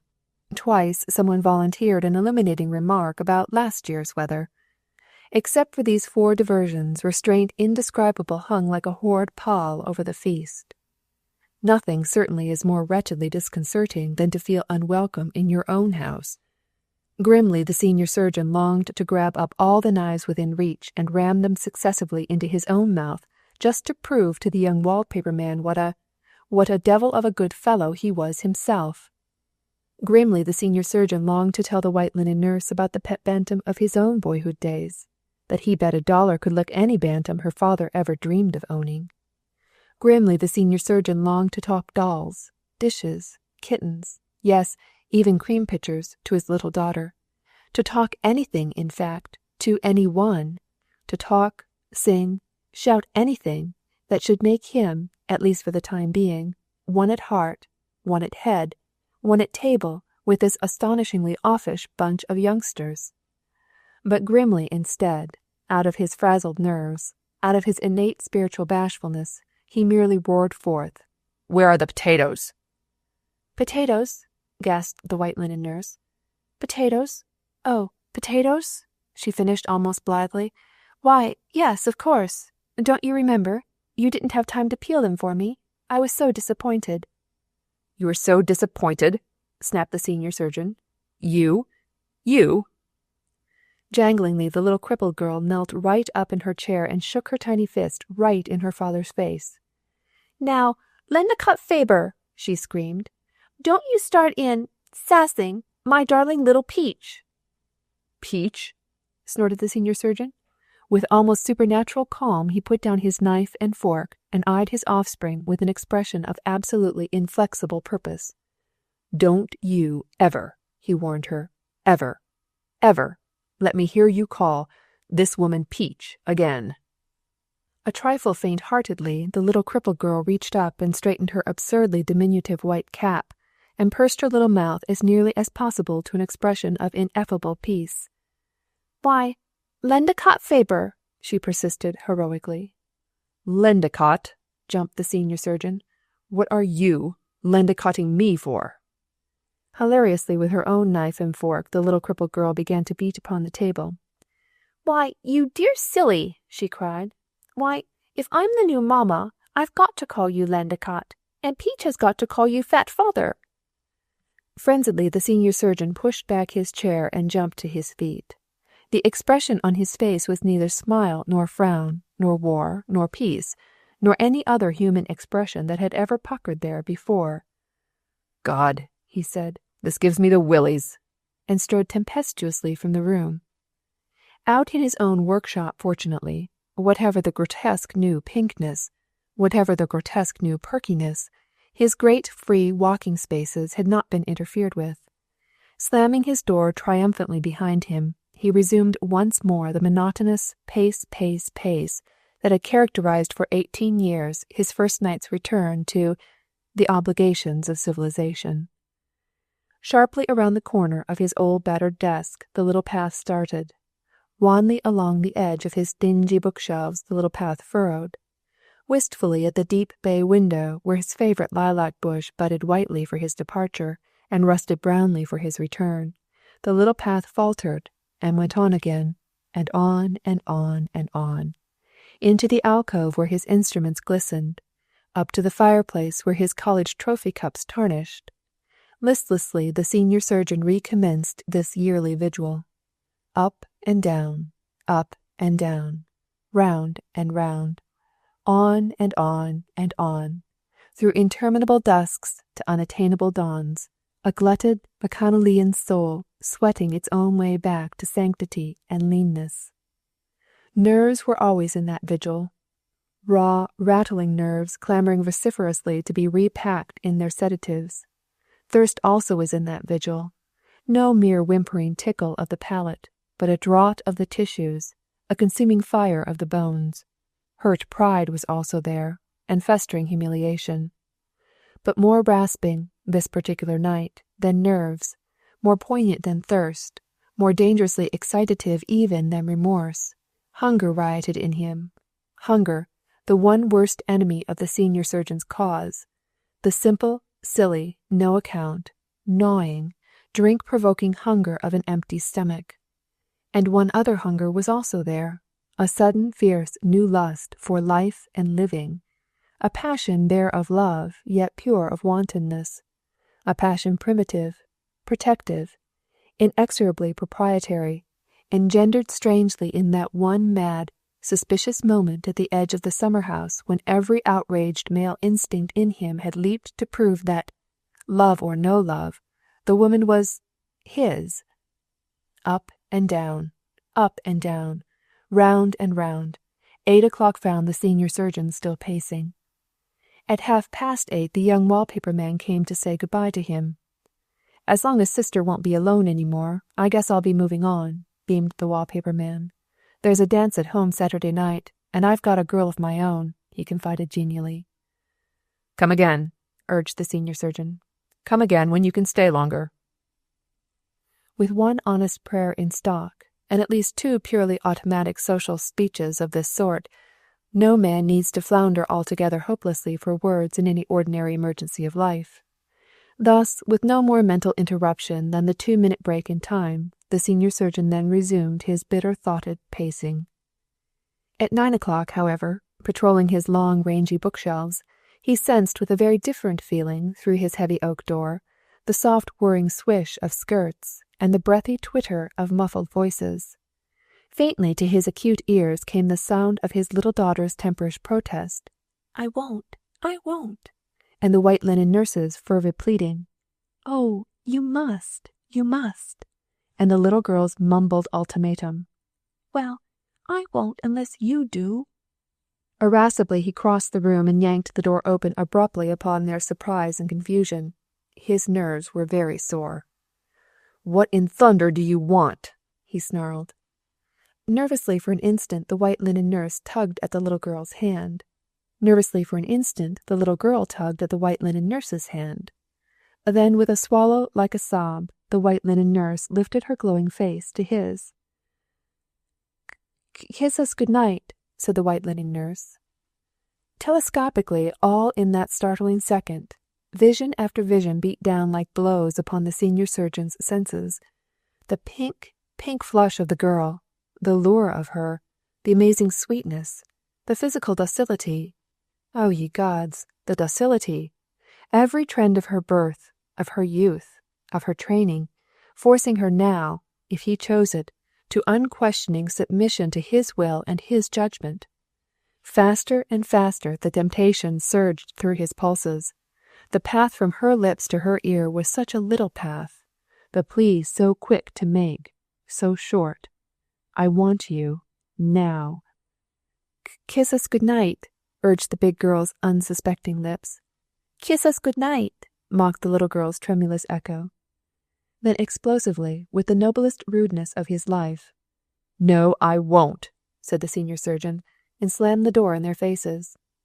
Falteringly up the stairs he heard the two ascending, speechless with surprise, perhaps, stunned by his roughness, still hand in hand, probably, still climbing slowly bedward, the soft, smooth, patient footfall of the white linen nurse, and the jerky, laborious clang, clang, clang of a little dragging iron-braced leg. Up and down, round and round, on and on and on. The senior surgeon resumed his pacing. Under his eyes great shadows darkened. Along the corners of his mouth the lines furrowed like grey scars. Up and down, round and round, on and on and on and on. At 10 o'clock, sitting bolt upright in her bed with her worried eyes straining bluely out across the little girl's somnolent form into unfathomable darkness, the white linen nurse in the throb of her own heart began to keep pace with that faint, horrid thud, thud, thud in the room below. Was he passing the bookcase now? Had he reached the bay window? Was he dawdling over those glistening scalpels? Would his nerves remember the flask in that upper desk drawer? Up and down, round and round, on and on, the harrowing sound continued. Resolutely at last she scrambled out of her snug nest, and hurrying into her great warm, pussy-grey wrapper, began at once very practically, very unemotionally, with matches and alcohol and a shiny glass jar, to prepare a huge steaming cup of malted milk. Beefsteak was infinitely better, she knew, or eggs, of course, but if she ventured forth to the kitchen for real substantials, the senior surgeon, she felt quite positive, would almost certainly hear her and stop her.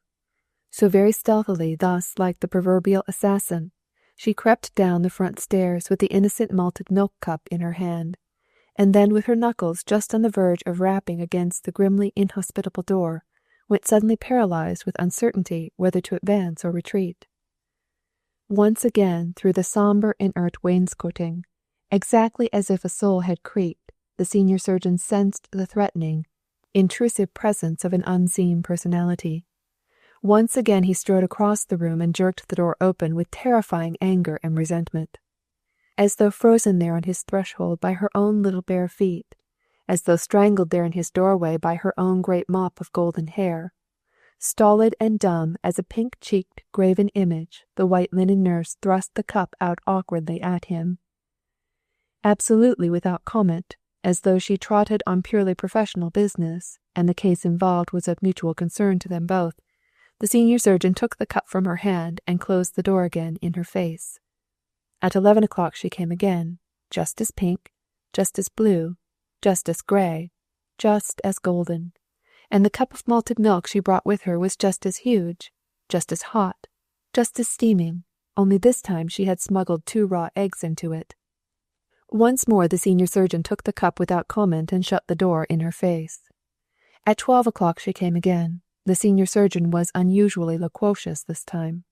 "Have you any more malted milk?" he asked tersely. "Oh, yes, sir," beamed the white linen nurse. "Go and get it," said the senior surgeon. Obediently the white linen nurse pattered up the stairs and returned with the half-depleted bottle. Frankly interested, she recrossed the threshold of the room and delivered her glass treasure into the hands of the senior surgeon as he stood by his desk. Raising herself to her tiptoes, she noted with eminent satisfaction that the 3 big cups on the other side of the desk had all been drained to their dregs. Then very bluntly before her eyes the senior surgeon took the malted milk bottle and poured its remaining contents out wantonly into his wastebasket.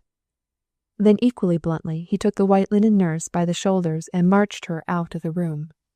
"For God's sake," he said, "get out of this room, and stay out."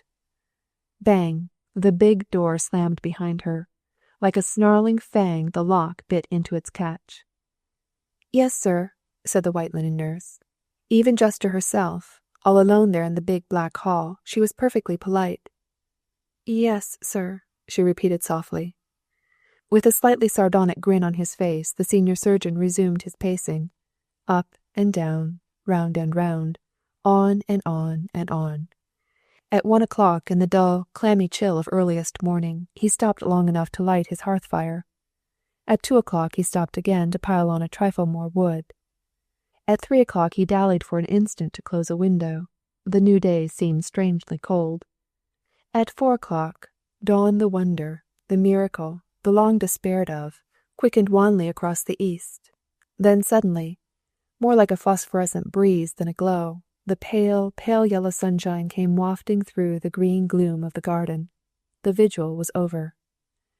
Stumbling out into the shadowy hall to greet the new day and the new beginning, the senior surgeon almost tripped and fell over the white linen nurse sitting all huddled up and drowsy-eyed in a little grey heap on his outer threshold. The sensation of stepping on a human body is not a pleasant one. It smote the senior surgeon nauseously through the nerves of his stomach. "What are you doing here?" he fairly screamed at her. "Just keeping you company, sir," yawned the white linen nurse. Before her hand could reach her mouth again, another great childish yawn overwhelmed her. "Just watching with you, sir," she finished more or less inarticulately. "Watching with me?" snarled the senior surgeon resentfully. "Why should you watch with me?" Like the frightened flash of a bird, the heavy lashes went swooping down across the pink cheeks and lifted as suddenly again. "Because you're my man," yawned the white linen nurse. Almost roughly, the senior surgeon reached down and pulled the white linen nurse to her feet. "God," said the senior surgeon. In his strained, husky voice, the words sounded like an oath. Grotesquely, a little smile went scudding zigzag across his haggard face. With an impulse absolutely alien to him, he reached out abruptly again and raised the white linen nurse's hand to his lips. "Good God, was what I meant, Miss McGregor." He grinned a bit sheepishly. Quite brusquely then he turned and looked at his watch. "I like my breakfast just as soon now as you can possibly get it," he ordered peremptorily. In his own morbid pathological emergency, no more stopping to consider the white linen nurse's purely normal fatigue than he in any pathological emergency of hers would have stopped to consider his own comfort, safety, or even, perhaps, life. Joyously then, like a prisoner just turned loose, he went swinging up the stairs to recreate himself with a smoke and a shave and a great, splashing, cold shower bath. Only one thing seemed to really trouble him now. At the top of the stairs he stopped for an instant and cocked his head a bit worriedly toward the drawing-room, where from some slow-brightening alcove bird carol after bird carol went fluting shrilly up into the morning. "Is that those blasted canaries?" he asked briefly. Very companionably, the white linen nurse cocked her own tousled head on one side and listened with him for half a moment. Only 4 of them are blasted canaries, she corrected very gently. The 5th one is a parakeet that I got at Markdown because it was a widowed bird and wouldn't mate again. Eh? Jerked the senior surgeon. Yes, sir, said the white linen nurse, and started for the kitchen. No one but the senior surgeon himself breakfasted in state at 5 o'clock that morning. Snug and safe in her crib upstairs, the little crippled girl slumbered peacefully on through the general disturbance. And as for the white linen nurse herself, what with chilling and rechilling melons, and broiling and unbroiling steaks, and making and remaking coffee, and hunting frantically for a different-sized water-glass or a prettier-colored plate, there was no time for anything except an occasional, hurried, surreptitious nibble halfway between the stove and the table. Yet in all that raucous early morning hour together, neither man nor girl suffered towards the other the slightest personal sense of contrition or resentment, for each mind was trained equally fairly, whether reacting on its own case or another's, to differentiate pretty readily between mean nerves and a mean spirit. Only once, in fact, across the intervening chasm of crankiness did the senior surgeon hurl a smile that was even remotely self-conscious or conciliatory. Glancing up suddenly from a particularly sharp and disagreeable speech, he noted the white linen nurse's red lips mumbling softly one to the other. "Are you specially religious, Miss Malgregor?" he grinned quite abruptly. "No, not specially, sir," said the white linen nurse. "Why, sir?" "Oh, it's only," grinned the senior surgeon dourly, "it's only that every time I'm especially ugly to you, I see your lips moving as though in silent prayer, as they call it, and I was just wondering if there was any special formula you used with me that kept you so everlastingly damned serene. Is there?" "Yes, sir," said the white linen nurse. "What is it?" demanded the senior surgeon quite bluntly. "Do I have to tell?" gasped the white linen nurse. A little tremulously in her hand the empty cup she was carrying rattled against its saucer. "Do I have to tell?" she repeated pleadingly. A delirious little thrill of power went fluttering through the senior surgeon's heart. "Yes, you have to tell me," he announced quite seriously. In absolute submission to his demand, though with very palpable reluctance, the white linen nurse came forward to the table, put down the cup and saucer, and began to finger a trifle nervously at the cloth. "Oh, I'm sure I didn't mean any harm, sir," she stammered. "But all I say is, honestly and truly all I say is, bah, he's nothing but a man, nothing but a man, nothing but a man, over and over and over. Just that, sir." Uproariously, the senior surgeon pushed back his chair and jumped to his feet. "I guess after all I'll have to let the little kid call you Peach, one day a week," he acknowledged jocosely.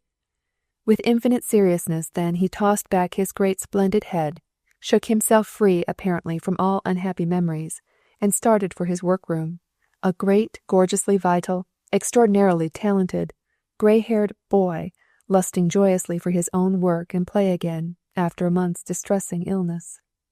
From the edge of the hall he turned round and made a real boyish grimace at her. "Now, if I only had the horns or the cloven hoof that you think I have," he called, "what an easy time I'd make of it, raking over all the letters and ads that are stacked upon my desk." "Yes, sir," said the white linen nurse. Only once did he come back into the kitchen or dining room for anything. It was at 7 o'clock, and the white linen nurse was still washing dishes. As radiant as a grey-haired god, he towered up in the doorway. The boyish rejuvenation in him was even more startling than before. "I'm feeling so much like a fighting cock this morning," he said. "I think I'll tackle that paper on surgical diseases of the pancreas that I have to read at Baltimore next month." A little startlingly, the grey lines furrowed into his cheeks again. "For heaven's sake, see that I'm not disturbed by anything," he admonished her warningly. It must have been almost 8 o'clock when the ear-splitting scream from upstairs sent the white linen nurse plunging out panic-stricken into the hall. "Oh, Peach! Peach!" yelled the little girl's frenzied voice. "Come quickly and see what that father is doing now, out on the piazza." Jerkily the white linen nurse swerved off through the French door that opened directly on the piazza. Had the senior surgeon hung himself, she tortured, in some wild temporary aberration of the morning after? But staunchly and reassuringly from the further end of the piazza, the senior surgeon's broad back belied her horrid terror. Quite prosily, and in apparently perfect health, he was standing close to the railing of the piazza. On the table directly beside him rested 4 empty bird cages. Just at that particular moment, he was inordinately busy releasing the last canary from the 5th cage. Both hands were smooched with ink, and behind his left ear a fountain pen dallied daringly. At the very first sound of the white linen nurse's step, the senior surgeon turned and faced her with a sheepish sort of defiance. "Well, now, I imagine," he said. "Well, now, I imagine I've really made you mad." "No, not mad, sir," faltered the white linen nurse. "No, not mad, sir, but very far from well." Coaxingly, with a perfectly futile hand, she tried to lure one astonished yellow songster back from a swaying yellow bush. "Why, they'll die, sir," she protested. "Savage cats will get them." "It's a choice of their lives or mine," said the senior surgeon tersely. "Yes, sir," droned the white linen nurse. Quite snappishly, the senior surgeon turned upon her. "For heaven's sake, do you think canary birds are more valuable than I am?" he demanded stentoriously. Most disconcertingly before his glowering eyes, a great, sad, round tear rolled suddenly down the white linen nurse's flushed cheek. "No, not more valuable," conceded the white linen nurse, "but more cunning." Up to the roots of the senior surgeon's hair, a flush of real contrition spread hotly. "Why, Ray," he stammered. "Why, what a beast I am! Why... In sincere perplexity he began to rack his brains for some adequate excuse, some adequate explanation. "Why, I'm sure I didn't mean to make you feel badly," he persisted. "Only, I've lived alone so long that I suppose I've just naturally drifted into the way of having a thing if I wanted it and throwing it away if I didn't. And canary birds, now, well, really..." He began to glower all over again. "Oh, thunder," he finished abruptly. "I guess I'll go down to the hospital where I belong." A little wistfully, the white linen nurse stepped forward. "The hospital?" she said. "Oh, the hospital? Do you think that perhaps you could come home a bit earlier than usual, tonight, and help me catch just one of the canaries?" "What?" gasped the senior surgeon. Incredulously, with a very inky finger, he pointed at his own breast. "What? I?" he demanded. "I come home early from the hospital to help you catch a canary?" Disgustedly, without further comment, he turned and stalked back again into the house. The disgust was still in his walk as he left the house an hour later. Watching his exit down the long gravel path, the little crippled girl commented audibly on the matter. "Peach, Peach," called the little crippled girl. "What makes Fat Father walk so surprised?" People at the hospital also commented upon him. "Gee," giggled the new nurses, "we bet he's a Tartar. But isn't his hair cute? And say," gossiped the new nurses, "is it really true that Malgregor girl was pinned down perfectly helplessly under the car, and he wouldn't let her out till she'd promised to marry him? Isn't it awful? Isn't it romantic?" "Why, Dr. Faber's back," fluttered the senior nurses. "Isn't he wonderful? Isn't he beautiful? But, oh, say," they worried, "what do you suppose Ray ever finds to talk with him about? Would she ever dare to talk things to him? Just plain everyday things? Hats, and going to the theater, and what to have for breakfast?" "Breakfast?" they gasped. "Why, yes, of course," they reasoned more sanely. "Steak, eggs, even oatmeal. Why, people had to eat, no matter how wonderful they were. But evenings?" they speculated more darkly. But evenings? In the whole range of human experience, was it even so much as remotely imaginable that evenings the senior surgeon and Ray Malgregor sat in the hammock and held hands? "Oh, gee," blanched the senior nurses. "Good morning, Dr. Faber," greeted the superintendent of nurses from behind her austere office desk. "Good morning, Miss Hartson," said the senior surgeon. "Have you had a pleasant trip?" quizzed the superintendent of nurses. "Exceptionally so, thank you," said the senior surgeon. And Mrs. Faber, is she well? Persisted the superintendent of nurses conscientiously. Mrs. Faber? Gasped the senior surgeon. Mrs. Faber? Oh, yes. Why, of course. Yes, indeed. She's extraordinarily well. I never saw her better. She must have been very lonely without you this past month? Rasped the superintendent of nurses, perfectly politely. Yes, she was, flushed the senior surgeon. She suffered keenly. And you, too, drawled the superintendent of nurses. It must have been very hard for you. Yes, it was, sweated the senior surgeon. I suffered keenly, too. Distractedly, he glanced back at the open door. An extraordinarily large number of nurses, interns, orderlies, seemed to be having errands up and down the corridor that allowed them a peculiarly generous length of neck to stretch into the superintendent's office. Great heavens! Snapped the senior surgeon. What's the matter with everybody this morning? Tempestuously he started for the door. Hurry up my cases, please, Miss Hartson, he ordered.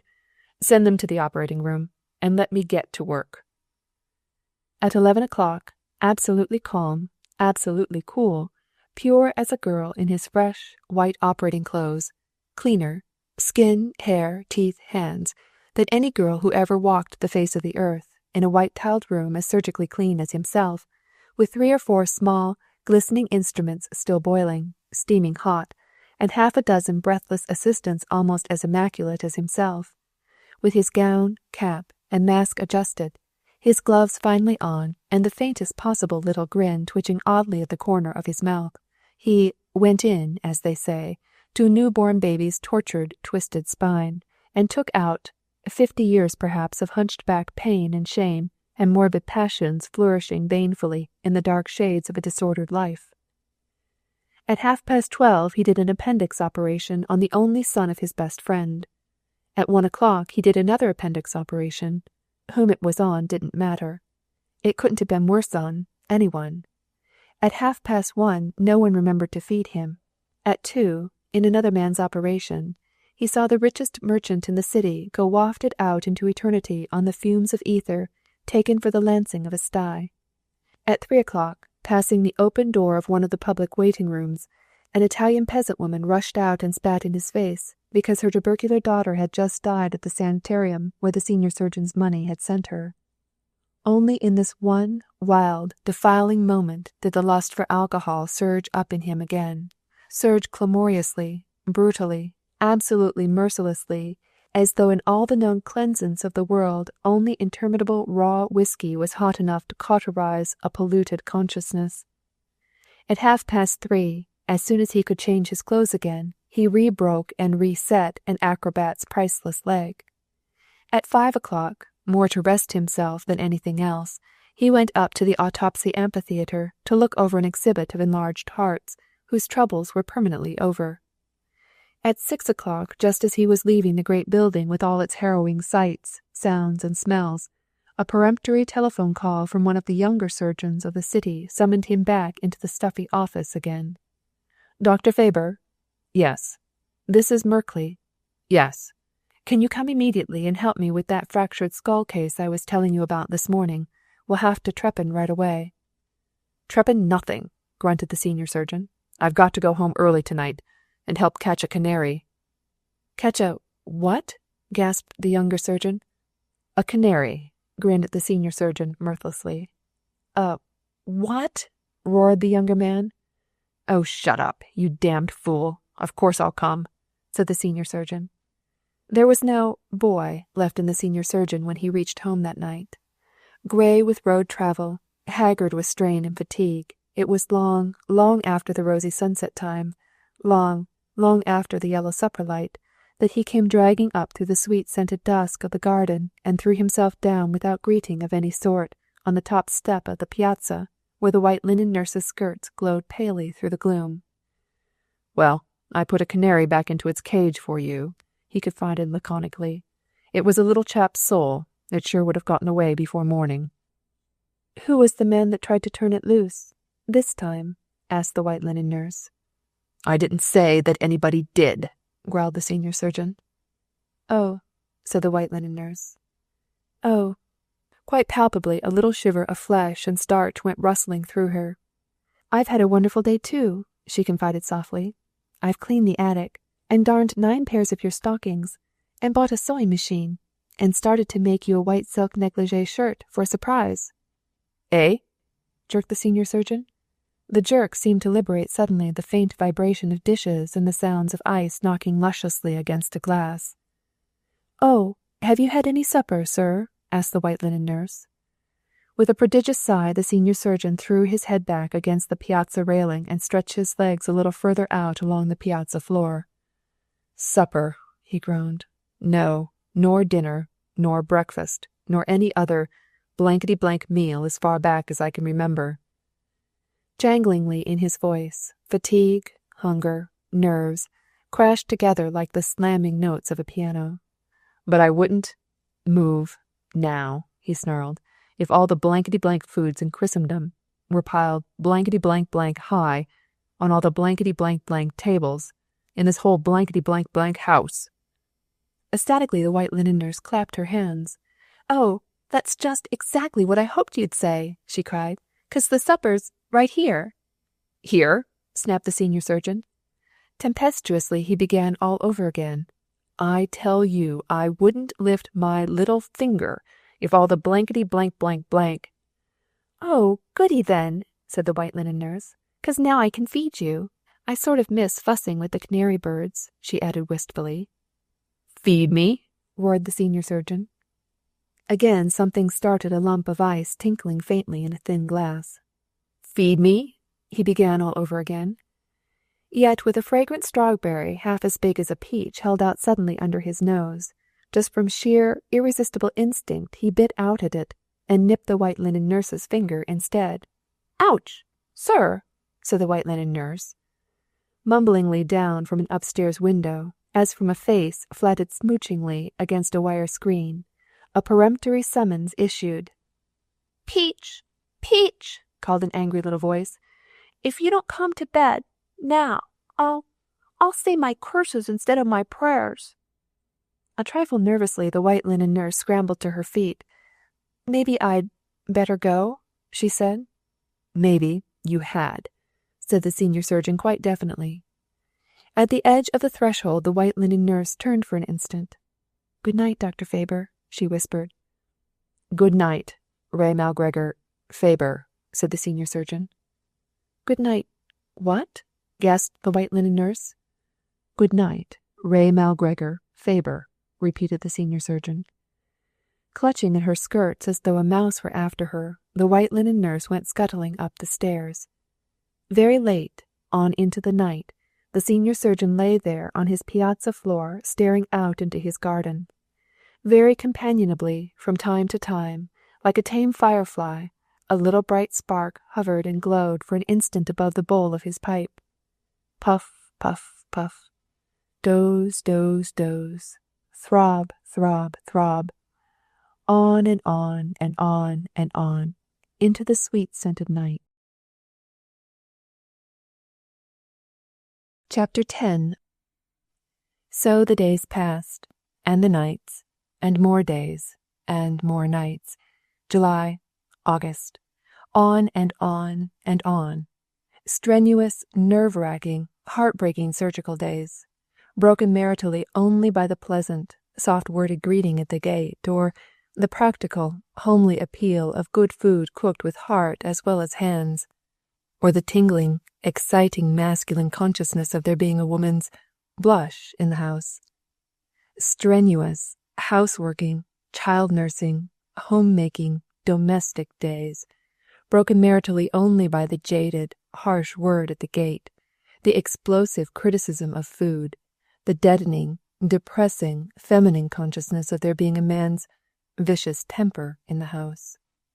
Now and again, in one big automobile or another, the white linen nurse and the senior surgeon rode out together, always and forever with the little crippled girl sitting between them, the other woman's little crippled girl. Now and again in the late summer afternoons, the white linen nurse and the senior surgeon strolled together through the rainbow-colored garden, always and forever with the little crippled girl, the other woman's little crippled girl, tagging close behind them with her little sad clanking leg. Now and again in the long sweet summer evenings the white linen nurse and the senior surgeon sat on the clematis-shadowed porch together, always and forever with the little crippled girl, the other woman's little crippled girl, mocking them querulously from some vague upper window.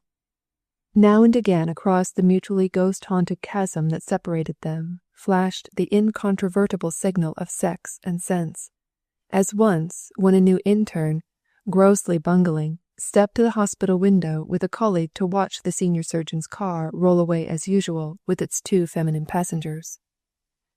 "What makes the chief so stingy with that big handsome girl of his?" queried the new intern a bit resentfully. "He won't ever bring her into the hospital, won't ever ask any of us young chaps out to his house, and some of us come pretty near to being eligible, too. What's he saving her for, anyway? A saint? A miracle worker? A millionaire medical man? They don't exist, you know." "I'm saving her for myself," snapped the senior surgeon most disconcertingly from the doorway. She happens to be my wife, not my daughter. Thank you." When the senior surgeon went home that night, he carried a big bunch of magazines and a box of candy as large as his head tucked courtingly under his arm. Now and again across the chasm that separated them flashed the incontrovertible signal of mutual trust and appreciation, as when once, after a particularly violent vocal outburst on the senior surgeon's part, he sobered down very suddenly and said, "Ray Malgregor, do you realize that in all the weeks we've been together you've never once nagged me about my swearing? Not a word. Not a single word." "I'm not very used to words," smiled the white linen nurse hopefully. "All I know how to nag with is raw eggs. If we could only get those nerves of yours patted just once, sir, the swearing would get well of itself." In August, the senior surgeon suggested sincerely that the house was much too big for the white linen nurse to run all alone, but conceded equally sincerely, under the white linen nurse's vehement protest, that servants, particularly new servants, did creak considerably round a house, and that maybe, just for the present, at least, until he finished his very nervous paper on brain tumours, perhaps it would be better to stay just by ourselves. In September, the white linen nurse wanted very much to go home to Nova Scotia to her sister's wedding, but the senior surgeon was trying a very complicated and worrisome new brace on the little girl's leg, and it didn't seem quite kind to go. In October, she planned her trip all over again. She was going to take the little crippled girl with her this time, but with their trunks already packed and waiting in the hall, the senior surgeon came home from the hospital with a septic finger, and it didn't seem quite best to leave him. "Well, how do you like being married now?" asked the senior surgeon, a bit ironically in his workroom that night, after the white linen nurse had stood for an hour with evil-smelling washes and interminable bandages, trying to fix that finger the precise, particular way that he thought it ought to be fixed. "Well, how do you like being married now?" he insisted trenchantly. "Oh, I like it all right, sir," said the white linen nurse. A little bit wanly this time, she smiled her pluck up into the senior surgeon's questioning face. "Oh, I like it all right, sir. Oh, of course, sir," she confided thoughtfully. "Oh, of course, sir, it isn't quite as fancy as being engaged, or quite as free and easy as being single, but still," she admitted with desperate honesty, "but still there's a sort of a combination importance and comfort about it, sir, like a velvet suit, the second year, sir." "Is that all?" quizzed the senior surgeon bluntly. "That's all, so far, sir," said the white linen nurse. In November, the white linen nurse caught a bit of cold that pulled her down a little, but the senior surgeon didn't notice it specially among all the virulent ills he lived and worked with from day to day. And then when the cold disappeared, Indian summer came like a reeking sweat after a chill, and the house was big, and the little crippled girl was pretty difficult to manage now and then, and the senior surgeon, no matter how hard he tried not to, did succeed somehow in creating more or less of a disturbance, at least every other day or two. And then suddenly, one balmy gold and crimson Indian summer morning, standing out on the piazza trying to hear what the little crippled girl was calling from the window and what the senior surgeon was calling from the gate, the white linen nurse fell right down in her tracks, brutally, bulkily, like a worn-out horse, and lay as she fell, a huddled white heap across the gray piazza. "Oh, father, come quick! Come quick! Peach has deaded herself!" yelled the little girl's frantic voice. Just with his foot on the step of his car, the senior surgeon heard the cry and came speeding back up the long walk. Already there before him, the little girl knelt, raining passionate, agonized kisses on her beloved playmate's ghastly white face. "Leave her alone," thundered the senior surgeon. "Leave her alone, I say." Brusquely he pushed the little girl aside and knelt to cradle his own ear against the white linen nurse's heart. "Oh, it's all right," he growled, and gathered the white linen nurse right up in his arms. She was startlingly lighter than he had supposed, and carried her up the stairs and put her to bed like a child in the great sumptuous guest room, in a great sumptuous nest of all the best linens and blankets, with the little crippled girl superintending the task with many hysterical suggestions and sharp staccato interruptions. For once in his life, the senior surgeon did not stop to quarrel with his daughter. Rallyingly limply from her swoon, the white linen nurse stared out with hazy perplexity at last from her dimpling white pillows to see the senior surgeon standing amazingly at the guest-room bureau with a glass and a medicine-dropper in his hand, and the little crippled girl hanging apparently by her narrow-peaked chin across the footboard of the bed. Gazing down worriedly at the lace-ruffled sleeve of her nightdress, the white linen nurse made her first public speech to the world at large. "Who put me to bed?" whispered the white linen nurse. Ecstatically, the little crippled girl began to pound her fists on the footboard of the bed. "Father did!" she cried in unmistakable triumph. "All the little hooks, all the little buttons. Wasn't it cunning?" The senior surgeon would hardly have been human if he hadn't glanced back suddenly over his shoulder at the white linen nurse's precipitously changing color, quite irrepressibly, as he saw the red blood come surging home again to her cheeks.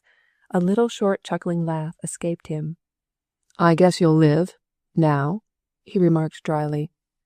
Then, because a senior surgeon can't stay home on the mere impulse of the moment from a great rushing hospital, just because one member of his household happens to faint perfectly innocently in the morning, he hurried on to his work again, and saved a little boy, and lost a little girl, and mended a fractured thigh, and eased a gunshot wound, and came dashing home at noon in one of his $1,000 hours to feel the white linen nurse's pulse and broil her a bit of tenderloin steak with his own $1,000 hands, and then went dashing off again to do one major operation or another, telephoned home once or twice during the afternoon to make sure that everything was all right, and finding that the white linen nurse was comfortably up and about again, went sprinting off 50 miles somewhere on a meningitis consultation, and came dragging home at last, somewhere near midnight, to a big black house brightened only by a single light in the kitchen, where the white linen nurse went tiptoeing softly from stove to pantry in deft preparation of an appetizing supper for him.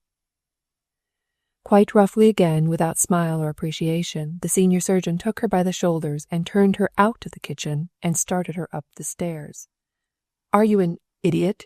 he said. "Are you an imbecile?" He came back and called up the stairs to her, just as she was disappearing from the upper landing.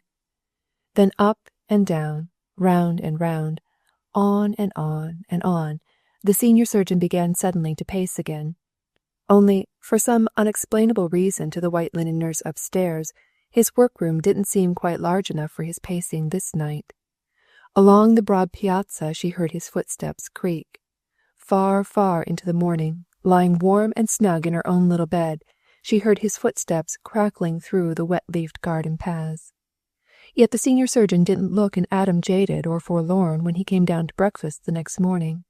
He had on a brand-new gray suit that fitted his big, powerful shoulders to perfection, and the glad glow of his shower bath was still reddening faintly in his cheeks as he swung around the corner of the table and dropped down into his place with an odd little grin on his lips, directed interminably towards the white linen nurse and the little crippled girl, who already waited him there at either end of the table. "Oh, father, isn't it lovely to have my darling Peach all well again?" beamed the little crippled girl with unusual friendliness. "Speaking of your darling Peach," said the senior surgeon quite abruptly. "Speaking of your darling Peach, I'm going to take her away with me today, for a week or so." "Eh?" jumped the little crippled girl. "What? What, sir?" stammered the white linen nurse. Quite prosily the senior surgeon began to butter a piece of toast, but the little twinkle around his eyes belied in some way the utter prosiness of the act. "For a little trip," he confided amiably. "A little holiday." A trifle excitedly the white linen nurse laid down her knife and fork and stared at him, blue-eyed and wondering as a child. "A holiday?" she gasped. "To a beach, you mean? Would there be a roller coaster? I've never seen a roller coaster." "Eh?" laughed the senior surgeon. "Oh, I'm going too, piped the little crippled girl. Most jerkily the senior surgeon pushed back his chair from the table and swallowed half a cup of coffee at one single gulp. "Going 3, you mean?" he glowered at his little daughter. "Going 3?" His comment that ensued was distinctly rough as far as diction was concerned, but the facial expression of ineffable peace that accompanied it would have made almost any phrase sound like a benediction. "Not by a damn sight," beamed the senior surgeon. "This little trip is just for Peach and me." "But, sir?" fluttered the white linen nurse. Her face was suddenly pinker than any rose that ever bloomed. With an impulse absolutely novel to him, the senior surgeon turned and swung his little daughter very gently to his shoulder. "Your Aunt Agnes is coming to stay with you in about 10 minutes, he affirmed. "That's what's going to happen to you. And maybe there'll be a pony. A white pony." "But Peach is so pleasant," wailed the little crippled girl. "Peach is so pleasant." She began to scream and kick. "So it seems," growled the senior surgeon, "and she's dying of it." Tearfully the little girl wriggled down to the ground and hobbled around and thrust her fingertip into the white linen nurse's blushiest cheek. "I don't want Peach to die," she admitted worriedly, "but I don't want anybody to take her away." "The pony is very white," urged the senior surgeon with a diplomacy quite alien to him. Abruptly the little girl turned and faced him. "What color is Aunt Agnes?" she asked vehemently. "Aunt Agnes is pretty white, too," attested the senior surgeon. With the faintest possible tinge of superciliousness, the little girl lifted her sharp chin a trifle higher. "If it's just a perfectly plain white pony," she said, "I'd rather have Peach. But if it's a white pony with black dots on it, and if it can pull a little cart, and if I can whip it with a little switch, and if it will eat sugar lumps out of my hand, and if its name is Beautiful Pretty Thing." "Its name has always been Beautiful Pretty Thing, I'm quite sure," insisted the senior surgeon. Inadvertently, as he spoke, he reached out and put a hand very lightly on the white linen nurse's shoulder. Instantly, to the little girl's suspicious face flushed a furiously uncontrollable flame of jealousy and resentment. Madly she turned upon her father. "You're a liar!" she screamed. "There is no white pony. You're a robber. You're a drunk. You shan't have my darling Peach." And she threw herself frenziedly into the white linen nurse's lap. Impatiently the senior surgeon disentangled the little clinging arms, and raising the white linen nurse to her feet, pushed her emphatically towards the hall. "Go to my workroom," he said. "Quickly, I want to talk with you." A moment later he joined her there, and shut and locked the door behind him. The previous night's loss of sleep showed plainly in his face now, and the hospital strain of the day before, and the day before that, and the day before that. Heavily, moodily, he crossed the room and threw himself down in his desk chair with the white linen nurse still standing before him, as though she were nothing but a white linen nurse.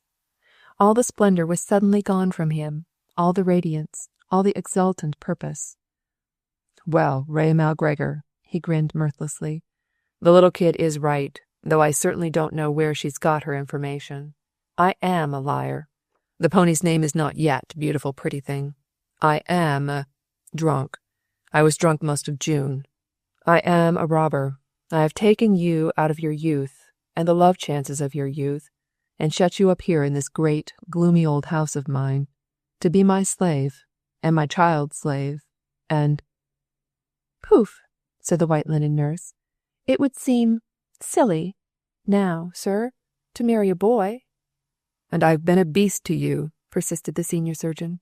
"From the very first day you belonged to me, I've been a beast to you, venting brutally on your youth, on your sweetness, on your patience, all the work, the worry, the wear and tear, the abnormal strain and stress of my disordered days and years, and I've let my little girl vent also on you the pang and pain of her disordered days.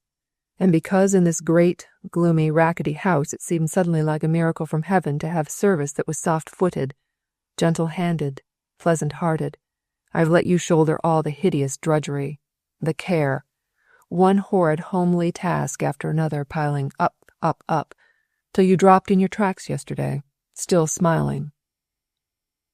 "But I got a good deal out of it, even so, sir," protested the white linen nurse. "See, sir," she smiled, "I've got real lines in my face, now, like other women. I'm not a doll any more. I'm not a—" "Yes," groaned the senior surgeon, "and I might just as kindly have carved those lines with my knife, but I was going to make it all up to you today," he hurried. "I swear I was. Even in one short little week I could have done it. You wouldn't have known me. I was going to take you away, just you and me. I would have been a saint. I swear I would. I would have given you such a great, wonderful, child-hearted holiday as you never dreamed of in all your unselfish life. A holiday all you. You could have dug in the sand if you'd wanted to. Gad, I'd have dug in the sand if you wanted me to. And now it's all gone from me, all the will, all the sheer positive assurance that I could have carried the thing through, absolutely selflessly. That little girl's sneering taunt, the ghost of her mother in that taunt. God, when anybody knocks you just in your decency, it doesn't seem to harm you specially. But when they knock you in your wanting to be decent, it undermines you somewhere. I don't know exactly how. I'm nothing but a man again. Now, just a plain, everyday, greedy, covetous, physical man, on the edge of a holiday, the first clean holiday in 20 years, that he no longer dares to take." A little swayingly, the white linen nurse shifted her standing weight from one foot to the other. "I'm sorry, sir," said the white linen nurse. "I'd like to have seen a roller coaster, sir." Just for an instant a gleam of laughter went brightening across the senior surgeon's brooding face and was gone again. "Ray Malgregor, come here," he ordered quite sharply. Very softly, very glidingly, like the footfall of a person who has never known heels, the white linen nurse came forward swiftly and, sliding in cautiously between the senior surgeon and his desk, stood there with her back braced against the desk, her fingers straying idly up and down the edges of the desk, staring up into his face, all readiness, all attention, like a soldier waiting further orders. So near was she that he could almost hear the velvet heart-throb of her, the little fluttering swallow, yet by some strange, persistent aloofness of her, some determinate virginity, not a fold of her gown, not an edge, not a thread, seemed to even so much as graze his knee, seemed to even so much as shadow his hand, lest it short-circuit thereby the seething currents of their variant emotions. With extraordinary intentness for a moment, the senior surgeon sat staring into the girl's eyes, the blue eyes too full of childish questioning, yet to flinch with either consciousness or embarrassment. "After all, Ray Malgregor," he smiled at last, faintly. "After all, Ray Malgregor, heaven knows when I shall ever get another holiday."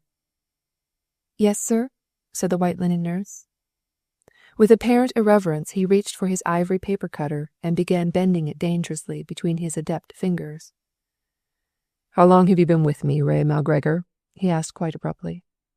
4 months, actually with you, sir," said the white linen nurse. "Do you happen to remember the exact phrasing of my proposal of marriage to you?" he asked shrewdly.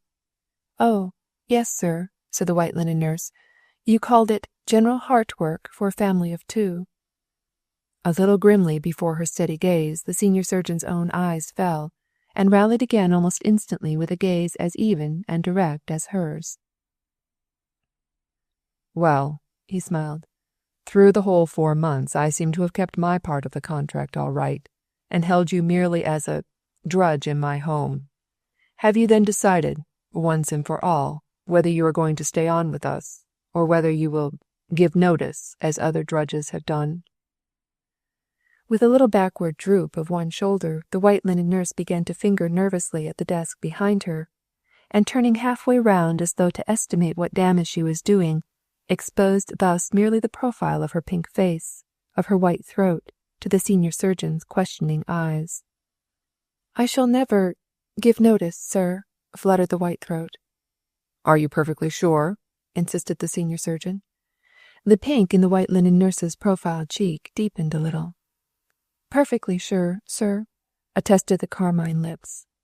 Like the crack of a pistol, the senior surgeon snapped the ivory paper cutter in two. "All right, then," he said. "Ray Malgregor, look at me. Don't take your eyes from mine, I say. Ray Malgregor, if I should decide in my own mind, here and now, that it was best for you, as well as for me, that you should come away with me now, for this week, not as my guest as I had planned, but as my wife, even if you were not quite ready for it in your heart, even if you were not quite remotely ready for it, would you come because I told you to come?" Heavily under her white eyelids, heavily under her black lashes, the girl's eyes struggled up to meet his own. "Yes, sir," whispered the white linen nurse. Abruptly, the senior surgeon pushed back his chair from the desk and stood up. The important decision once made, no further finessing of words seemed either necessary or dignified to him. "Go and pack your suitcase quickly, then," he ordered. "I want to get away from here within half an hour." But before the girl had half crossed the room, he called to her suddenly, his whole bearing and manner miraculously changed, and his face in that moment as haggard as if a whole lifetime's struggle was packed into it. "Ray Malgregor," he drawled mockingly, "this thing shall be barter way through to the end, with the credit always on your side of the account. In exchange for the gift of yourself, your wonderful self, and the trust that goes with it, I will give you, God help me, the ugliest thing in my life. And God knows I have broken faith with myself once or twice, but never have I broken my word to another. From now on, in token of your trust in me, for whatever the bitter gift is worth to you, as long as you stay with me, my Junes shall be yours, to do with as you please." "What, sir?" gasped the white linen nurse. "What, sir?" Softly, almost stealthily, she was halfway back across the room to him, when she stopped suddenly and threw out her arms with a gesture of appeal and defiance. "All the same, sir," she cried passionately. "All the same, sir, the place is too hard for the small pay I get. Oh, I will do what I promised," she attested with increasing passion. "I will never leave you, and I will mother your little girl, and I will servant your big house, and I will go with you wherever you say, and I will be to you whatever you wish, and I will never flinch from any hardship you impose on me, nor whine over any pain. On and on and on, all my days, all my years, till I drop in my tracks again and die, as you say, still smiling. All the same," she reiterated wildly, "the place is too hard. It always was too hard. It always will be too hard, for such small pay." "For such small pay?" gasped the senior surgeon. Around his heart a horrid, clammy chill began to settle. Sickeningly through his brain a dozen recent financial transactions began to rehearse themselves. "You mean, Miss Malgregor," he said a bit brokenly, "you mean that I haven't been generous enough with you?" "Yes, sir," faltered the white linen nurse. All the storm and passion died suddenly from her, leaving her just a frightened girl again, flushing pink-white, pink-white, pink-white, before the senior surgeon's scathing stare. 1 step, 2 steps, 3. She advanced toward him. "Oh, I mean, sir," she whispered. "Oh, I mean, sir, that I'm just an ordinary, ignorant country girl, and you are further above me than the moon from the sea. I couldn't expect you to love me, sir. I couldn't even dream of your loving me. But I do think you might like me just a little bit with your heart." What? Flushed the senior surgeon. What? Whackety-bang against the window-pane sounded the little crippled girl's knuckled fists. Darkly against the window-pane squashed the little crippled girl's staring face. "Father!" screamed the shrill voice. "Father! There's a white lady here with 2 black ladies washing the breakfast dishes. Is it Aunt Agnes?" With a totally unexpected laugh, with a totally unexpected desire to laugh, the senior surgeon strode across the room and unlocked his door. Even then his lips against the white linen nurse's ear made just a whisper, not a kiss. God bless you. Hurry, he said, and let's get out of here before any telephone message catches me. Then, almost calmly, he walked out on the piazza and greeted his sister-in-law. "Hello, Agnes," he said. "Hello yourself," smiled his sister-in-law. "How's everything?" he inquired politely. "How's everything with you?" parried his sister-in-law. Idly for a few moments, the senior surgeon threw out stray crumbs of thought to feed the conversation, while smilingly all the while from her luxuriant East Indian chair his sister-in-law sat studying the general situation. The senior surgeon's sister-in-law was always studying something. Last year it was archaeology, the year before basketry. This year it happened to be eugenics, or something funny like that. Next year again it might be bookbinding. "So you and your pink and white shepherdess are going off on a little trip together?" she queried banteringly. "The girl's a darling, Lendicott. I haven't had so much sport in a long time as I had that afternoon last June, when I came in my best calling clothes and helped her paint the kitchen woodwork. And I come prepared to be a bit nasty, Lendicott. In all honesty, Lendicott, I might just as well fess up that I had come prepared to be just a little bit nasty." "She seems to have a way," smiled the senior surgeon. "She seems to have a way of disarming people's unpleasant intentions." A trifle quizzically for an instant the woman turned her face to the senior surgeon's. It was a worldly face, a cold-featured, absolutely worldly face, with a surprisingly humorous mouth that warmed her nature just about as cheerfully and just about as effectually as one open fireplace warms a whole house. Nevertheless, one often achieved much comfort by keeping close to Aunt Agnes's humorous mouth, for Aunt Agnes knew a thing or two, Aunt Agnes did, and the things that she made a point of knowing were conscientiously amiable. "Why, Lendicott Faber," she rallied him now. "Why, you're as nervous as a schoolboy. Why, I believe that you're going courting." More opportunely than any man could have dared to hope, the white linen nurse appeared suddenly on the scene in her little blue serge wedding suit, with her travelling case in her hand. With a gasp of relief, the senior surgeon took her case, and his own, and went on down the path to his car and his chauffeur, leaving the 2 women temporarily alone. When he returned to the piazza, the woman of the world and the girl not all of the world were bidding each other a really affectionate good-bye, and the woman's face looked suddenly just a little bit old, but the girl's cheeks were most inordinately blooming. In unmistakable friendliness, his sister-in-law extended her hand to him. "Good-bye, Lendicott, old man," she said, "and good luck to you." A little slyly out of her shrewd grey eyes she glanced up sideways at him. "You've got the devil's own temper, Lendicott, dear," she teased, "and 2 or 3 other vices probably, and if rumour speaks the truth, you've run amok more than once in your life. But there's one thing I will say for you, though it prove you a dear stupid. You never were over quick to suspect that any woman could possibly be in love with you." "To what woman do you particularly refer?" mocked the senior surgeon impatiently.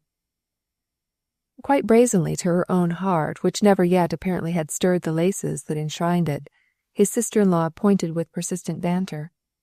"Maybe I refer to myself," she laughed, "and maybe to the only other lady present." "Oh," gasped the white linen nurse. "You do me much honour, Agnes," bowed the senior surgeon. Quite resolutely he held his gaze from following the white linen nurse's quickly averted face. A little oddly for an instant, the older woman's glance hung on his. "More honor, perhaps, than you think, Lendicott Faber," she said, and kept right on smiling. "Eh?" jerked the senior surgeon. Restively he turned to the white linen nurse. Very flushingly on the steps, the white linen nurse knelt arguing with the little crippled girl. "Your father and I are going away," she pleaded. "Won't you, please, kiss us good-bye?" "I've only got one kiss," sulked the little crippled girl. "Give it to your father," pleaded the white linen nurse. Amazingly, all in a second, the ugliness vanished from the little face. Dartingly like a bird, the child swooped down and planted one large round kiss on the senior surgeon's astonished boot. "Beautiful father," she cried, "I kiss your feet." Abruptly, the senior surgeon plunged from the step and started down the walk. His cheekbones were quite crimson. 2 or 3 rods behind him, the white linen nurse followed falteringly. Once she stopped to pick up a tiny stick or a stone, and once she dallied to straighten out a snarled spray of red and brown woodbine. Missing the sound or the shadow of her, the senior surgeon turned suddenly to wait. So startled was she by his intentness, so flustered, so affrighted, that just for an instant the senior surgeon thought that she was going to wheel in her tracks and bolt madly back to the house. Then quite unexpectedly she gave an odd, muffled little cry and ran swiftly to him like a child, and slipped her bare hand trustingly into his, and they went on together to the car. With his foot already half lifted to the step, the senior surgeon turned abruptly around and lifted his hat, and stood staring back bareheaded for some unexplainable reason at the 2 silent figures on the piazza. "Ray," he said perplexedly. "Ray, I don't seem to know just why, but somehow I'd like to have you kiss your hand to Aunt Agnes." Obediently, the white linen nurse withdrew her fingers from his and wafted 2 kisses, one to Aunt Agnes and one to the little crippled girl. Then the white linen nurse and the senior surgeon climbed up into the tonneau of the car, where they had never sat alone before, and the senior surgeon gave a curt order to his man, and the big car started off again into interminable spaces. Mutely, without a word, without a glance passing between them, the senior surgeon held out his hand to her once more, as though the absence of her hand in his was suddenly a lonesomeness not to be endured again while life lasted.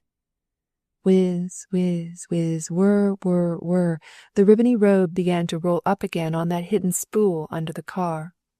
When the chauffeur's mind seemed sufficiently absorbed in speed and sound, the senior surgeon bent down a little mockingly and mumbled his lips inarticulately at the white linen nurse. "See," he laughed, "I've got a text, too, to keep my courage up. Of course you look like an angel," he teased closer and closer to her flaming face.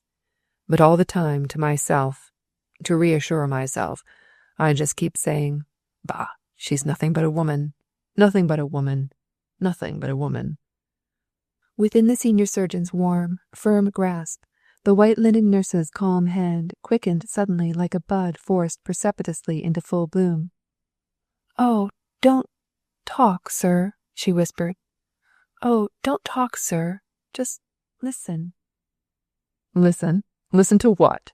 laughed the senior surgeon. From under the heavy lashes that shadowed the flaming cheeks, the soul of the girl who was to be his peered up at the soul of the man who was to be hers, and saluted what she saw. "Oh, my heart, sir," whispered the white linen nurse. "Oh, my heart, my heart, my heart." And the end of The White Linen Nurse.